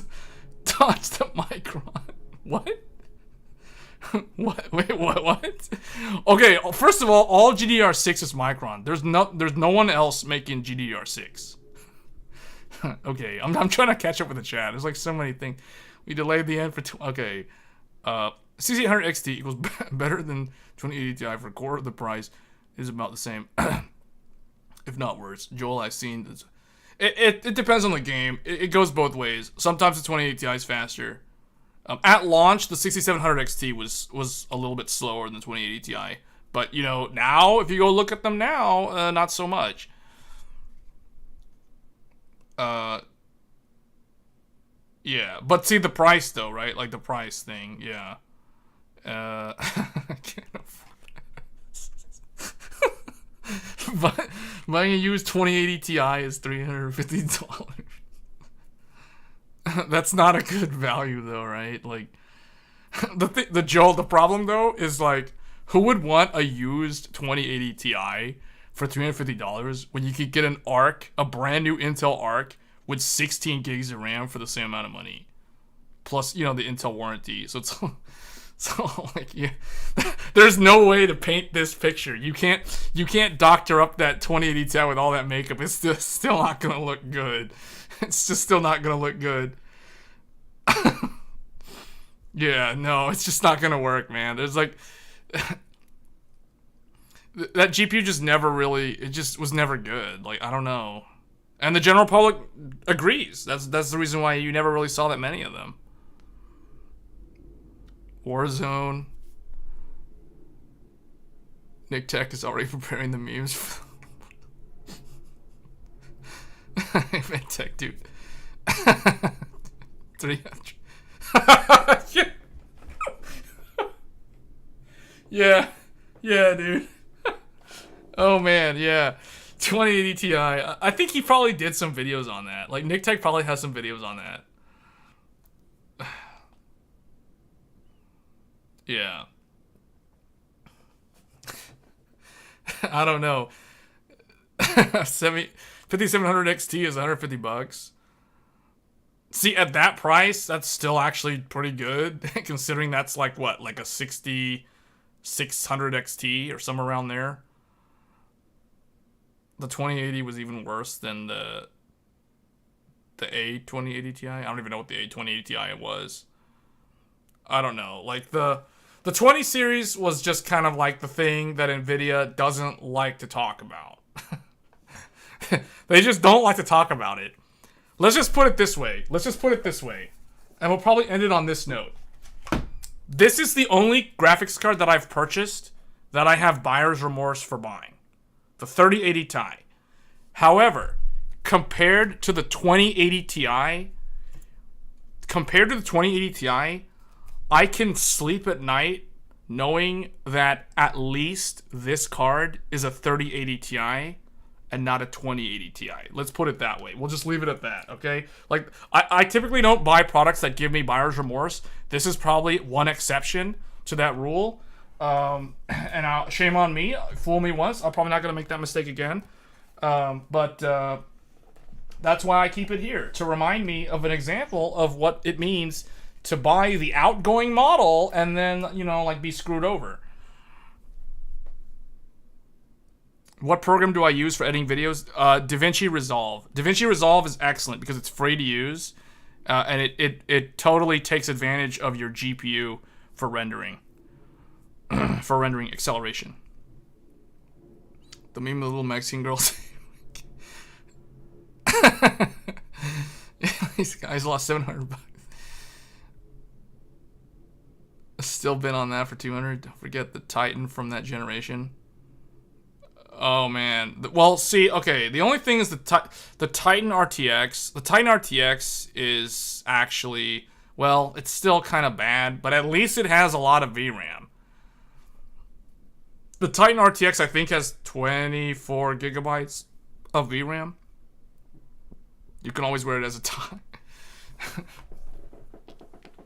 Yeah, the only problem with wearing a 3080 Ti as a tie is that it'll give me like gamer neck syndrome. It'll give me gamer neck syndrome because it's all heavy, right?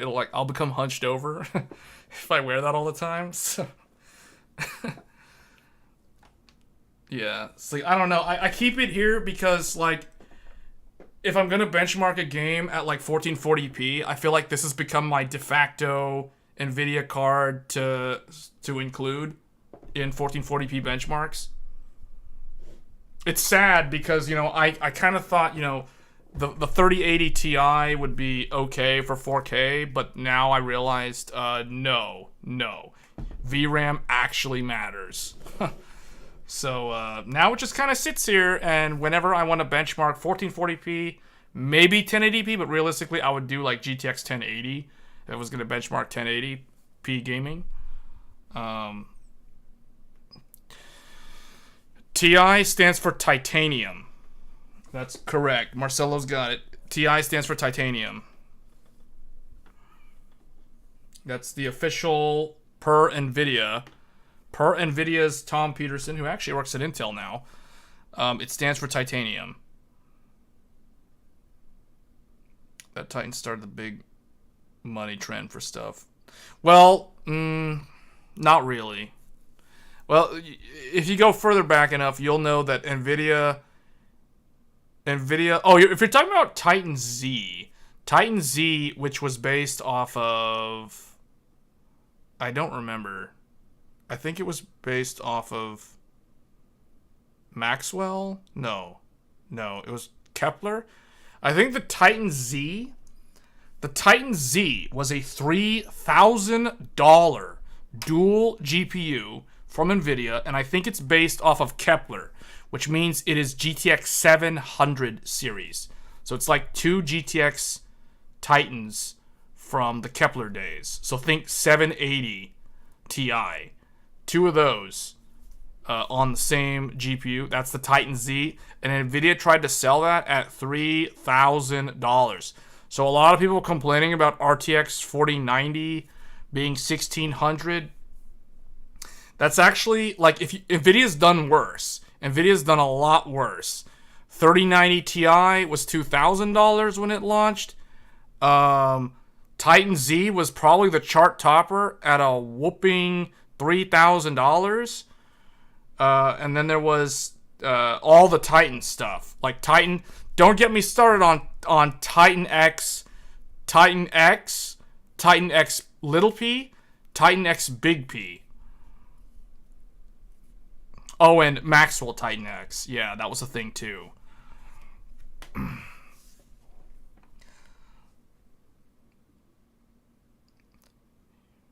You bought a 3080 Ti, but it was faulty, so you had to get a refund. That's why I'm looking. You dodged that bullet. you totally dodged that bullet. It's funny that the guy said he got a GTX 1060 Ti. Who? This guy? Oh, some random guy said he got a 1060 Ti. There was a, yeah. Well, no, I know that's what's funny about it. There's no, yeah. You had a 780 and it was only 3 gig. You know what's funny? You know what's funny, 9000? The Titan X little p was actually more powerful than the Titan X big P. like that's legit true. Little p was actually the good one. Big P was the weak one. Or the bad one. Or I guess the fake one. I don't know. Like, there's so many, like, I don't know. NVIDIA's naming... AMD's naming convention could be better, too. Don't get me wrong. But, like, NVIDIA's one was just not, like... There was a Titan X Maxwell. There was the Titan X Pascal. There was Titan X Big P. Titan X Little P. And then there was, Titan... The original Titan Kepler, which was just called Titan. And then there was also the Titan RTX. There's like 5 or 6 Titan cards. Oh, don't forget Titan V, Volta. Titan V, the Volta. And then there was Titan Z. There was Titan Z, that was the $3,000 one.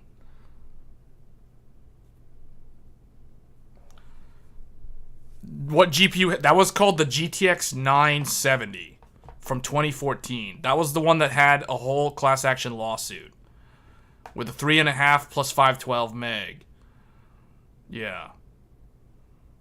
Okay, you guys are making me really want to do like a my GPU collection video. I'm probably gonna actually do that video. I don't expect to get a lot of views on that video, but I'll go ahead and do it. I'll have to dig out all my GPUs. Cause now I wanna go and find like my Radeon 7970, the one GPU that went into the hyperbolic time chamber and came out stronger. A whole tier stronger. And then, like, I want to go find my GTX 970. Yeah, it was a lawsuit. I was actually in that lawsuit. I actually got $40. I got $40 from NVIDIA for that lawsuit. I think most people got $40. Assuming, well, okay, the reality was most people didn't even bother to keep up with it. But anybody who was actually in the lawsuit got paid, like, $40. All the lawyers got all the money. It ended up being like a huge, I don't want to say it's a huge scam, but you know how court cases go, right? Like at the end, only the lawyers win. Because the consumers, like in my case, I only got $40 paid out to me from NVIDIA from that lawsuit. And typically everyone who I knew that we kept track of that lawsuit, we had GTX 970s, we all ended up getting $40. But the lawyers got all the money. So I'm like, okay, they were the only ones who actually benefited from this in the end. Remember when people said AMD lied about FX?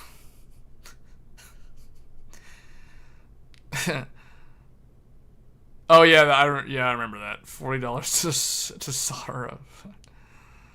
Something like that. I don't even know how much money like Nvidia ended up paying total, but I know the lawyers got all the money. Like however much millions of dollars that ended up being, the lawyers got like, you know, a good 40% of that probably when that was all said and done. That lawsuit lasted years. It was a long time. I think I'm trying to remember when I actually got my $40 payout. I think it was somewhere in like 2018 or early 2019, somewhere in there. Like I don't remember. But like remember that card came out in 2014, so like 5 years later I get my, but you know how these court things go, like it takes forever. So anyway. Okay, well anyway, I'm probably gonna have to do like a my GPU collection video now, just for viewers. It'll be like a subscriber special, I guess, because any new viewers might not find that interesting, or maybe I could be completely wrong, and people will be like, "Hey, I had one of those," you know, back in the day. But yeah, I'm gonna have to dig out my entire GPU collection. There's probably a bunch of GPUs that I completely forgot that I had.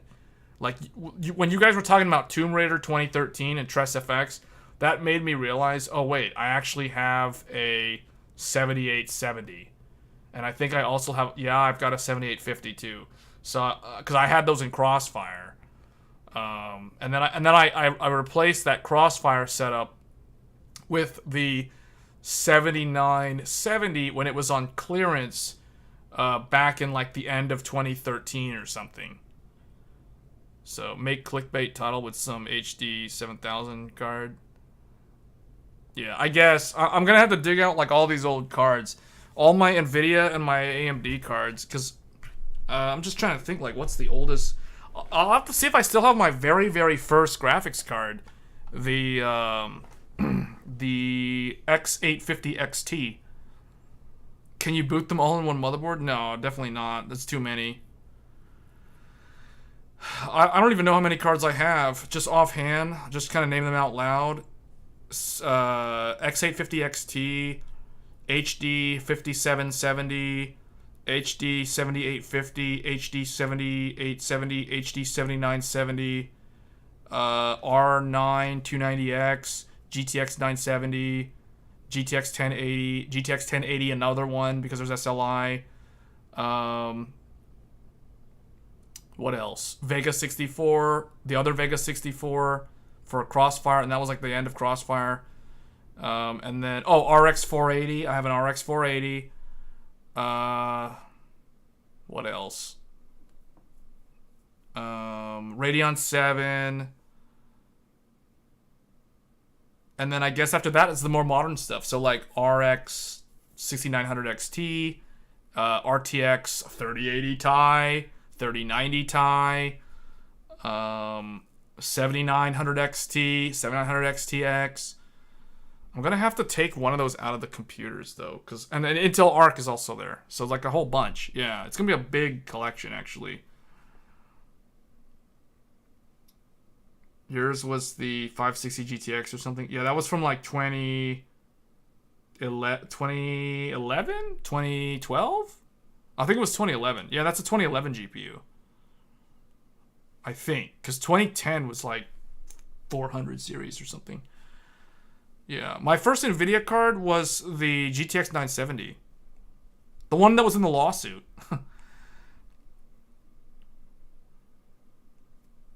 With the box art back in the day, you would think they were... They think they were... What? Oh. Oh, had a tiger on it or something?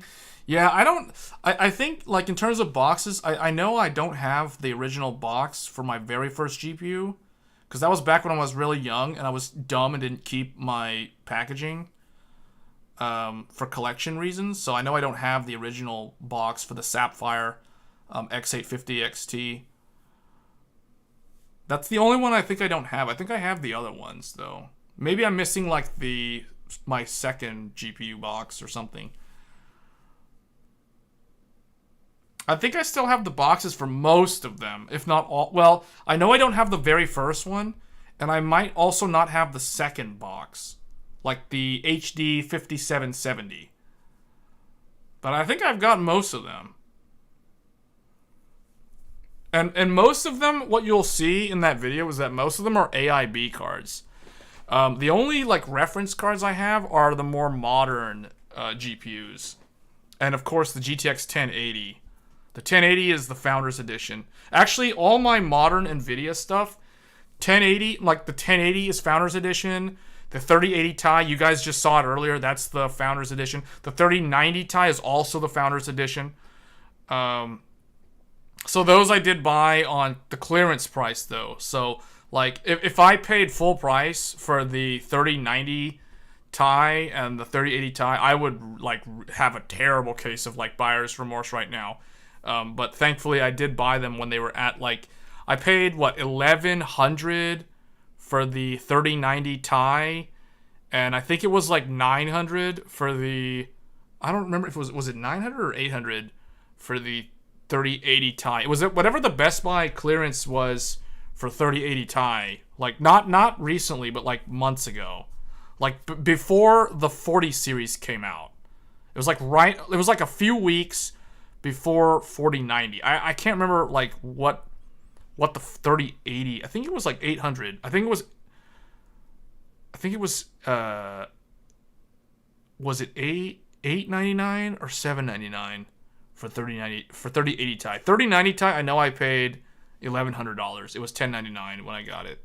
But the other one I can't remember. I know it was like less than 1,000 or something, but it was close. It was a lot. So that's the reason why you guys haven't seen me buy like any 40 series card, because I spent so much money on NVIDIA cards last year. It's like I'm not gonna go. I just bought like, I spent like what, $2,000 on like 2 NVIDIA cards already, 30 series cards. I'm like, I'm not gonna go and buy like another, you know, like almost $2,000 for like a 40. No, that's dumb. No, I don't even need it. Like I don't even need that card. Like the XTX is already like almost as good. Like why? Well, anyway, we're really close to the end of the stream, but I mean the chat is really like continuing. Sapphire, hold on. People have said a lot of stuff. Buying. Jason saw I had a Voodoo 2, but I went to E-Ways to. Oh, it went to E-Ways. Oh man, you should have kept that thing. You should have kept that Voodoo 2. Just that thing's like a collector's item now.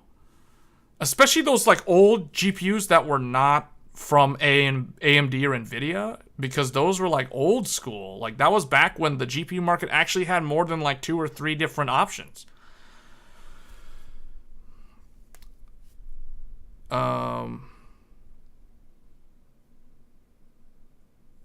My Sapphire and Asus stickers from your 10-year-old build are still on the current case, Cooler Master. Oh.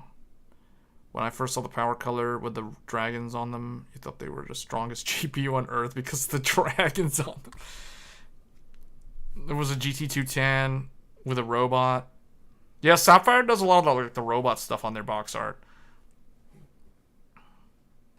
25 FPS and like Half-Life. 30 series and 40 series Founders Edition are on par, if not better, on certain models. Okay, well, Marcelo's gonna go, and we're probably gonna end the stream soon. It's way over, so I'm probably gonna have to end the stream here. But yeah, I'm gonna do that video.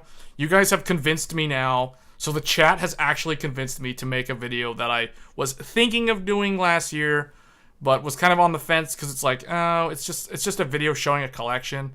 But I have to go and dig for like all my old GPUs from like the 2000s decade in particular. Or well, no, it's mostly going to be like the last decade. So from like 2010 to 2020, that's going to be where the majority of my GPU collection comes from. But yeah, anyway, guys, that's going to be it for this stream. Thanks again for watching. If I'm back on Thursday. There probably won't be a stream tomorrow, but there will probably be one on Thursday night. And it's going to be Hogwarts Legacy again, because I do want to finish that game. I'm really trying to finish that game before the end of next week. So I'm trying to, like, at least finish one of the games, because I failed to finish Forspoken. And now it's like, okay, do I really want to, like, not finish another game? And it's like, that just goes on the backlog, and the backlog will just keep growing. So I'm going to try to push for completion of Hogwarts Legacy. So we're going to be streaming that. You know, if somebody wants to talk about some, like, tech-related topic, I don't have a problem with, like, pausing the gameplay to address that in the stream like I normally do. I mean, you guys who have watched me for some time now probably know my typical format of, like, how I do streams if I'm playing a game. I'll typically, like, start the game, and then once people in the chat start, you know, engaging with the audience, talking with me, like, then we might, like, go off on a tangent on some, like, tech-related thing or whatever. But yeah, next week, we've got the X3D CPUs coming out. I don't know if I'm going to get one yet. I'm obviously going to watch the reviews first to see if it's actually worth considering. But definitely, if you're looking for a new upgrade, those CPUs are probably going to be the best choice. If you're looking for, like, a long-term upgrade, so you want to upgrade from some old 3-plus-year-old computer, or if you're on, like, Sandy Bridge or whatever, or FX, Bulldozer, like, you know, definitely these X3D CPUs with DDR5 is probably going to be the way to go, because you will be able to leverage, like, further future upgrades on the platform compared to, like, Intel.